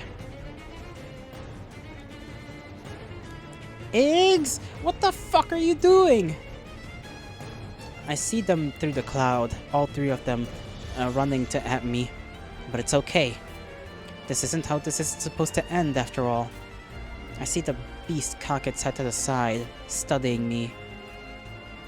Bucks, it's us. My voice quivers, but I push through it, even as my knees threaten to give my heart. Damn, I can't read. Hold on. Even as my knees threaten to give and my heart threatens to stop. It's your friends, Bucks. The beast rights itself, still just staring down at me and the doll, then raises its axe and slices the top of my hand off. I feel nothing at first. My vision spasms in and out, a crackling lightning bolt shooting up my spine. That was the wrong item to pull out, bro. You gotta pull out what Hanar gave you. That's what you should have pulled out. I stared up at it, frozen in place and thoughts stolen before the pain begins. A crickle crackle zipping up the palm of my hand, the end of my fingers blossoming into a white hot fire that steals the breath from me. I jerk forward, arm curling inward. The doll stared down at my hand. The doll is gone. Stared down at my hand. Half my fingers are gone. The blood is bubbling from the severed appendages, like a pipe gushing, red. My hand is red. It won't stop shaking. The red is everywhere, gushing across my palm and down into my wrist and arms. I'm swaying now, my vision fading in and out. Eggs! Eggy! I hear them shout for me. I hear the distended shriek of that thing as they charge at it from behind, weapons sinking into flesh. This isn't how it's supposed to end. I wobble on my feet. Another roar. Screams. Enraged shouts. The continued red pouring from my hand. Bucks, this isn't how it's supposed to end. I reach back into my pocket, blood quickly soaking the fabric as my stumps search for the rest of the cavity. They touch something cold. the jagged edges of something metal, coiled heavily at the bottom beneath where the raw doll had been. So you should have gotten that out first. I curl my palm around it, slick with blood, and pull out Hanar's necklace. Ah, I almost laugh. I had been so stupid. Its golden surface shines up at me from within the blood-sleeked grip of my palm. Then I lift it into the air. Even as the creature thrashes and howls, even as the shadowy figures of my friends cling to its legs and back, even as the blood leaks down past my elbow, my hand and bloody and body trembling, I hold it on high. The creature must see it because it's the meaner shift. A deep-set desperation seeming to grip it as it pulls first Genzo, then Orlam off its neck and back, slamming them to the ground. Then me. It takes one look at me, lets out a bellow straight in my face that splits my eardrums in two, then grabs me in its claws and lifts me straight off the ground. Eggy! I hear Gadget shriek below me, but I don't fight it. My feet dangle beneath me as my arms cling to the beast's grip in my midsection. Higher and higher I go, until I'm even with its gaze. Put him the fuck down! I hear Genzo. Genzo sounds so desperate below me, the tears audible in his voice. But all I can do is wince as the thing's grip tightens around me, constricts my chest, and making it difficult to breathe. Box! I squeak out, my voice hoarse. I still have the necklace raised above my head. Box, remember! The surface of the necklace grows warm all of a sudden. Not warm, hot. So hot it's searing my skin. The blood bubbling and frothing.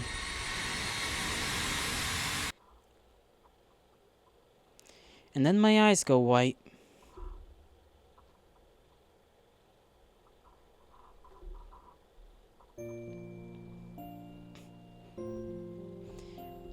Oh my god, it's so disgusting! It's so big.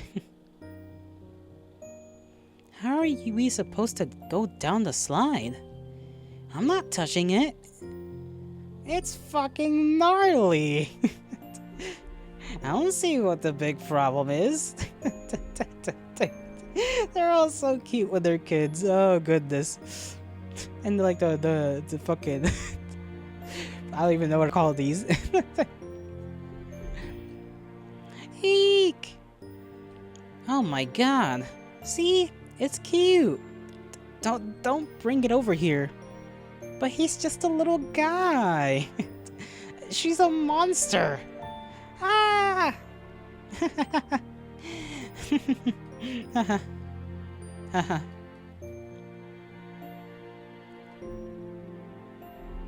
You're pretty brave. Those guys are all just a bunch of scaredy cats. Oh, what are you gonna do with it?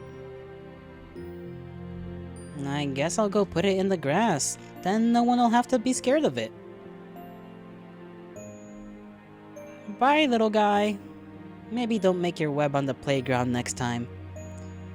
You're so nice to it. Well, it didn't hurt anyone. My name's Hanar. What's yours? I'm Bucks. Wanna be friends? Unless you're scared too. Why would I be scared? You seem like a very kind person. Oh. Yeah, let's be friends. I like you, Hanar. Oh gosh. And that's how they met. How cute. ...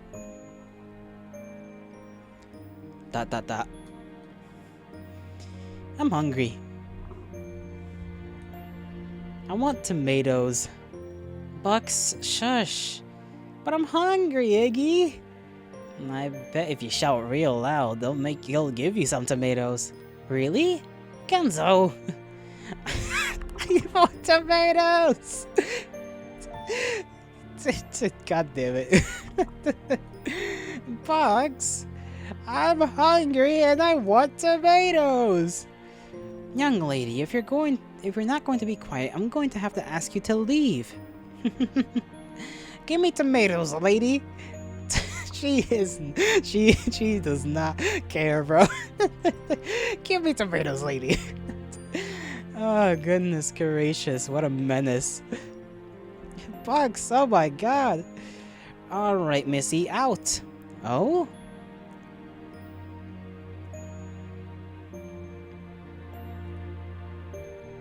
Hi, Hanar, what you doing? Young lady! Whoops. You're funny, Bucks. I'm just reading. Oh. Can I read too? Sure. There's so many words. How can you read it without any pictures? Nah, you don't need pictures. You can just imagine it in your head. Oh. This book is an adventure about a princess and a farm boy who become a pirate. It's very exciting. Oh! She's pogging, guys! She's pogging! I like that. My brothers like to play stuff like that. They always make me be the monster. The monster? I think you should be the princess. The princess? That sounds hard. It's not hard. I'll be the Dread Pirate Roberts and come to save you. And Dread Pirate Roberts. They're so silly, Hanar. I'll write my own book about it. Write a book? Yeah, I love thinking up stories. I want to write my own book someday. That's so cool. I'll read your books, Hanar. But I need to learn to read chapter books first. It's okay, Bucks. It'll take me at least 5 weeks to write a whole entire book. Okay, I'll definitely learn to read by then.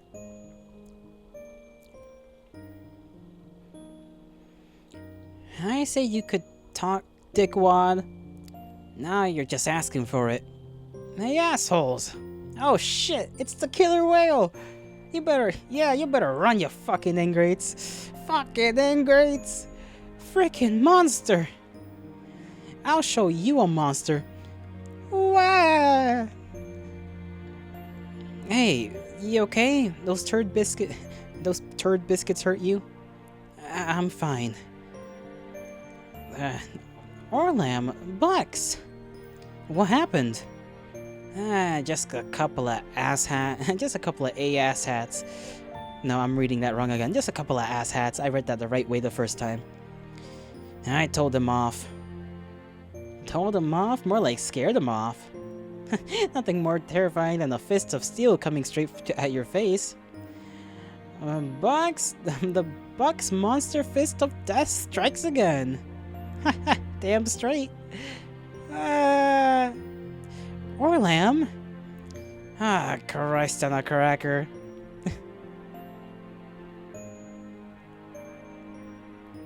Bucks! Bucks, are you okay? Huh? No, Hanar. Of course I am. Why'd you ask? Well, you went up against those guys. There were so many of them. I was fine. I show them who's boss. Besides, I gotta protect the crew. But what if you got hurt?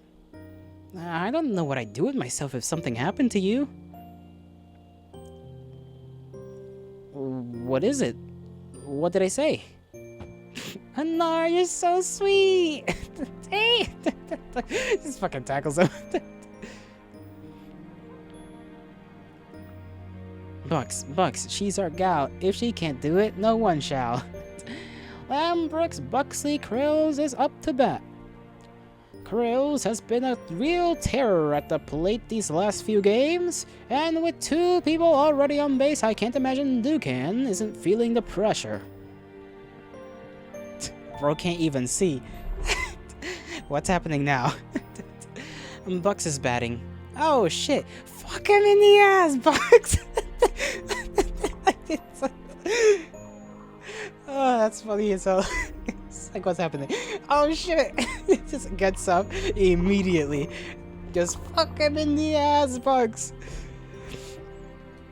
Kenzo, should we, should we stand up now? And that's out of here. Home run! Another brilliant hit by Landbrook's monster. Oh, wait. The pitcher doesn't look happy. What in the world? Oh, Krills did not like that. And we've got a fight. This is, oh my god. And now the crowd is getting involved. What's happening now? Everyone's fighting. Bunks punched that other girl in the face. Oh shit, a brawl! I'm getting in on this. What do you mean? You can't, bro, you're already... He really... I tell you, bro, I guess he's always been like this. No wonder he's always willing to, like, put himself in front of people and whatever. He just does not give a damn. And Genzo... Iggy... wait for me. Just fucking throwing themselves in the fight.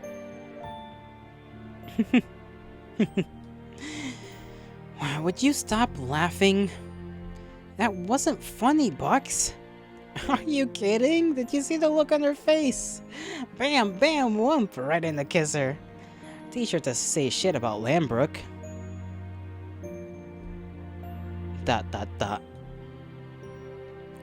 What? I wish you wouldn't do things like that. Why not? Everyone loves it. Homers and Shiners, they can't get enough. I'm basically a bona fide celebrity. What? You could get hurt. Passive. Have you seen these guns, or have you seen these guns, huh? They're made for whacking. Not to me, they aren't. You don't need to do things like that, Bucks.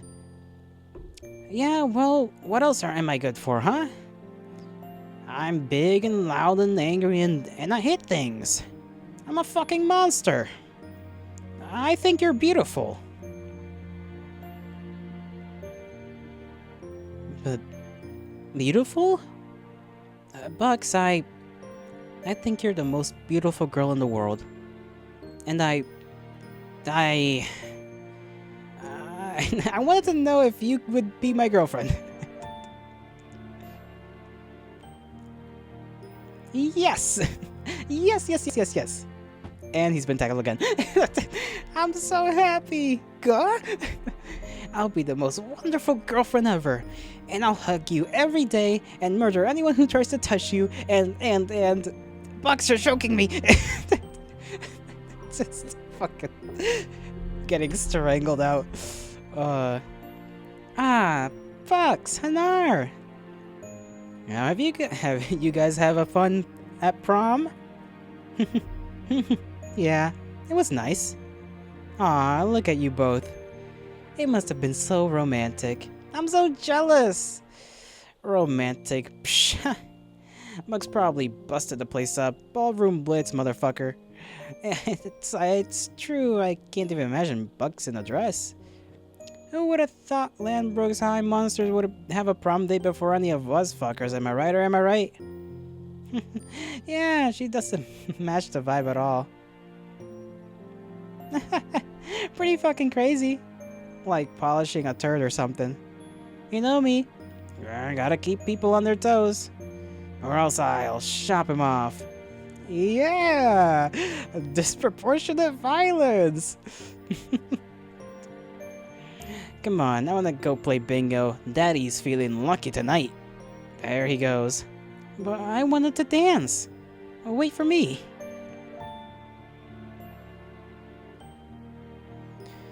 Box? We don't have to stay. Nah, it's, you know, the crew. The crew.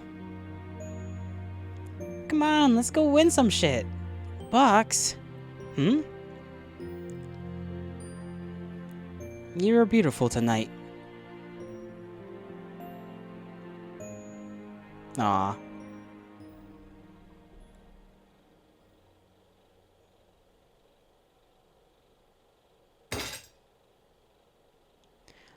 Okay, went from happy memories to not so happy memories. Boxley Krills. Oh, don't you full name me. You know I hate it when you full name me. Oh, you hate it, do you? You want to know what I hate? Not really, but I'm guessing I'm gonna hear it anyway, huh? I hate when you don't get home until 7 at night. Yeah, because I'm fucking... yeah, because I'm working.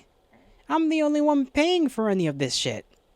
Your shifts end at 5 now. So I've got a lot of paperwork. Yeah, and then you come home and immediately start drinking. You would too if you had to deal with the type of jackasses I do. Because taking care of a screaming child all day is better? I didn't ask for the screaming child. Oh, and I did? You're the one who forgot the damn pill. My fault, my fault, my fault. Everything's my fault, isn't it? It's both of our faults. But that means it's both of our responsibilities to man the fuck up and face the consequences. I hate my fucking life, Hanar. My dream is ruined. My life is ruined. You think you're the only one who had to throw away their dreams? That you're the only one who had to make sacrifices? I can't take it anymore. I never wanted this. I never wanted any of it. I'm not who you think I am. I've never have been. I'm not your perfect fucking wife. Your perfect fucking mom. I wish she was dead. Box, what happened to you? When did you become such a monster? And I suppose that's where a lot of the problems began. Or I guess the problems have been stacking on top of one another until that point.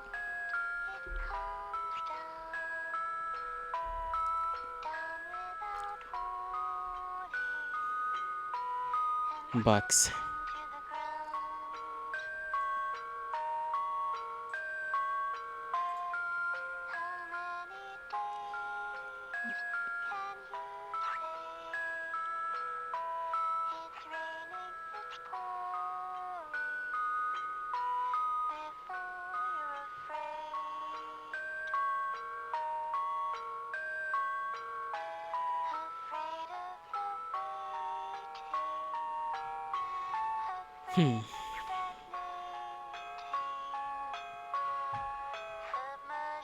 He's putting it on.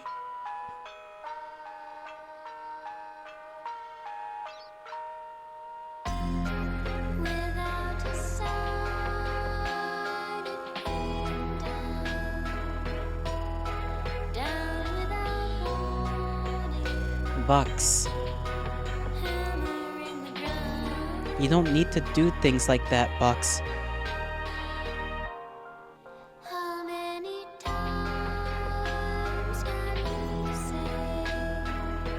And now she sees Hanar.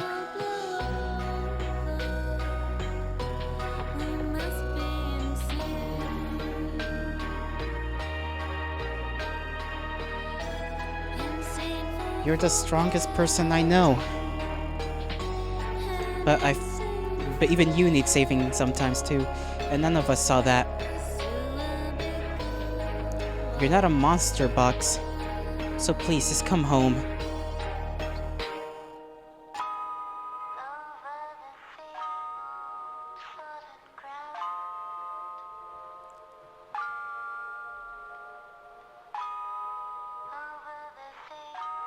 Come home, Bucks.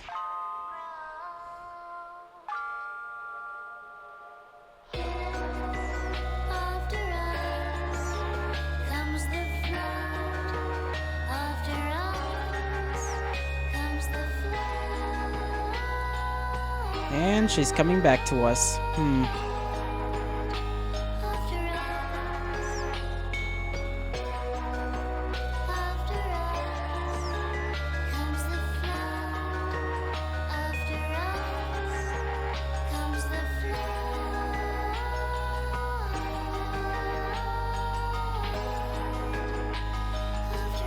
You're not a monster, Bucks.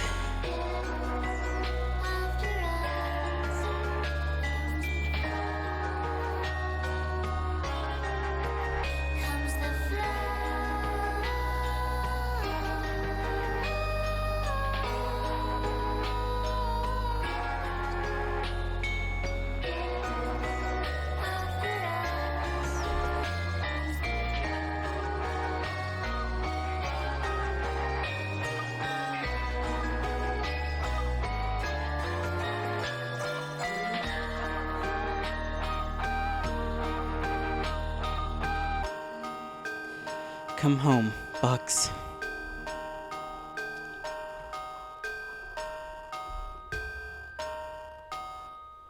Hmm.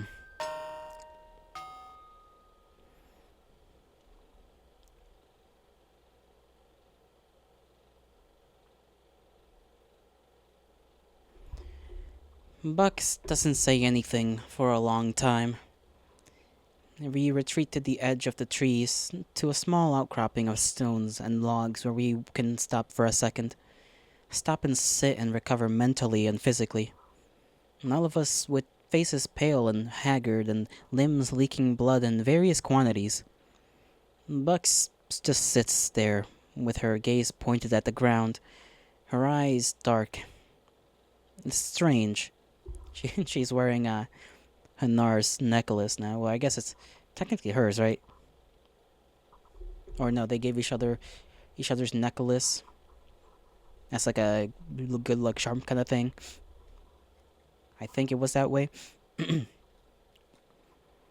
How small she looks, despite normally towering over all of us. And the box in my head has become so warped. The energetic presence that had made me laugh so often throughout the years, the stone-faced killer that had chopped off my leg and arm, butchered Genzo, strangled Orlam, bludgeoned the Gidget, murdered us again and again and again, always meeting our final end, as though embodying judgment itself. Judgment for our sins. From the one we turned into a monster. I look at her now and I don't know what to say. There's nothing to say. So instead, I sit and tremble and as I attempt to wrap what's left of my hand. The pain feels so distant. I can't decide if it's because I'm in so much pain that my brain can't decide what hurts, or if I've simply become so numb that I'm no longer capable of feeling pain. Maybe a little of both. Genzo is standing a short distance away, watching me. He asks a few times if he can help, but the last thing I want right now is to be a burden to anyone. Not when all of us are barely hanging on as it is. And so I insist that I'm fine, even when my hand starts quaking so bad I can barely keep it in place. Gidget is squatting on a boulder across from me, wrapping up their own wounds. Their arms are a mess of cuts and bruises, and the side of their shin looks swollen. Orlam, meanwhile, is me wandering around the clearing. I see him kneel down to pick something out of the corner of my eye, but it isn't until he's made his way back and is holding it in my face that I realize what it is. I've come to collect your disunited. I've come to collect your disunited digits. Had I thought they'd be of any use. The doll sits limply in my hand, staring up at me with its button eyes. As it is, I doubt they'd bring you any solace. I accept the doll gently. It's tattered and wet with blood. I knead it between my thumbs, staring down at its bedraggled form. There's a deep gash across its neck, and strings and fibers poke out errantly from the torn cloth. I twist its head back and forth and watch the ripped edges strain. I wipe at the snot leaking down my nose. Please, Iggy. Please kill me, Iggy. I stare down at the doll. That stupid, stupid doll. Then, with an angry clench of my jaw, I grab its head and rip it off. And when I look up, I see Gidget, Kenzo, and Orlam all staring at me. I sniff again. Let the head drop to the grass. Slush fluff swells from the torn neck hole. The red stain of my own blood coating the white fibers makes it look especially gruesome. But there's something else there. Something dull and rounded, nestled deep down in the plush innards. I reach in and pull it out. Open it. Oh, I simply say. I say simply. It's a key. Aged and laden. A long, thin shank connecting the crown like bow to the worn bit at the bottom. What the fuck? Genzo whistles between his teeth. Across from me, Gadget slides off the boulder, their gaze locked on the key. All of us seem transfixed on it. On the simple piece of metal trembling between my fingers. Oh, where does it go? Gidget finally says, their voice soft. I know. Only this time, the voice is no one expects. Oh, sorry. The voice is one no one expects. And all of us turn with a start to see Buck slowly rising to their feet. There's something pretentious about the sight. As she rises to her full height, thick and stalwart against the horizon, she turns her head towards us, looking so tired. I can take us there.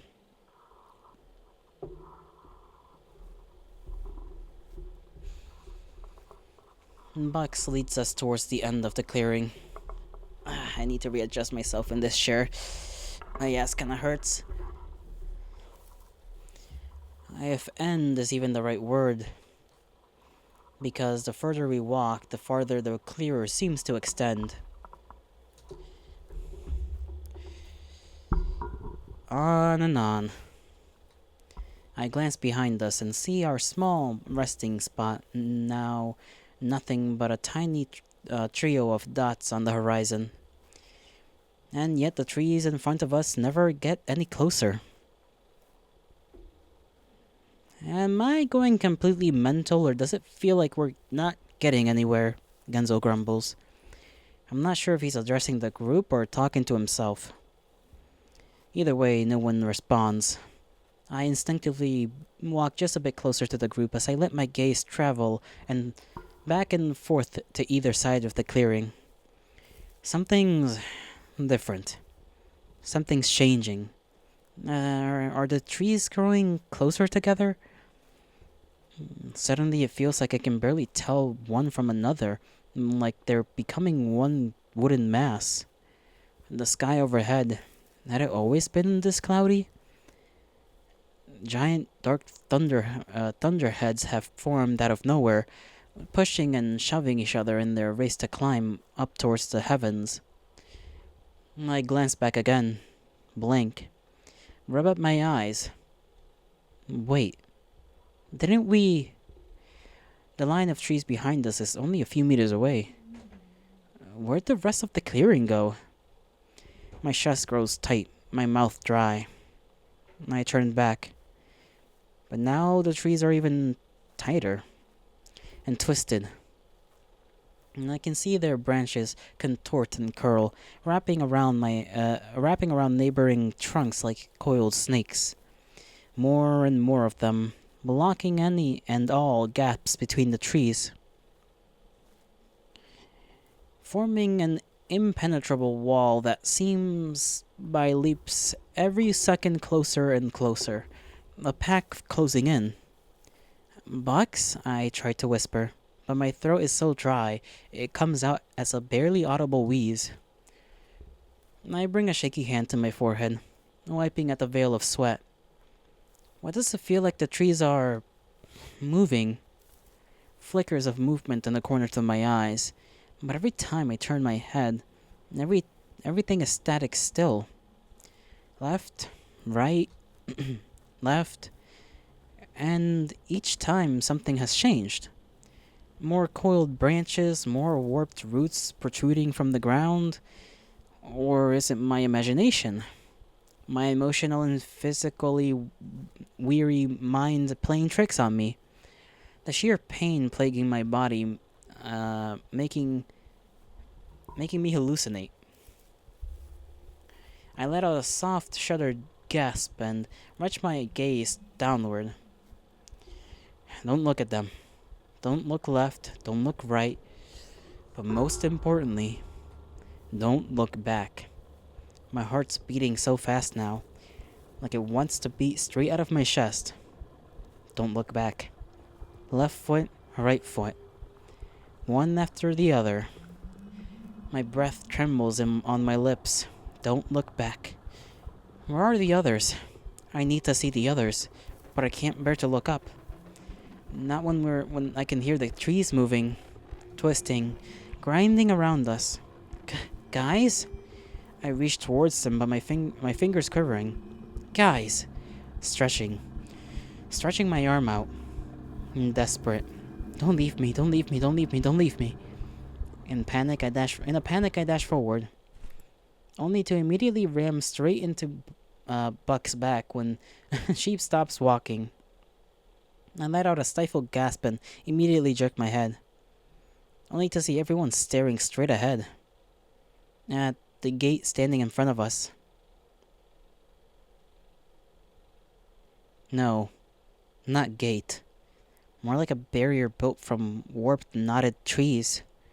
There's a lock on it. A giant keyhole carved from dark wood. Open it. I stand there, slack-jawed, just staring at it. My head still racing, my breath still heavy and ragged. Bucks turns back to me, and then everyone else. Our 4 sets of eyes just staring at me. And I quickly grapple for the key in my pocket. My fingers find the cool metal, pull it out, and I step forward. The keys fit perfectly in the lock. It turns with a crisp twist, and then the gate slowly, heavily, as though it hasn't been touched in centuries, creaks open, leaving nothing but blackness beyond.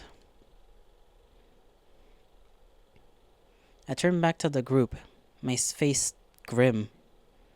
We're past the point of return now, with nothing but fate to guide us. But whether that fate leads to hope or despair is anyone's guess. And I point my gaze into the darkness. Then step past the threshold and into the void.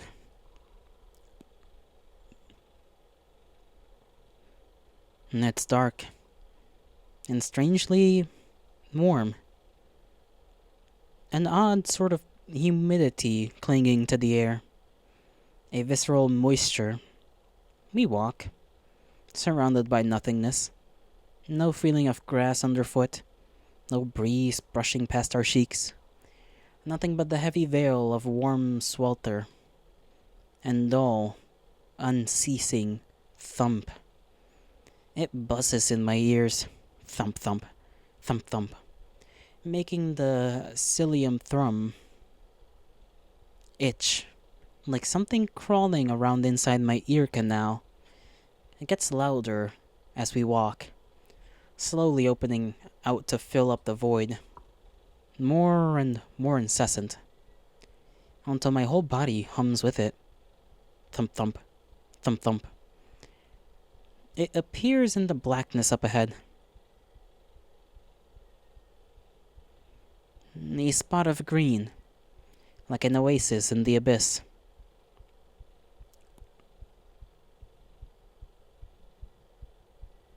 Closer, growing larger as we approach, a thin strip of grass floating as though suspended in the air.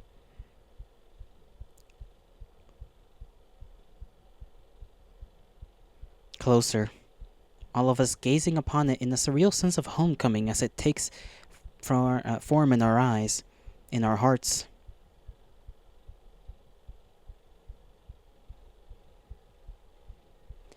Grass we once laid on, grass we once played on, grass we once laughed on.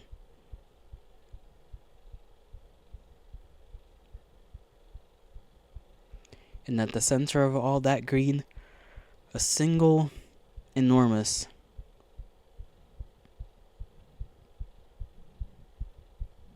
tree.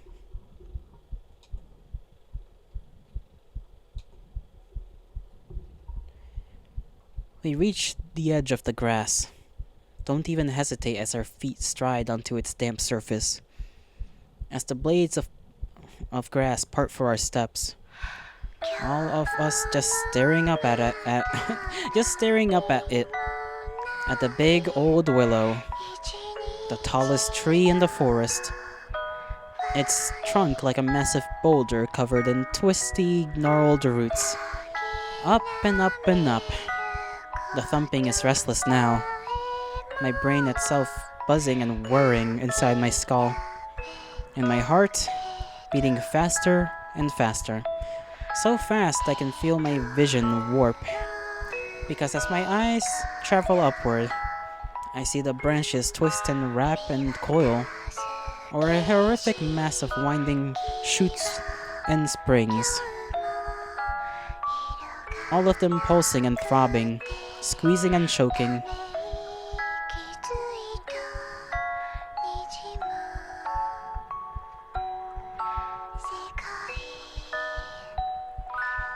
And Sydney's mangled form visible through the gnarl. Oh no, the baby. I fall to my knees, unable to tear my eyes away. She's... I bring my hand to my mouth, feeling the terrible bile rise to the back of my throat like hot acid. She barely even looks human anymore. A monstrous pulsating mass of bloated, decaying skin. Like a corpse left in the water for weeks. Only somehow still living. Bulbous knacks of skin breaking in and out. As the branches of the trees twist and sneak through and around the heaving knots of flesh. I wouldn't even have recognized her were it not for the purple blanket now ripped and matted and choking the bulging skin. Frayed bits of it stretch between the leaves and branches like some kind of morbid party streamers. Thump thump, thump thump. Her body pumps in and out in time with the pulsing in my ears. Tiny crops of hair and on top shuddering above her swollen eyes.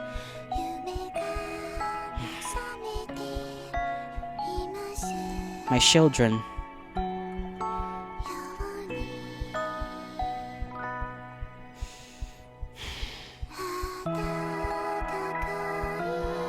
None of us move.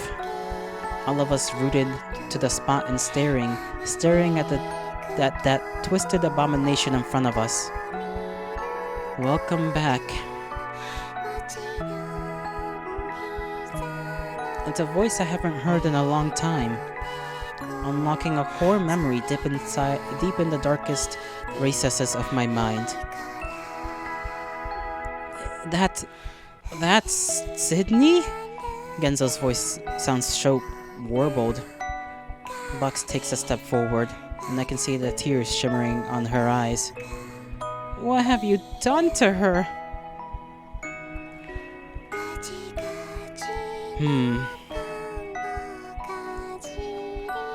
I can feel the air shift around me, as though synchronizing with her thoughts. I've saved her.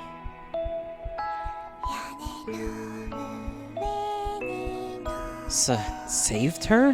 Orlam this time, his face an ashy gray as he looks on horrified. Was she saying something for him? She's a writhing mass! Slaughtered by her own mother.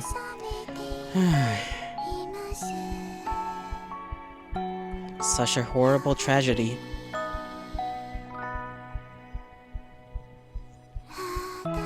Bucks winces and looks away, her jaw tight. But from tragedy blooms joy. The joy of innocence. The air curls around me like sickly sweet tendrils. A scent that had once captivated me so long ago. Never had I sampled a blood so innocent, felt it coursing through my roots. And I had to have her. It's like a parasite, almost. She's a fucking baby! Gidget shouts. I can hear the crackle of shocked disbelief in their voice, making it tremble. But she continues unbothered. So I saved her, keeping her alive. So I could taste her wish. You call that alive? You seem displeased. You turned my daughter into an abomination, you overgrown weed! The air goes suddenly tight, choked, and I feel my lungs hiccup as though crushed inside of ice. I clutch a hand to my chest as my body spasms. You abandoned her. The same as you abandoned me. Do you have any idea how alone I was? Well, I can get an idea, but like, you're kinda fucked up for, I guess keeping the kid alive. I don't even know what to think about this. Like, I'm trying to... my voice is getting kinda weird. I am being emotionally affected by the story. Do you have any idea how alone I was? How hungry I was? Muscles still quaking, I somehow managed to push myself back to my feet. My breath labored. Yeah, this thing certainly is like a weird parasitic thing. Feeding on innocence. But it can't feed on anything else. Or it doesn't wish to. If I remember the story. I clench my teeth. Push against the clamp around my voice box until the words crackle through. We didn't abandon you. You abandoned us. Liar. At this, the air, the ground, the world itself begins to tremble, to shake, to rock. Turn thunderous and all around me as I attempted to keep my knees from crumbling beneath me. An explosion from next to us. An enormous tree root bursts straight out of the ground, spewing earth and rock as it shoots skyward. Then another. From the other side. Thick and impregnated, and impregnable as it comes shooting from the dirt. All around us, more and more of them. As the ground continues to quake so violently, I can feel my bones crack against each other. Fuck. I twist backwards as the grass opens up straight in front of me, root hurling skywards. Then I'm running, half tripping over myself in panic, shooting through my veins as I go sprinting back across the grassy tract. But they're everywhere now.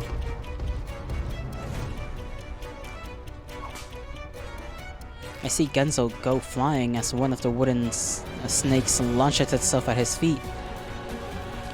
He lasts about 10 seconds before it's coiled itself around his legs and belly, hoisting him into the air. Lem successfully dodges one route, only to get shoved forward by another, whipping him from behind. In his subsequent stupor, a third cinches around his chest. Bucks launches herself at a root, closing in on Gidget, only for it to slam her straight back into the ground with a sickening crack. And when Gidget darts towards her in horror, both of them are snatched up, unable to move as the roots lift them off their feet. I can't be the only one that I ram straight into the trunk of one of the of one and go bouncing backwards. Fuck, I need to. But before I can so much as collect my bearings, it has my foot. And try as I might to plunge my fingers into the dirt, its pull is too strong. Far too strong. My world flips upside down as it dangles me in the air like a fish in a hook. Before another root grabs my arm, coils around my chest, and carries me back towards her. I cough, choke, my head still spinning as I push against the tightly wound wood, pincering, keeping me aloft.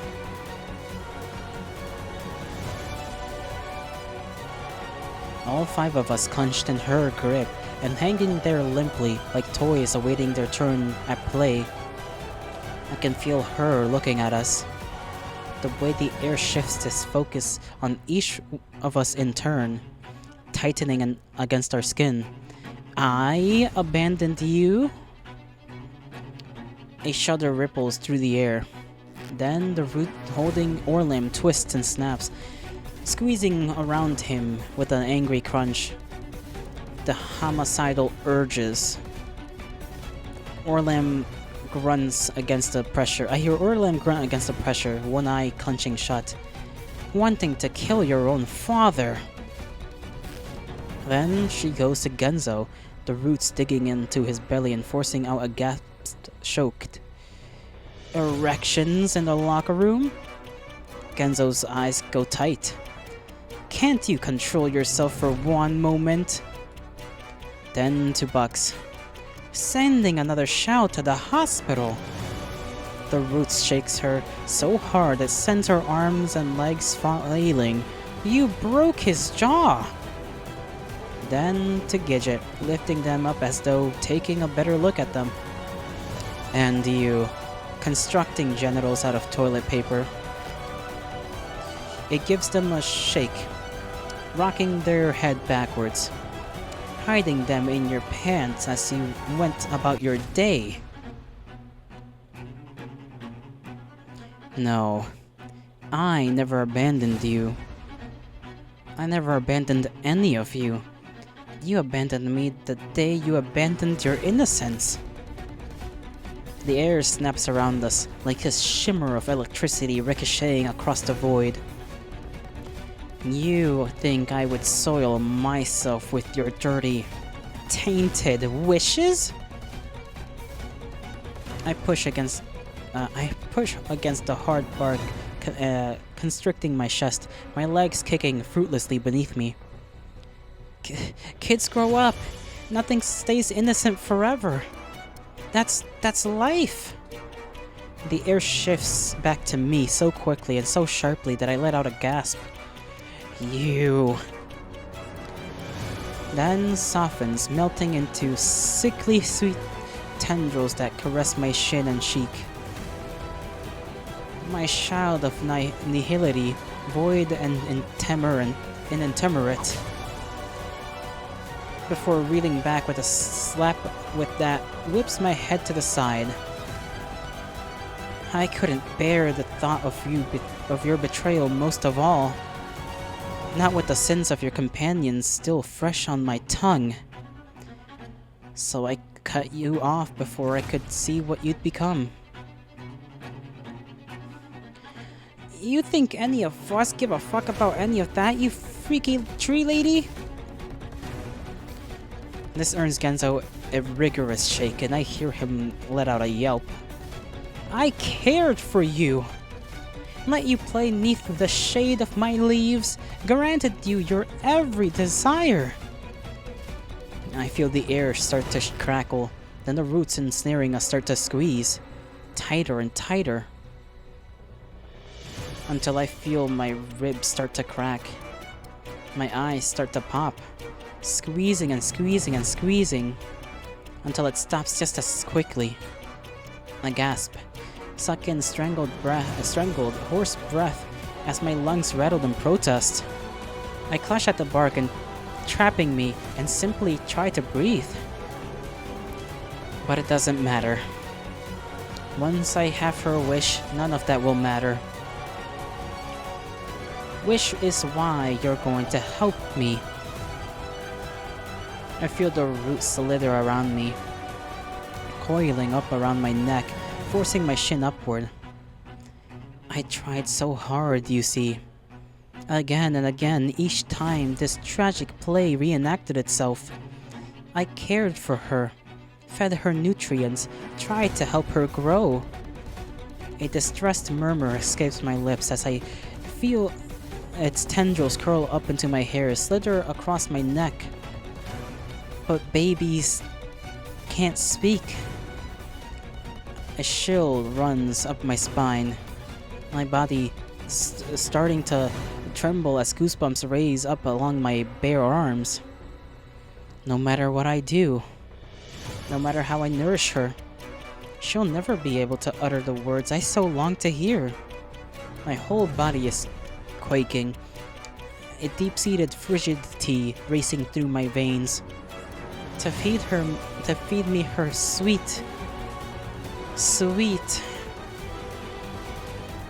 wish. You're insane, I hear Orlam's choke scorn next to me, though it's quickly stifled when a root clamps around his neck. Shut up! Something churning in the air now, a roiling gnarl of hot and cold emotions. You think I need any of you? Look at what you've done to my world.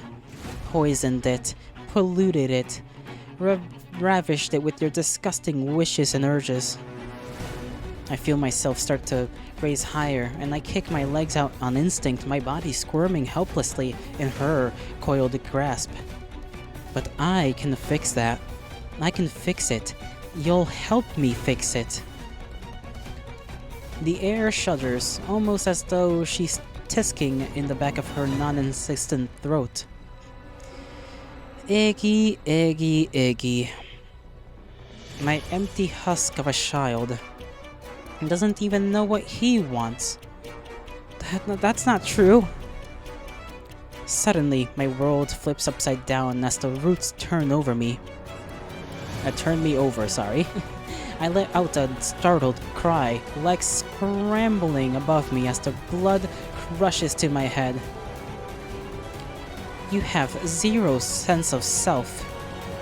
Don't you wonder why this place was able to twist you so easily? To form you into exactly what each of your companions desired? A damsel in distress who needed a knight to protect him. An angry hedonist who can fight back against bullies. The perfect husband for a perfect life. You're nothing. You've always been nothing. A hollow shell that exists solely for the purpose of others. Even the choices you think you make are nothing but a sham. Controlled by someone far beyond for nothing but their own entertainment. Damn. Now listen. They're not wrong. She's not wrong. I'm here and I'm making decisions. I plead the fifth, okay? So take me to court, bitch. I squeeze my eyes shut, feeling the hot sting of my tears as my throat goes tight. No, it's not true. None of that is true. I'm not. Another spin as I'm brought rightward again, so fast it leaves my head pounding and my stomach in roiling knots.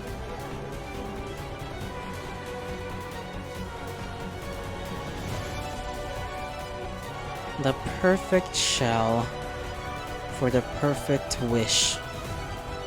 What the fuck are you talking about? Leave him alone! But already my heart is starting to race. Already my chest is beginning to constrict as the anxiety takes hold. Once inside you, she'll be able to speak. She'll let me know her wish. The wish she's long kept buried inside. The purest, most innocent wish of all. Please, don't! I shake my head as the tears start dribbling down my cheeks. I wonder what it'll taste like. I'm already salivating at the thought. Please. Every nerve in my body feels like it's going off all at once. My muscles clenching, my heart racing, my eyes trembling in their sockets. She raises one of her spare roots, places the tip of it to my forehead. I can hear my friends shouting behind me, the stricken crackle of their voices. I've waited so long for this, suffered so long, but now I'll finally get what I deserve. Oh, okay, well, it's fucking hell. A soul has been extracted from our body.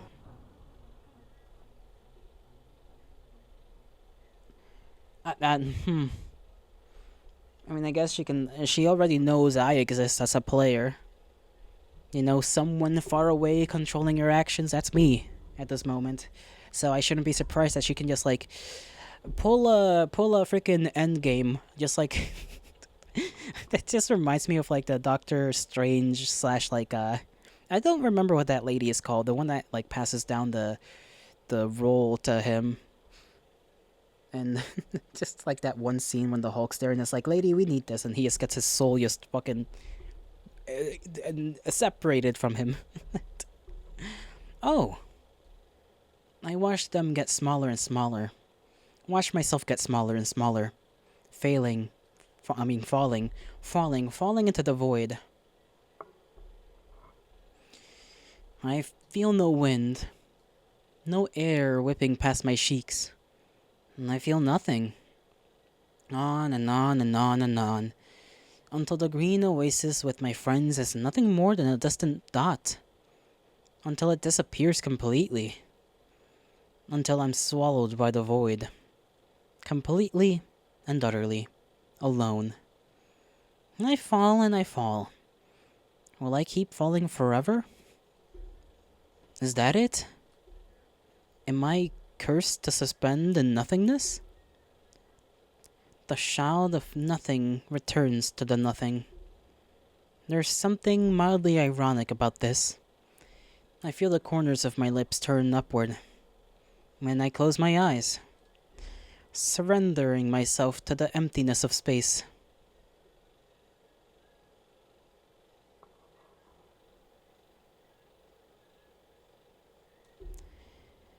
I open my eyes to green.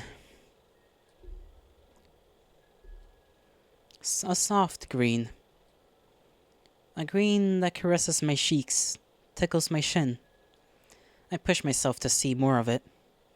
All around me, and all over and all around me. A waving, rolling sea of grass. Ah, yes. Windows. Backdropped by the most brilliant blue sky I've ever seen. I blink. Test my fingers by running them through the grass. It's then that I see my hands are fully intact. No missing fingers. And my arm is healed too.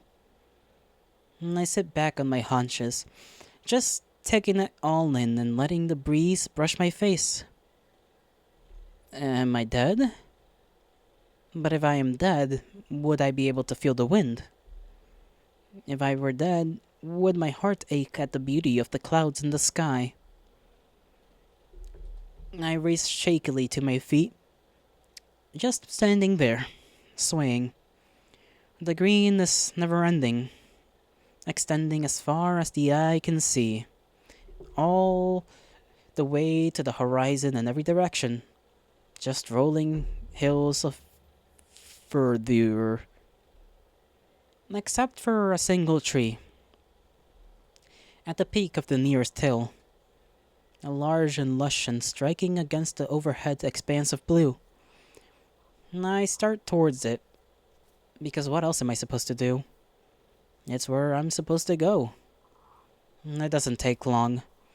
Unlike the clearing, Unlike the clearing, there aren't any strange abnormalities in this place or space-time here. Maybe because this entire area is an abnormality in distance or space-time. Feeling altogether unabashedly strange, yet at the same time strangely unabashed. I approach it. Its reaching branches and glistening morass leaves leaving piebald shadows on the turf below.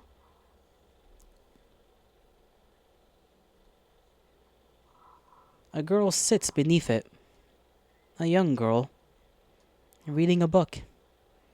I watch her turn the pages in contemplative silence. "Hello," I say stupidly. She looks up, smiles. "Hello, Iggy," she says smartly. The purple of her dress makes her look like a flower nestled in the tall grass. I just reached a good part, but that's okay. There's more important things to do. Oh? I suddenly feel incredibly out of place. My big adult shoes, my big adult hands, my big adult body standing in stark contrast to the simplicity of this place. But then Sadie takes my hand and everything is okay. Is this Sadie? I guess like a future, space-time is being fucky-wucky already, so I guess it makes sense that like she's more grown here, right? Come on, this way. Okay. Her tiny hand tugs at my fingers and we begin to walk. And there's a path behind the tree. A quaint path of golden dirt winding and twisting down through the hilly plains. Sadie urges me cheerfully along, humming to herself to an unaudible melody in her head. I can't help but feel like we're walking down the yellow brick road. Where are we going? I ask after a while. To see the others. Oh, I say despite having no inkling of what this means. It's like an adventure, like the kind my dad used to read me. Your dad? You can remember that?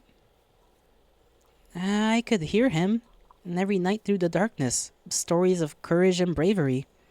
Oh. You're pretty brave, you're pretty brave, you know that? I don't think that's true. But you made it all the way here. I laugh at this, a self-deprecating chuckle. Well, but stop as we round the next corner. There's a small figure huddled down on the side of the path.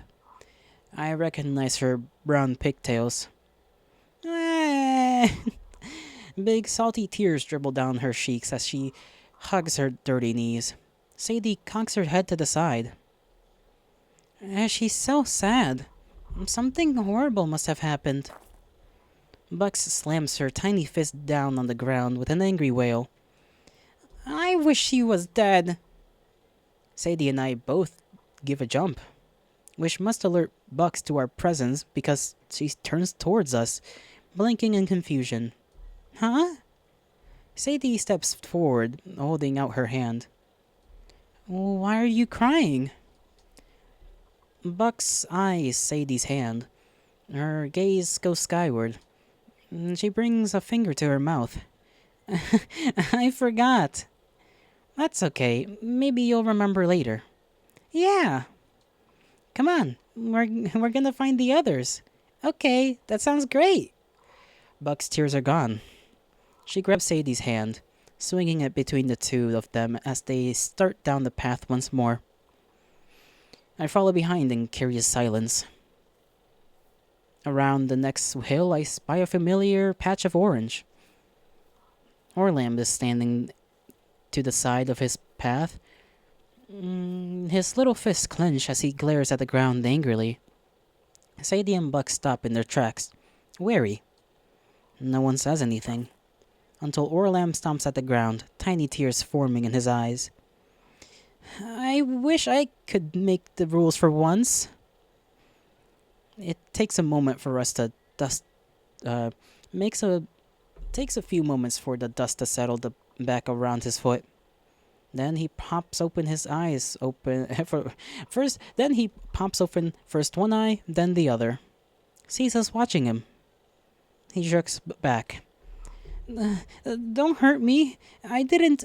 I didn't. Sadie steps forward. We're not gonna hurt you.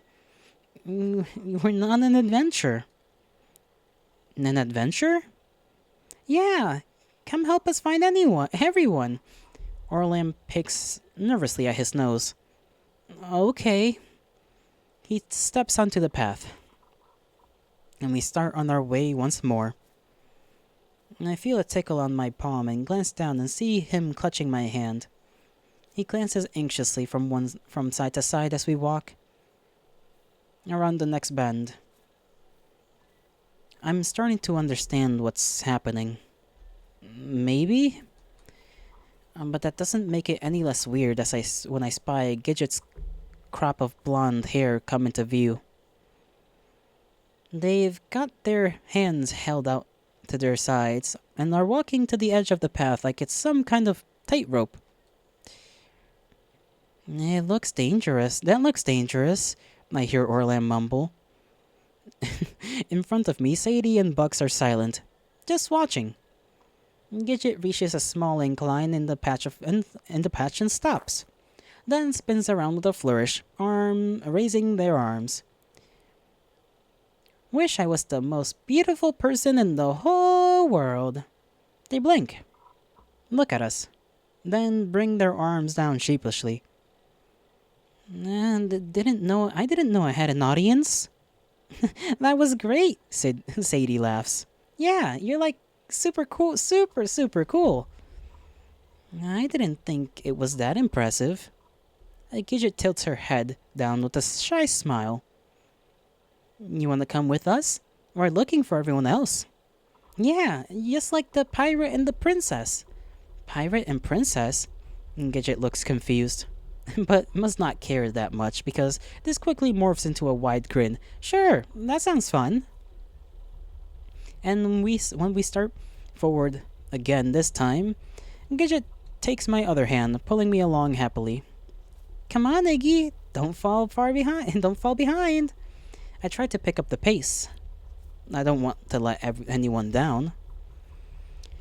I know who we'll see around the next corner. So, the head of spiky black hair is no surprise.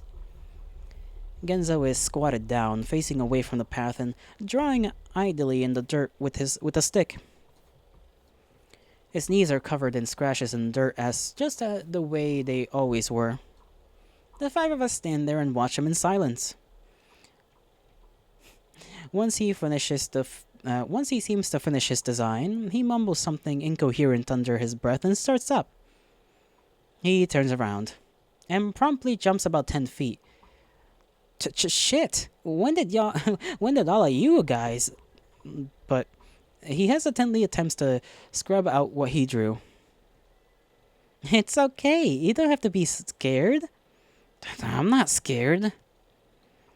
What were you mumbling just now, huh? Okay, Bugs. Bugs, chill. It's not that serious. Just, what were you mumbling now, huh? Bugs clenches her fists together in earnest.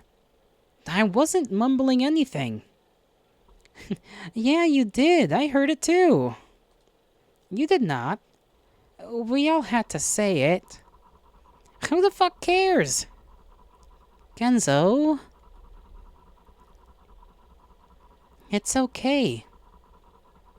Genzo points his gaze down stubbornly, and I see his fist shaking. Finally, he mumbles something again. Hey, I couldn't hear. I wish I could see eggs again. Sadie laughs, holds out her hand. Come on, we've almost found everyone. Genzo huffs and turns away, crossing his arms over his chest. But he follows the group as we start up again, for the last time. I tried to catch a glimpse of what he was drawing, but it was too scratched out. Nothing but the faint outlines of letters peeking through. We make our way towards the final hill, and I can't help but feel a bit like some of kind of babysitter as I walk awkwardly in the middle of that passel of children. Some of them laughing and skipping, others sulking, others with hunkered shoulders and eyes blinking in anxious curiosity. But all of them ushering me along, pulling on my hands, my shirt, pushing me from behind. Come on, Iggy! Don't fall behind, Iggy! We're almost there, Iggy! We round the hill, and my breath catches in my lungs for a moment. It's me. Not the current me, no, but a much younger me. The me who'd convinced all my friends to cut their hands on that fateful night. The me who'd gazed out in awe at the world of wonder that had awaited us. The me who'd never been able to experience that same unbridled joy of seeing my friends so happy that day. Younger me looks back with a smile as my friends run towards him. Iggy! Iggy, what did you wish for? Iggy, can you believe it? Younger me shakes his head with a smile. I haven't wished for anything yet. Nothing?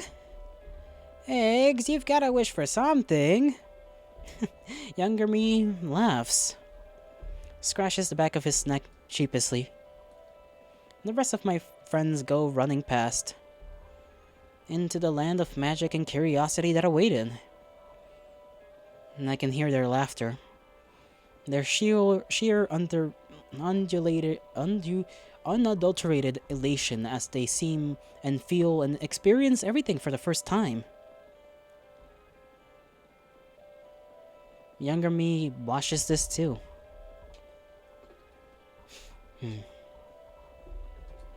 Just standing there from the sidelines.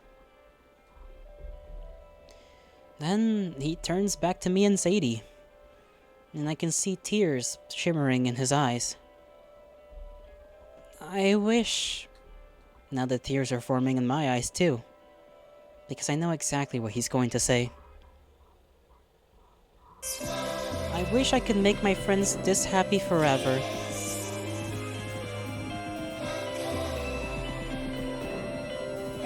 And there we have it, the wish.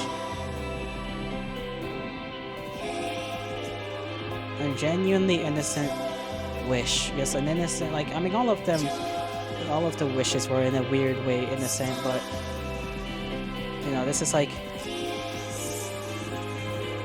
the wish of wishes, you know? Shit. He just wanted his friends to be happy like that forever. You and I are the same, you know. We're both children of nothing. But you still have a chance to change things. But what'll happen to me?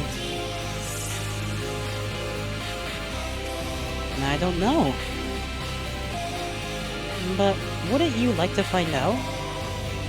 Rather than repeat the same cycle again and again and on an impossible quest for everyone's happiness, except your own?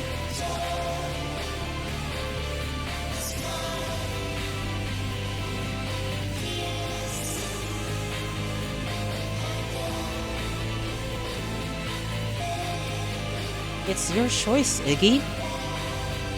Let me in. Or don't.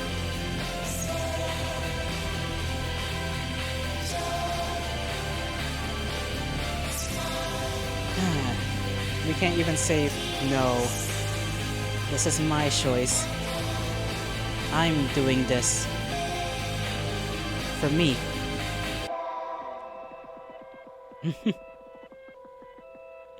There you have it. Break the cycle.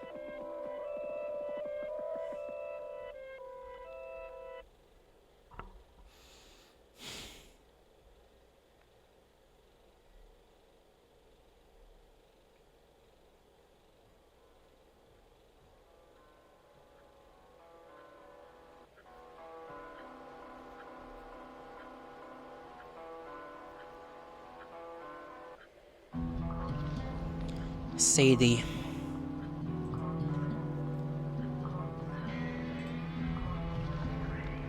What do you want, Sadie? I guess that's the tree asking, Sadie, what do you wish for more than anything else in the whole world?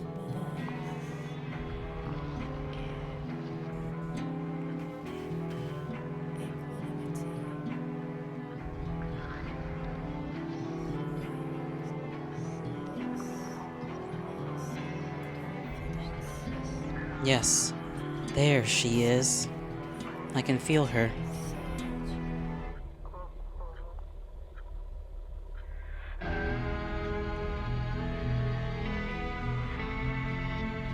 I knew he'd be the perfect vessel. Easy to hollow out and replace.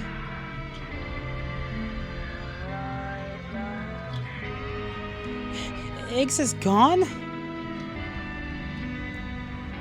Iggy!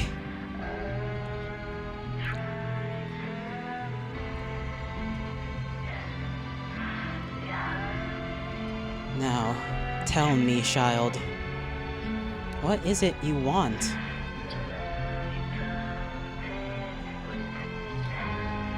What do you wish for more than anything else in the whole world?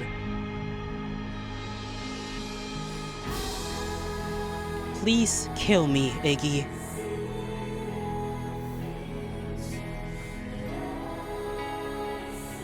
Ah! I can feel it. I can taste it.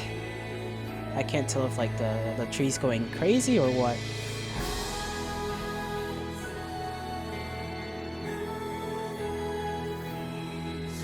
Here we go. It tastes incredible. I feel so alive. The innocence coursing through my roots. This truly the single, purest, most perfect.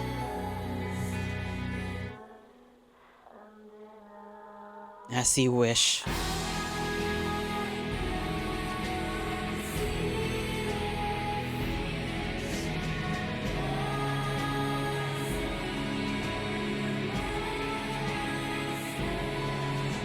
Oh, Jesus Christ.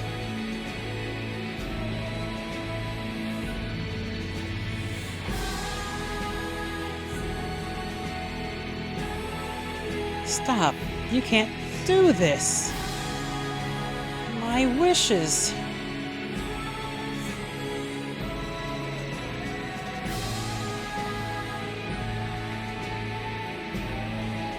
Without my wishes, I'll...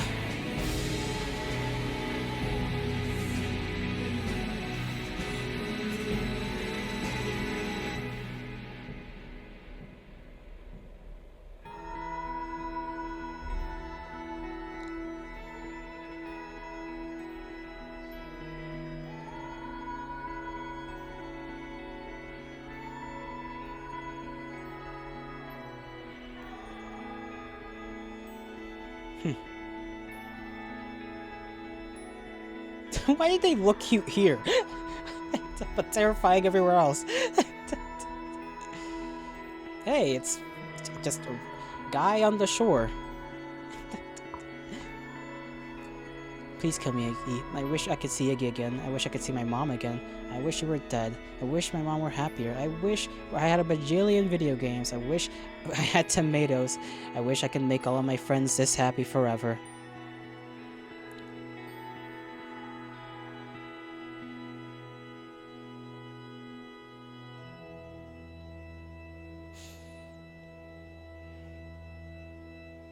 Yeah.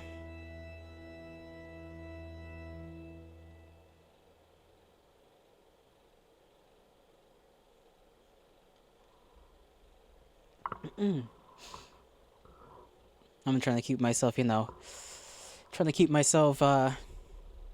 stalwart. Stoic. When I open... Fuck.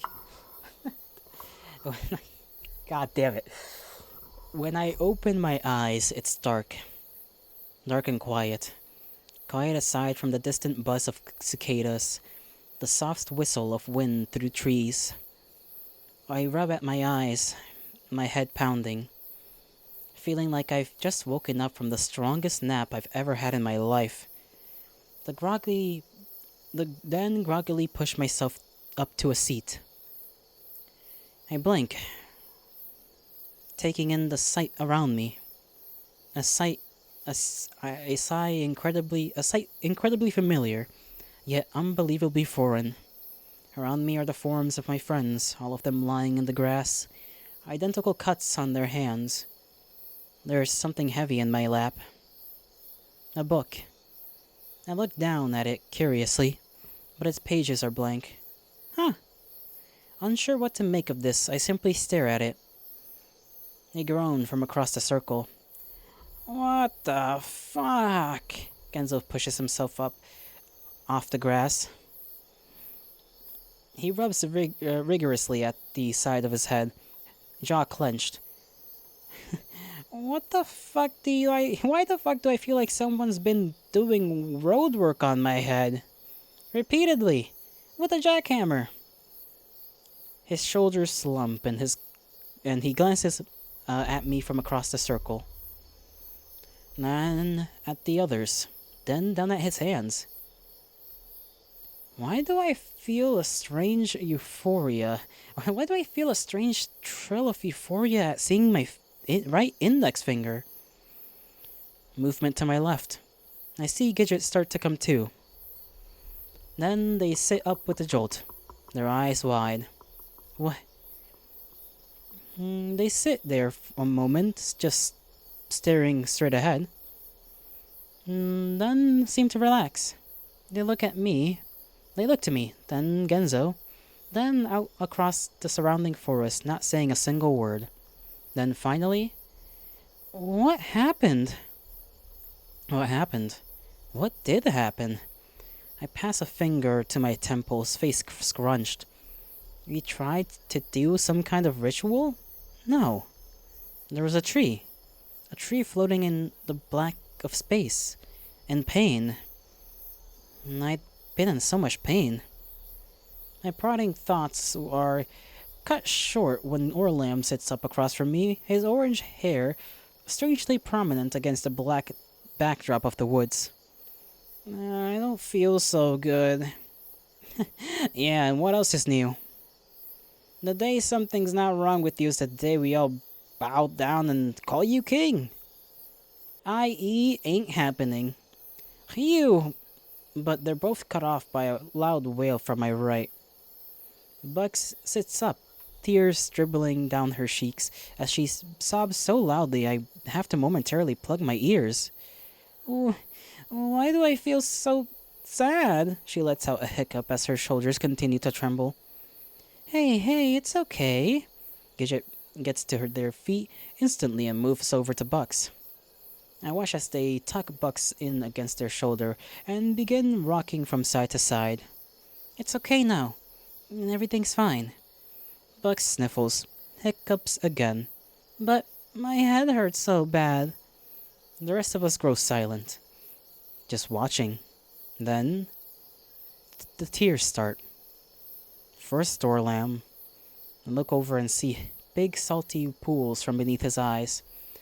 Then he's sobbing too, his form crumbling as his shoulders sag inward and tears begin streaming down his face. Then Genzo.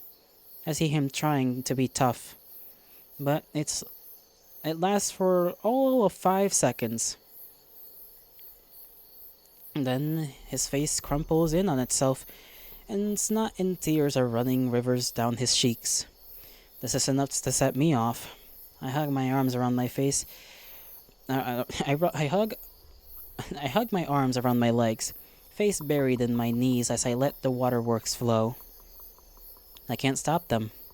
My heart feels like it's tearing in two. Bludgeoned, beaten, ripped apart, like 100+ years of sadness and pain and trauma is all dumping in on me all at once. I don't even have to look up to know that Gidget is crying too. Even as they continue to rock Buck's tiny form back and forth. even as they try to reassure her and all of us, and myself, that everything's going to be okay. And I cry and I cry. Cry until my throat turns raw and my eyes turn red. Until I feel some of that sadness start to release its grip on my heart. And when my sobs finally give way to quiet sniffles, I look back up. Look out at my friends. All of us, with lips trembling and eyes strained. I wipe at my face, take a shaky breath, then slowly rise to my feet, wobbling as I find my balance. And I don't really know what to say, so I don't say anything. Instead, I find my gaze pulled to the center of the circle, towards the small oblong object poking up above the grass. I step towards it, crouch down, lift it tentatively from the ground. Oh, it's a doll, soft and worn, with long, straight, dark hair and purple dress. Its button eyes stare up at me. "Hello," I say stupidly. "Hello, Iggy," she says smartly. I snip. Wipe again at my face. What's that?" I hear Orlam ask, his voice squeaking. "Nothing." I tuck the doll into my back pocket. Nothing at all. Then stand back up. The others start to raise to their feet as well. "So, Kenzo starts, wiping stubbornly at his eyes. "We just gonna, go home now?" Gidget helps pull Bucks up, who's still sniffling softly. "Our parents are gonna be out looking for us soon." "As if. My dad couldn't care less where I am." "My dad's gonna be mad." "I wanna go home." Bugs lets out another sudden wail, then takes off into the trees. "Crap, Bugs!" Gidget doesn't waste a moment, running off after her with a frustrated groan. Across the circle, Orlam grows visibly nervous. "Everyone's leaving?" He looks left, right, then abruptly takes off, following the other two off into the dark. "Ah, shit, I'm not staying out here all by myself."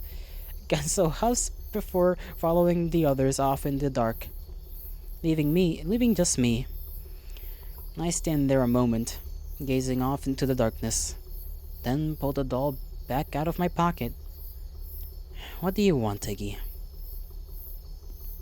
I turn it over in my hands, kneading the fabric between my thumbs. That's right. I know what I want now. I blink, then smile. Smile 1,000 memories. 1,000 moments of heartbreak, 1,000 moments of joy, 1,000 moments of love so strong it makes my heart fucking ache. All pass through my thoughts in an instant, forcing the tears back down my eyes. I sheepishly wipe at my eyes. Then, doll still clutched between my fingers, I take off, and I go running after the others, leaving the forest and our Wonderland behind.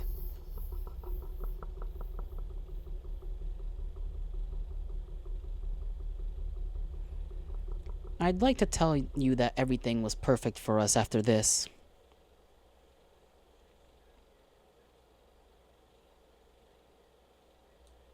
That we now understood everything we needed to know, could find our individual definitions of happiness and live life to its fullest. But this isn't a fairy tale. This is reality. And reality is, by definition, imperfect. There will always be things that happen beyond your control. Accidents, mistakes, words said in anger. Other people, both good and bad. But I'd like to think... Yes, I'd very much like to think that at the very least, we responded to things better.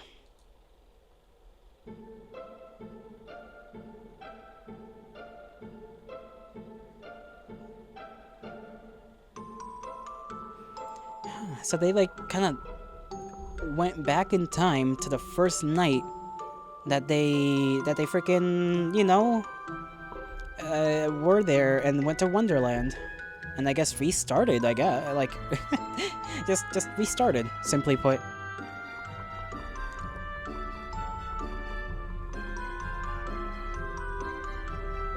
But yeah, like, it seems like they said, they got like a soft reboot, and it was still messy, but that's better than nothing, because that's life. That is life. God, what a great fucking story. What a great fucking story. The fucking Genzo looks so annoyed. I really do hope. Like, I know this, like, I just hope for the best for these characters.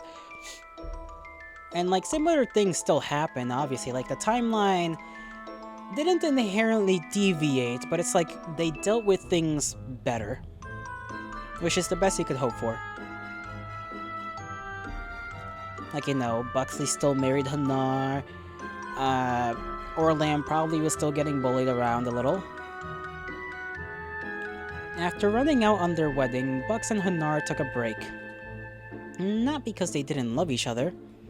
More like because they loved each other. But both of them knew they couldn't be happy if they didn't fight for their dreams. Hanar got his PhD in literary arts before moving back to Dukan to teach creative writing. He's published 3 fantasy novels and is currently working on his 4th. Bucks was scouted while playing Division I softball in college and went to join the USA Women's National Team. She played in both the 2014 and 2016 Women's Softball World Cups before returning to Dukan to coach the university softball team. She and Hannard then got married on their own terms. Nothing fancy. Apparently, they just went and signed the paper on one afternoon. So they ran out on like their original wedding, and then they had another one, but it's like, we just went and signed papers. They currently live in a little brick house on the Dukan side of Lambrook.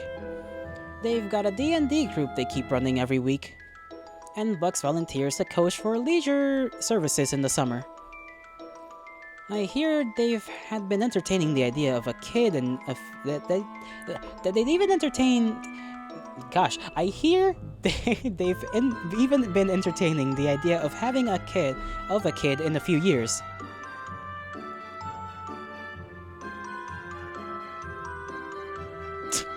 Fucking Cecil!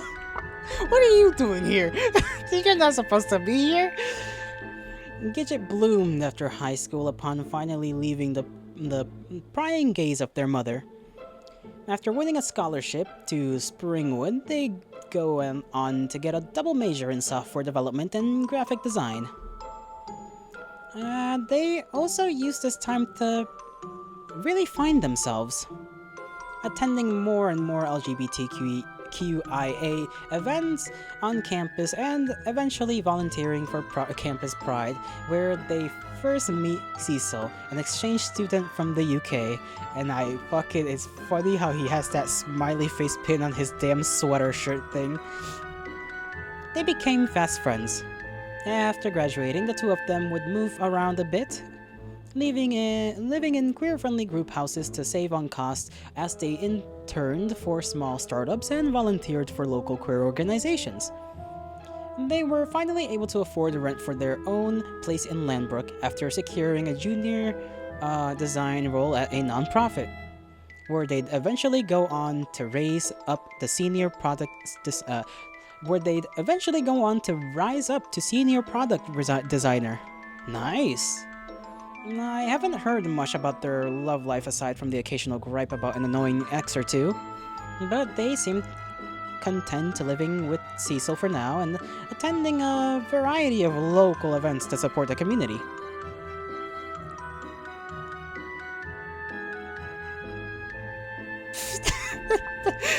That guy in the back doesn't look happy. Orlam joined the Business Professionals of America in high school, through which he got a scholarship to go to business school. Oh. Yeah. You know, now that I think about it, this fucking makes sense. It's like he wants to make the rules so he becomes a fucking businessman. Oh, great. Though his grades weren't amazing, he went to become president of Alpha Kappa Psi. And after graduating, he entered for a number of high-profile firms in Dukan. After a while, he established his own business consultancy agency, enjoying the variety it provided over the predictability of a single company. He even attempted to start a couple of his own businesses. They've had varying levels of success. Still, he seems to be doing rather well for himself and is quite active in both the professional and unprofessional night scenes in Dukan. He seems to be going through an on again, off again thing with Gidget's roommate Cecil. Though, if the complaints from Gidget about Cecil abandoning them are any indication, it might be more on again recently. I'm not much of a betting man, but I'd put money on the three of them simply moving in together before the end of the year.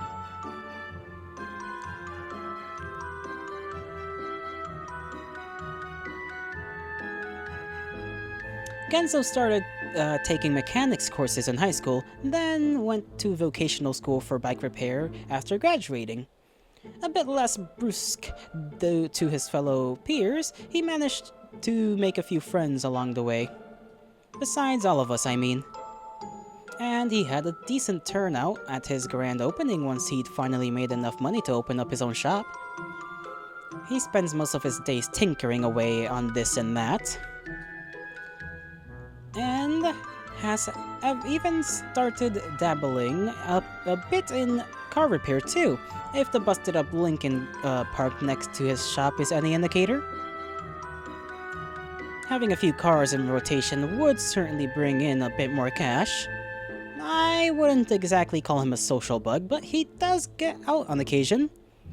And he started volunteering his time at a few community events around Lambrook, even helping start up an annual kids bike race and donating some bikes to the cause. Not super sure about his love life. According to Gidget, he's had a few flings every now and then, but considering he's never mentioned anything to me, I assume they were short term. Despite this, he seems pretty content. I think getting out more and having a wider circle of friends has been good for him, less lonely. I mean, it doesn't help that in the original timeline, his group of friends didn't exactly, interact with one another all that much. Last I heard, he's saving up to buy a nicer place for his mom. And as for me, well, my path didn't differ that much. I moved off to college, studied software development, buried my head in my games, but with a new sense of confidence in my life, in myself.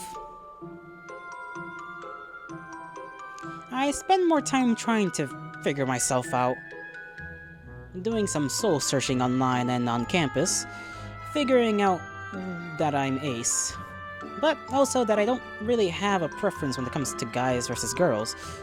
Dabbling a bit in writing in my free time, which gave me more courage when trying to put my thoughts into words, and also gave me an outlet for my hurt/comfort trope-loving heart. Of course. Honestly, fine. A fine trope. I'm not saying it's a bad one, okay? It's just some people don't really... they don't make the hurt last long enough, you know? I became more aware of my wants, likes, needs. Even if my anxiety sometimes made it difficult to fight for them. And I kept up with my friends more. Good job. Made more of an effort to reach out, to keep in contact. I'm not gonna lie and say I suddenly became the picture-perfect model of a friend. That would just be silly, but I did try. I really did. Bring in coffee to Genzo sometimes in his shop, upon which the two of us would spend the whole afternoon just yapping in the back. I did not expect the word yapping to be a thing here. Usually transitioning into beer, and sometimes then transitioning to me falling asleep on his floor. It's just like me. Attending a few local events with Gidget and Cecil. Gidget would always fill me in on all the latest gossip. Cecil would always look like he wanted to murder me. Oh, Jesus. That hasn't changed, huh? Joining a few D&D sessions at Buck's and Hanar's place. I was always the cleric, and always having to be saved. Motherfucker, why are you still alive? Well, we are finishing up the story. We literally are at the end, the epilogue. But hi! Blah, blah, blah, blah to you too, you freaking rascal.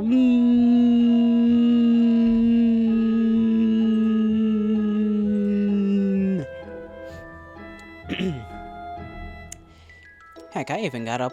I even took up Orlam's invitations to go clubbing every now and then. Just every now and then, mind you. Does everyone want to romance main character? No. Get you. Oh my god, it's like things turn out as good as they can. I mean, we had to kill an infant for it, but like, you know. Besides that, they sort of had like a soft reboot, and they woke up back at the time when they were first, like, they went to Wonderland, and I guess they came back, and life became different. They all had sort of different paths. It's hard to explain. Oh yes, fucking sacrifice. It was sad. It was genuinely sad. I can't even explain it. It's like it was so good though. The whole story was so fucking good. I wish I was better with the words.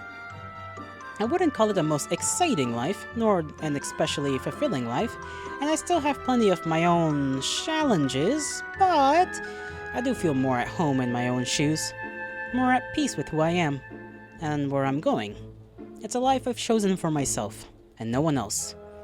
I still get the occasional deja vu, the sudden flash of a memory, sometimes so brief and so intense it takes the wind out of me. Why would killing a baby be so sad? Well, for self-explanatory reasons, Yuki. We went through this whole thing where we got captured by the tree, and it had the baby, and I don't know how to describe this because it was actually kind of terrifying, melded into itself, and it was trying to extract a wish from the most innocent it could, which was the baby. So it decided to take the tree. Just the tree. She's literally a tree. I don't know how else to tell this to ya. Wonderland, or the thing that creates Wonderland, is the tree. The willow tree. Had the baby as a part of her, trying to extract the wish, and decided to use Iggy as a vessel. And then we went through this this plane, and we saw Sadie, but like a little bit more grown up. And then we walked around. Sadie led us to like a child version of ourselves. And then finally we figured out what Iggy's wish was the entire time. He wanted to have his friends be as happy as when they first went into Wonderland. That was the wish the entire time. And well, obviously they got soft rebooted back in time, and yeah, life went on. Some of the stuff the same, some of the stuff different. Other times long and drawn out, filling me with a sense of a long-lost melancholy. My heart knows what I've been through, even if my head forgets sometimes. The heart never forgets. I'll always take a moment to let myself return to that moment. Let the memory fizzle to the surface. This whole thing happened because a tree wanted to save a sick baby which it had on life support in itself. Kinda. It was more like Buxley attempted to murder her kid, Sadie, and then the tree was like, well, I was saving it. But the tree's evil as fuck because it was saving it because it wanted a wish from it. But it couldn't have a wish from it because it's a baby, and babies can't talk. So, you know, the whole using Iggy as a vessel type of thing.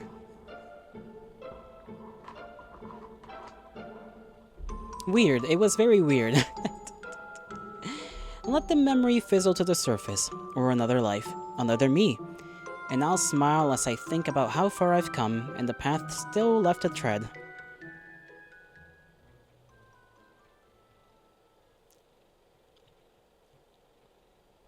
It makes me wonder. I think we got like the like a very neutral path. Bugs has created the group party. Okay. Bugs has added you to the group. Bugs has added Gidget to the group. Genzo, Orleam. Hey! Listen up, shups. I'm having a Christmas party, and you're all coming. The end.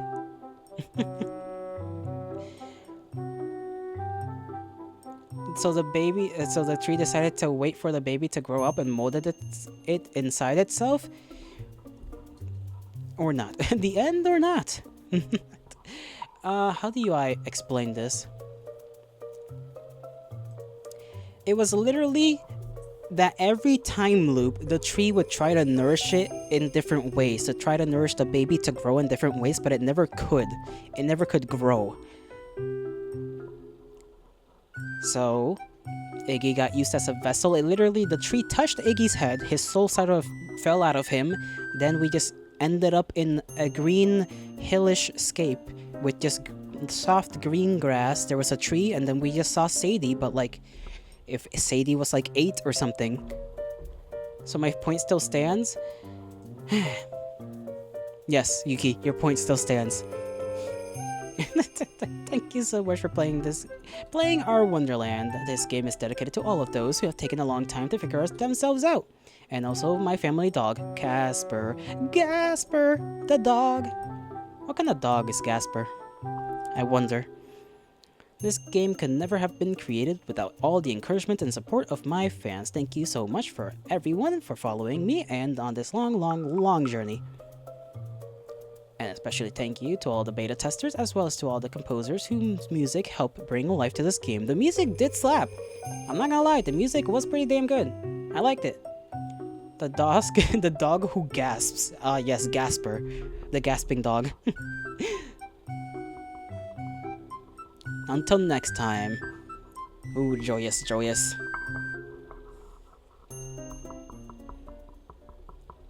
My throat kinda hurts. It's been 6 hours of me just reading things out loud. What a good story. And you just have Iggy there in the back just with his phone. Oh, by the way, you have corona. I fucking... See?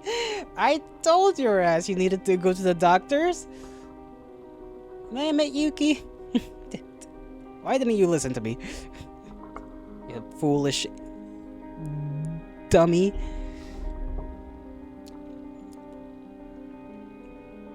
Nar, you're feeling okay? You say that, but you literally said you have corona. That's like fever plus no tasting food plus everything else. But hey, are you at least eating? I want to make sure you're eating food. Because I don't want you to be sick and not eating. Please tell me you've eaten something. I know you just woke up. Go eat something if you just woke up. Get yourself like a sandwich. Or just bread and butter. Anything, really. Anyhow. I'm gonna talk about the story and how I felt about it for like 5 minutes here. You ate a whole package of sheep Chinese spicy instant noodles. Good enough. The story was fucking fantastic. I loved the story. I'm just gonna say I loved it. I'm probably gonna remember it, or at least, you know, when I'm told about it and have a little bit explained about it, I'm gonna be like, oh yeah, that story, because you know my memory tends to be funny when it wants to be. But this story was so good. It makes me like, now I'm kind of curious as to how the other epilogues end. For yesterday, now it's 3 a.m. Oh, jeez.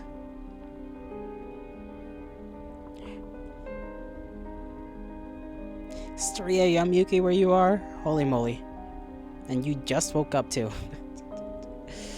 Probably gonna eat one time today too. Try to eat more than one time for me, okay? Eat 2 times, even if it's like a little thing. You have little dingus. You're gonna be hungry. You're gonna feel more lethargic. You don't want to feel lethargic, Yuki. And then you'll feel dizzy.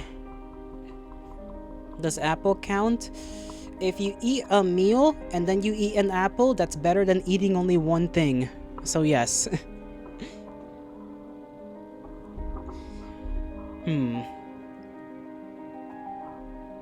What else do I want to say about the story? Because I want to give all of my praise to the story. I enjoyed how the topics were approached. That's one thing I really liked as well. Where it wasn't shy about it, but it wasn't heavy on it, if that makes sense. That was pretty well done. You always feel dizzy when you stand up or stretch. That could just be the blood rushing to your head. You are tall. You must remember this. If you stand up quick, you're gonna get dizzy because the blood is gonna rush out of your head because you're tall. Like a tower. You gotta go slow. Don't go fast.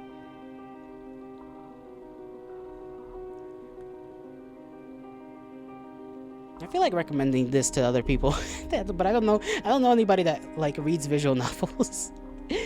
When you stand up, it goes dark in your eyes. Yes, that is the blood fading out of your brain real quick. You can't stand up fast. We've talked about this before. Stand up normal. The stretching thing happens to me too, though. I'm not gonna lie. Like when I stretch, the blood also decides to not be in my head for a second, and I don't know why. Goodness. Characters were great, story was great, music was great. I'm curious about the other epilogues because we didn't get to choose anything from. Well, I guess we chose what I'm gonna call default epilogue because we didn't have enough affection with anybody. You don't know anybody who likes furry? That's not what I said. You ding dong! I might just bonk you on the head. Ah, goodness. Now I have to go eat my second meal of the day because I've only had the snacks I had and shower because my ass stanky out here sweating in this room. But yes, wonderful story. But it's a furry game. Just because it had rabbits in it doesn't make it a furry game. That's not how this fucking works. Anyhow, good job. They are monkeys. Oh, the characters because of the ears. They're monkeys because of the ears. I forgot you were like, you kind of look like a monkey. Listen, Carrot. Don't bother with whatever Yuki just said. A good job. You did great. Anyhow, I bid thee farewell. I hope you have a great rest of your mornings, afternoons, evenings, and nights, wherever you are. Rar, back to you, Yuki and Carrot. If you ever got any other projects you want people to look into, literally spam call me. I don't care. Fuck it. I'll check your whatever new stuff you make out as well. Make out doesn't make fucking sense. Brain is excited for any future projects is what I'm trying to say. Bye bye.